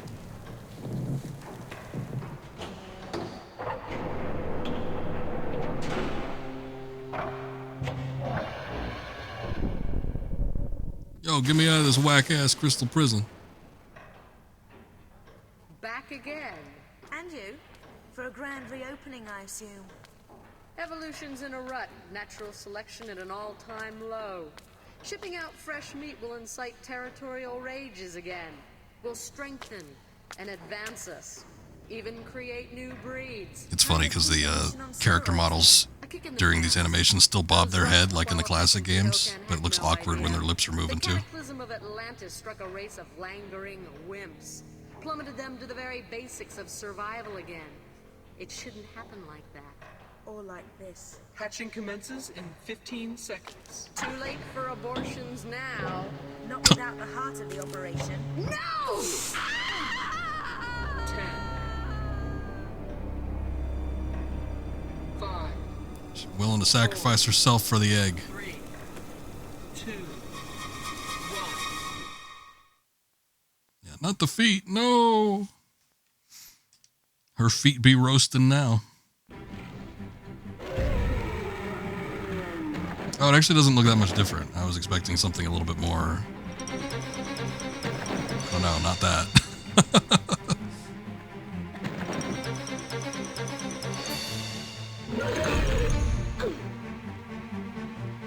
What a quote. What, the too late for abortions? Too late for abortions. Let's get a good look at it. Because this thing was always weird looking. They did a pretty good job, I think, on the anniversary version. But this still has like that weird, like... Plugged it. Thank you for that follow. I appreciate that. This still has that weird sort of jointed PS1 model look to it. But it really doesn't look that much different, which props to him. How you doing? Thank you for the follow. I appreciate that. Hope you're having a good evening. This is the Atlantean evolution, though. This is the next step. Torsos with arms and a head, but no legs. I'm doing well, thanks.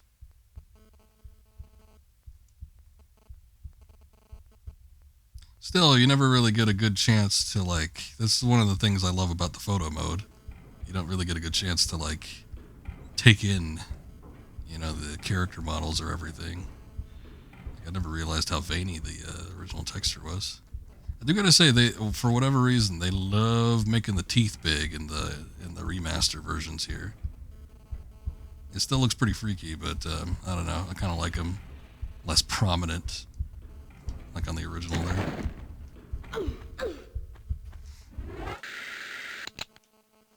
think the shotgun is usually the way to go for this guy.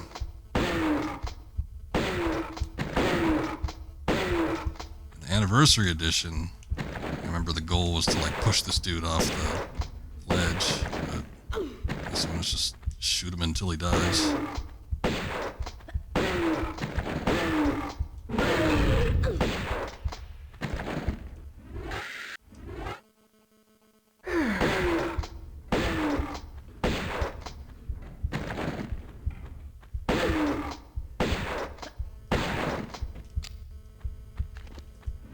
That's it for the shotgun.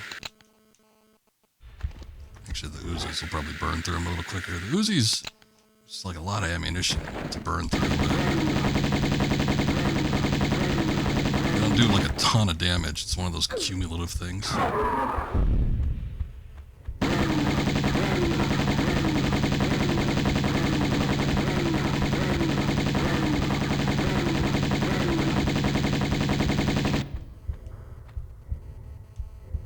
The peak of Atlantean ingenuity. Dead from, a couple shotgun blasts and an Uzi. Oh my god.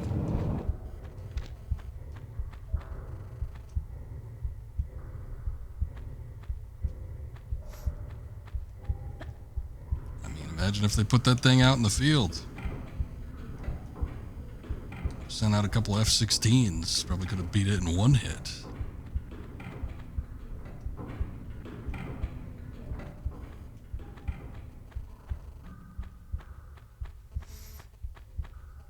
I still think there's a bit of this game left, to the point where it would probably... Let me just look, because I'm thinking of wrapping it up here in a sec. But if I see caves, then I think we're like super close to the end. If I'm still seeing veins like outside of this area, then I think we got a ways to go.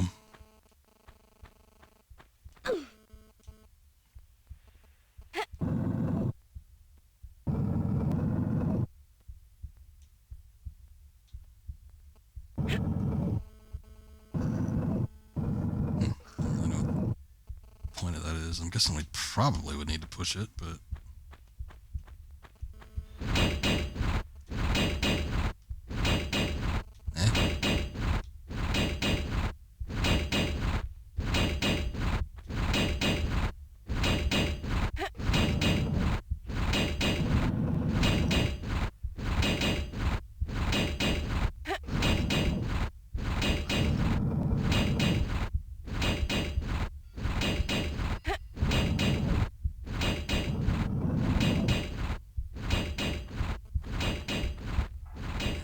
up to this path.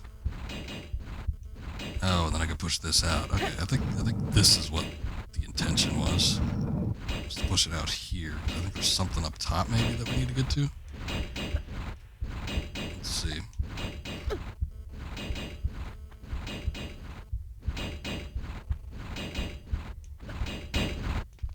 Ah, there it is. Oh, alright, Jubei. I'm good having you here. Appreciate you. I gotta get up early, so I think I might wrap it up, but I'm just really curious to see what's over here. Was that a switch?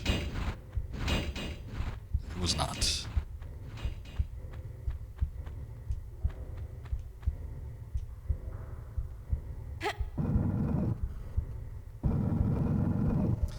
I did this when I played this a couple years ago. I would say that the whole save crystal thing wasn't much of a hindrance, because it had some pretty good save spots. A lot of times there are like multiple save points that you can, utilize. So, and it ended up being like not too bad, but I will say like the very final level, which I think is this one here, the save points were brutal. Oh man. Like the one spot in the game where they just ended up really not working in your favor. But otherwise it wasn't terrible. I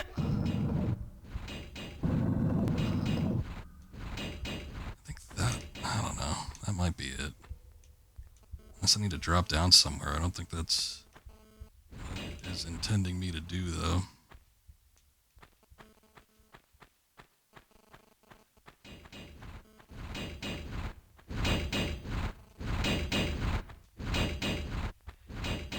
Oh, there's a switch up here. That's what it is.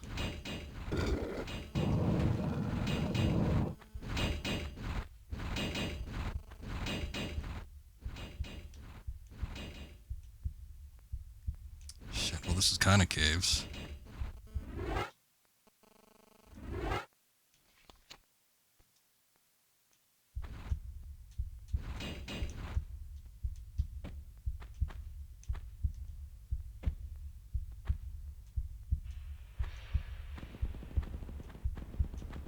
Oh god, what is it doing?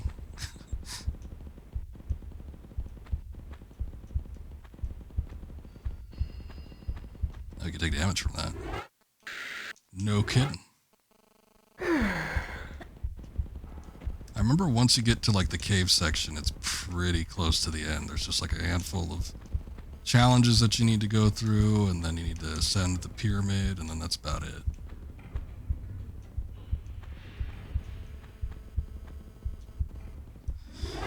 Oh boy.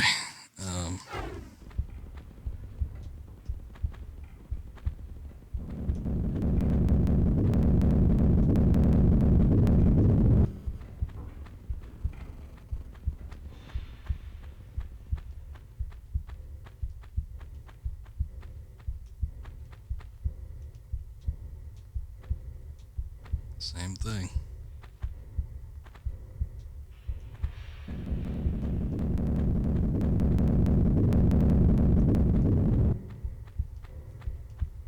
Watch them boulders.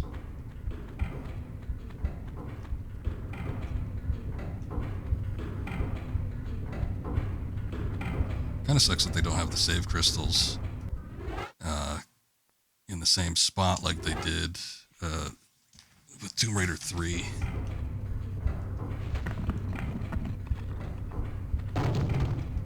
Hey, what's up, Nightmare? How you doing?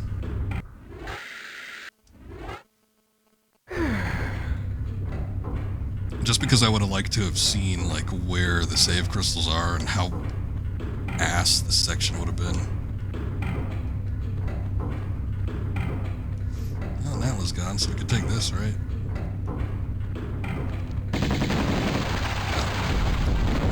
That's what you need to do.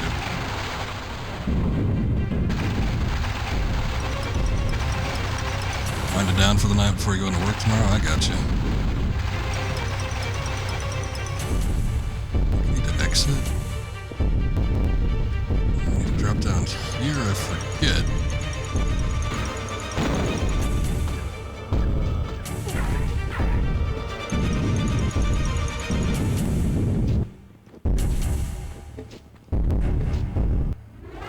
Alright, I think we're making progress. Playing Final Fantasy VII Remake all day. Nice, made it to chapter 12. Oh man. You didn't start today, did you? Because I was going to say if, like, that's as much progress as you made. That's a lot. Alright, we're rocking the shades. We could do this. I think we could beat this game.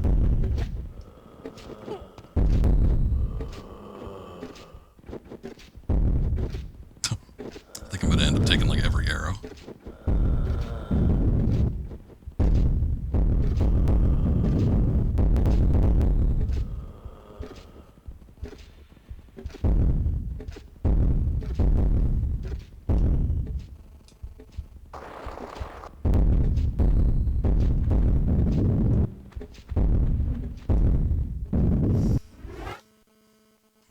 Boy, this looks shitty.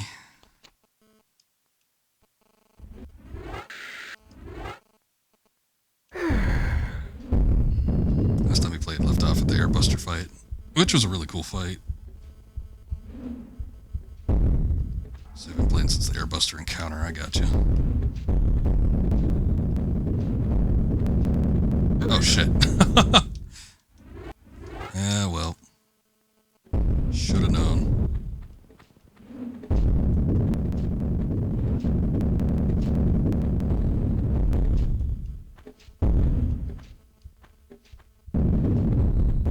Oh, goddamn. I didn't know that didn't register with me that the swinging axe thing was, like, in that direct path. I think I might be able to actually jump over. Okay, yeah, cool.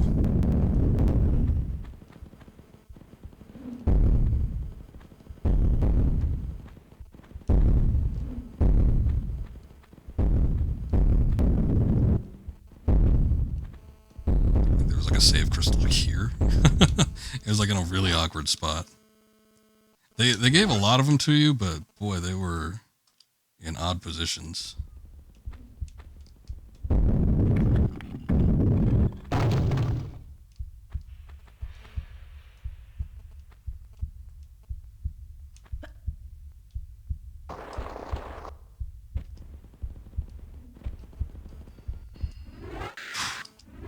Since it closes tomorrow and Wednesday, you think you'll be able to finish up the game for the next couple days, and on the weekend you can start the DLC. Oh crap.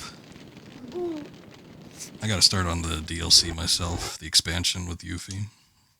I'm thinking of doing that after I finish this, maybe. I don't know, I'm enjoying this playthrough so much, I might want to do Tomb Raider 2.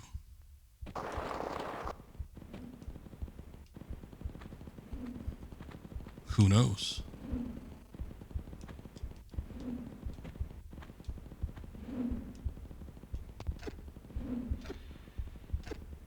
I don't think this is gonna work. I think what I need to do is like run across this and then run into... Oh shit. I did not mean to jump to the side.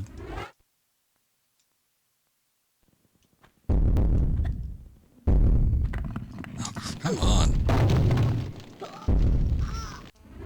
I'm just making stupid mistakes.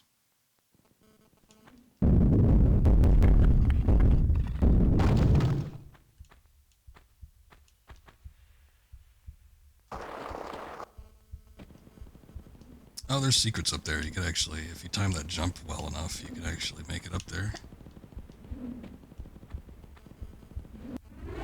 What's my health doing? I might take a hit here, but you have to like keep going.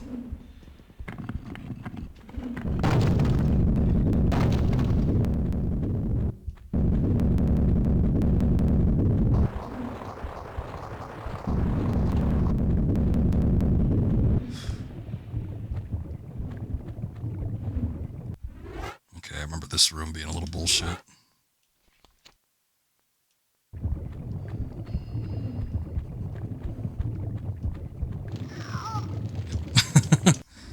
And that's why.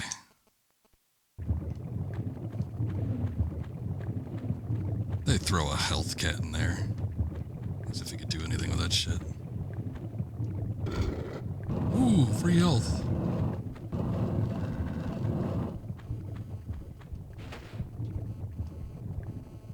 What's up here? Nothing?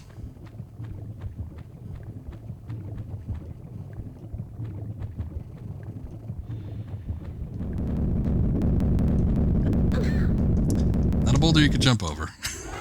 It's a little bit too big. Some of them are just small enough where you could hop over them, but some of them a little bit too massive. Open the thing, Lara.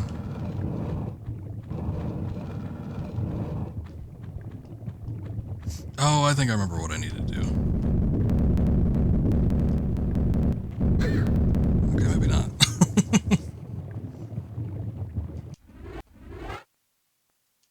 I remember like jumping against something and then like bouncing back and using that to my advantage. That's just what like pops up in my memory.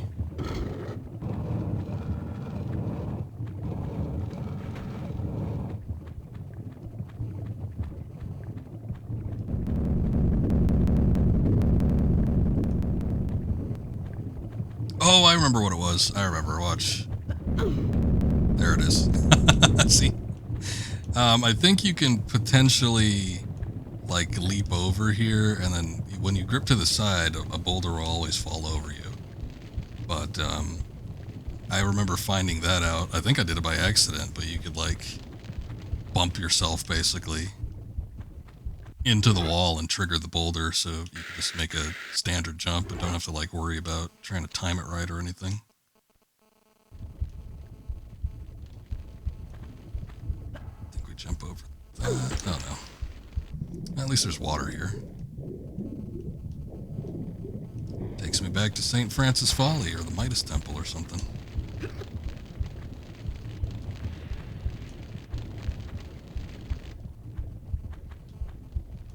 I do think I need to jump over this, but I need to like grip onto that.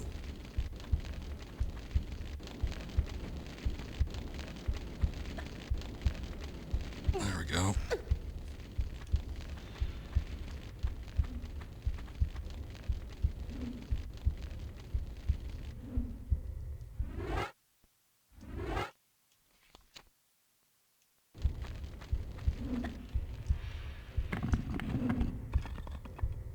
I do think, okay, shit. I think you could get across that, maybe. And then there's a secret over there, I'm pretty sure. Hold on. Let me see if I can do a little bit better.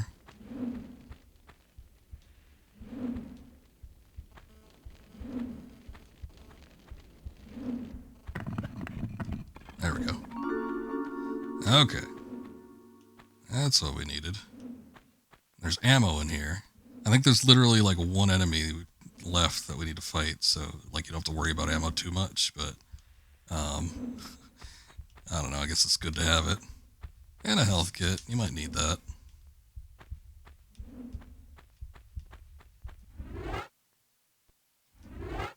So it was a leap back, so like you're doing a standard long jump, and then 2 walk steps back.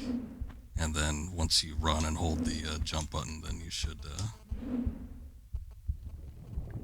be able to get down there. Okay, that didn't work. That one might have been a little bit long.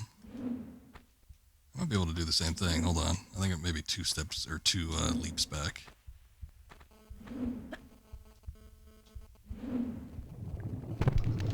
Okay, maybe 3.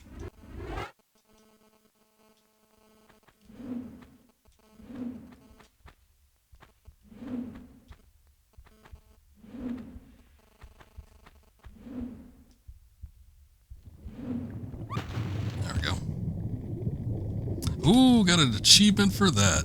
Swan dive into the hole with water. Something. I don't know.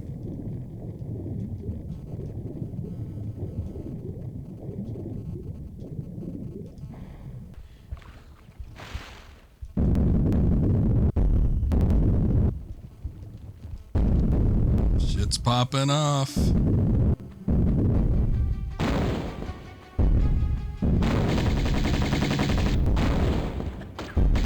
She is. Old nasty Natla herself.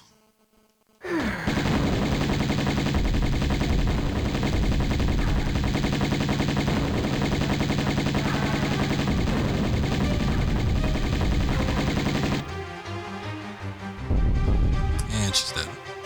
Oh, but she died in a... Damn it. We can't look at her model because she died in like an awkward position.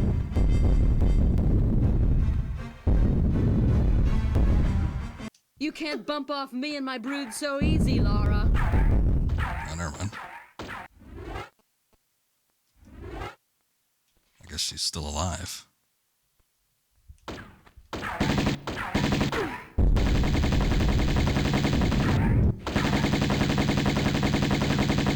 I will stand here as long as it takes, Natla.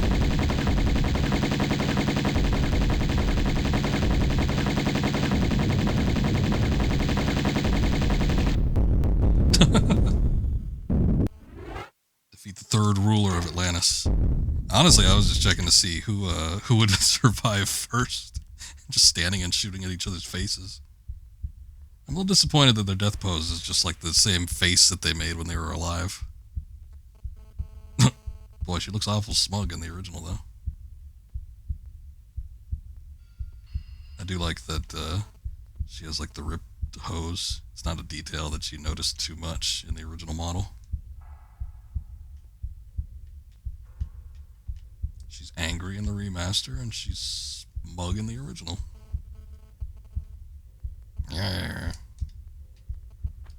Alright. We've had enough fun. At least she doesn't look like a Barbie doll, though.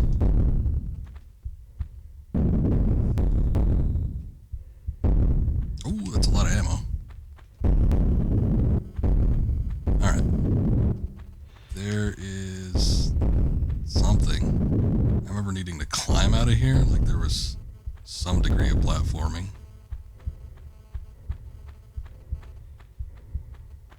it's timed, which is good. I'm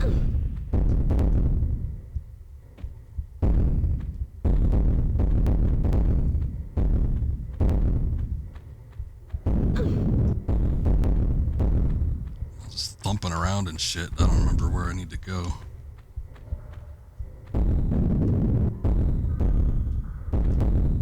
What is this?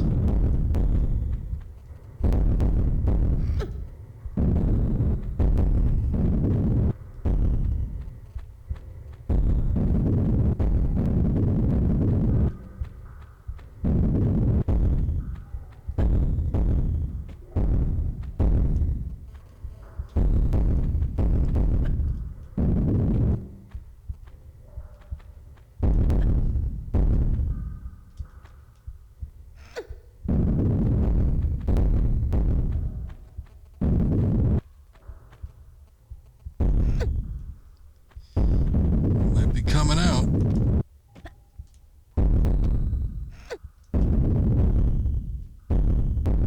Legs. Legs for days.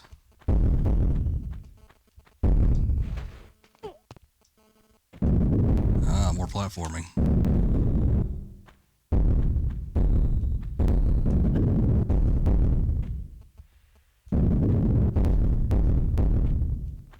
Ooh, I didn't know you could do that. I double tapped down to try and like negate going too far, and she like flipped automatically. That's interesting.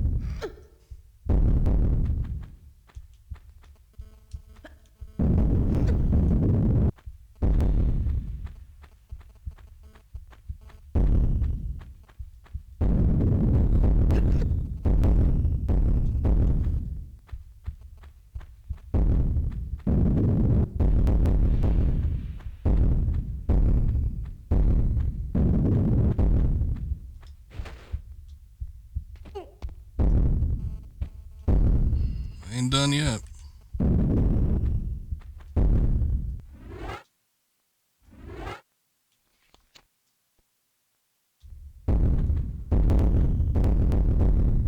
Just making sure they didn't expect me to like swan dive there or something.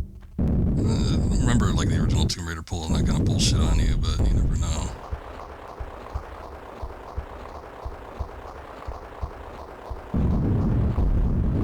And that should be it. 1 out of 3 secrets, but we did it. We beat it. Oh, saved less than 86 times. I got an achievement for that. Which must have been the amount of crystals that were in the game. Oh yeah, look at all those particles.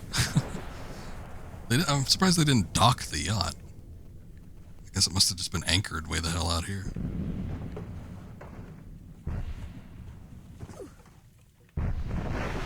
Woo! No one alive to come get it anyway, so... Jesus.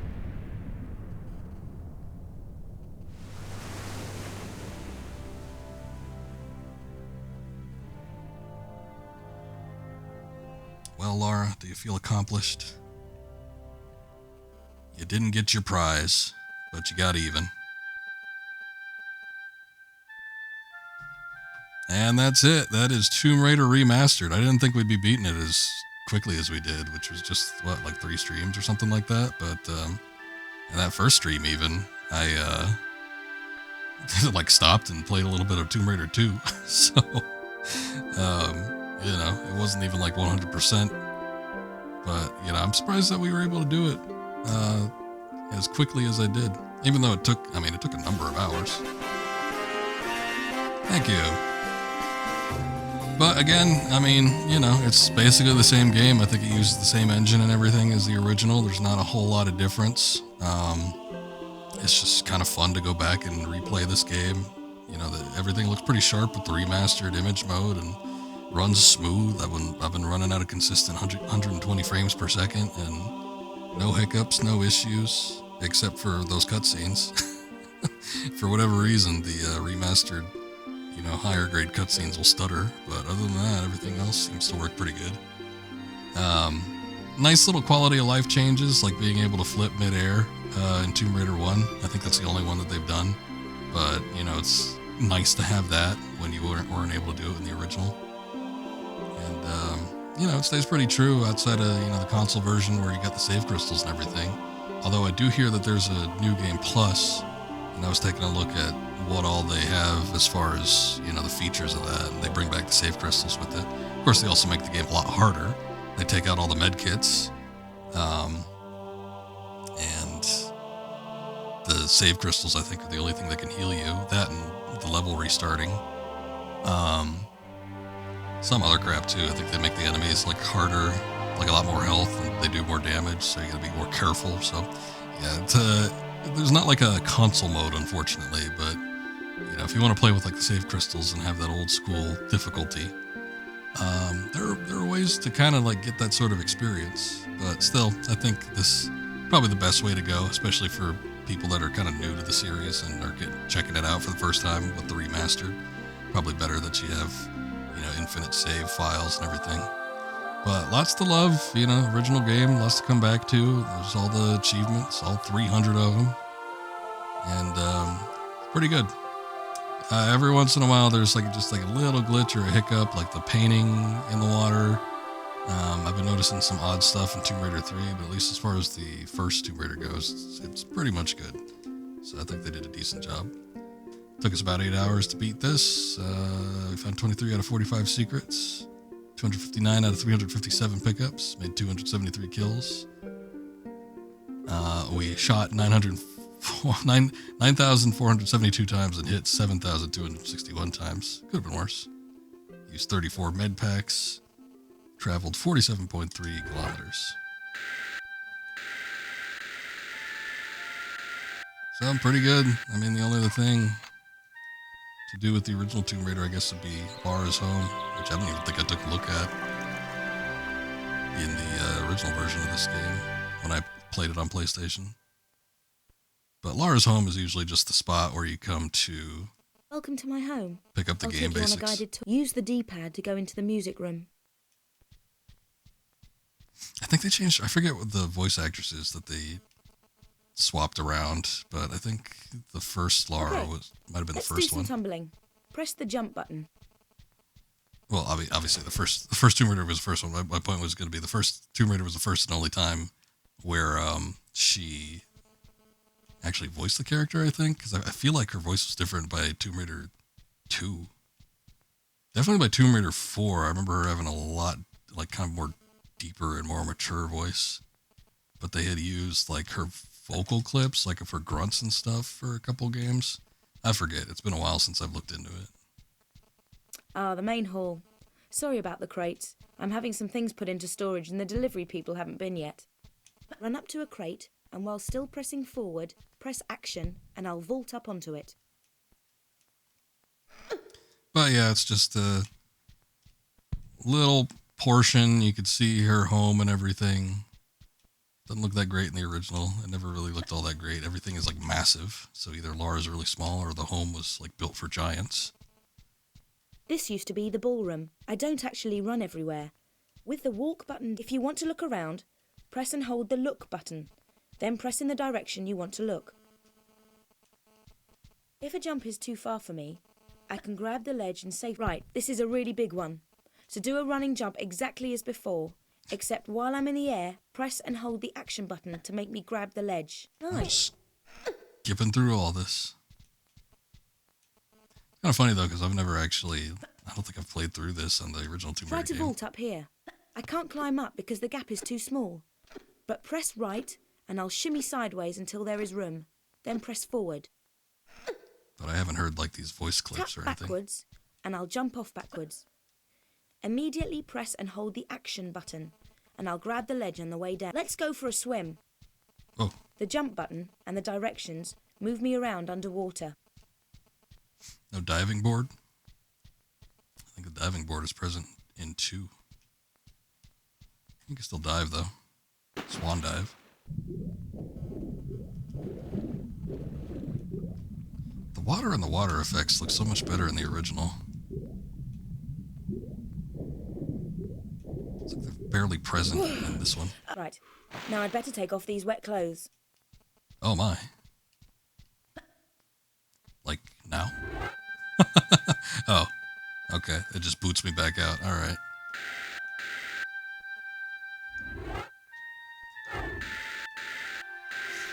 All right. Well, that's it. That is it for Tomb Raider. I'm glad we were able to do it. Big chunky stream tonight. I streamed for longer than I intended, but you know, once I saw that we were pretty close to the end of the game, I figured I might as well just keep going. But yeah, I still got to get up pretty early tomorrow, so it's not going to be too fun, but we'll see what happens. But yeah, that's going to be it for tonight. I appreciate you guys watching and everything. Haikiri and Vale, thank you again for the raids earlier. Plug Thid, Honto, Mello, Shello, Contoxin, thank you guys for the follows. Hope I see you back here at some point. I will probably be back tomorrow, and I think we'll do, what will we do? We'll do maybe some, maybe intergrade. I don't know. I'll see how it goes. But I got to start something new because I finished all the games that I was working on, so that's how it goes. We got old 420 Benny. He's streaming the same game, Tomb Raider 1, 2, 3 Remastered, so we'll go ahead and give him a little raid. Stick around or say hi, and see you guys next time. But until then, take care. Later.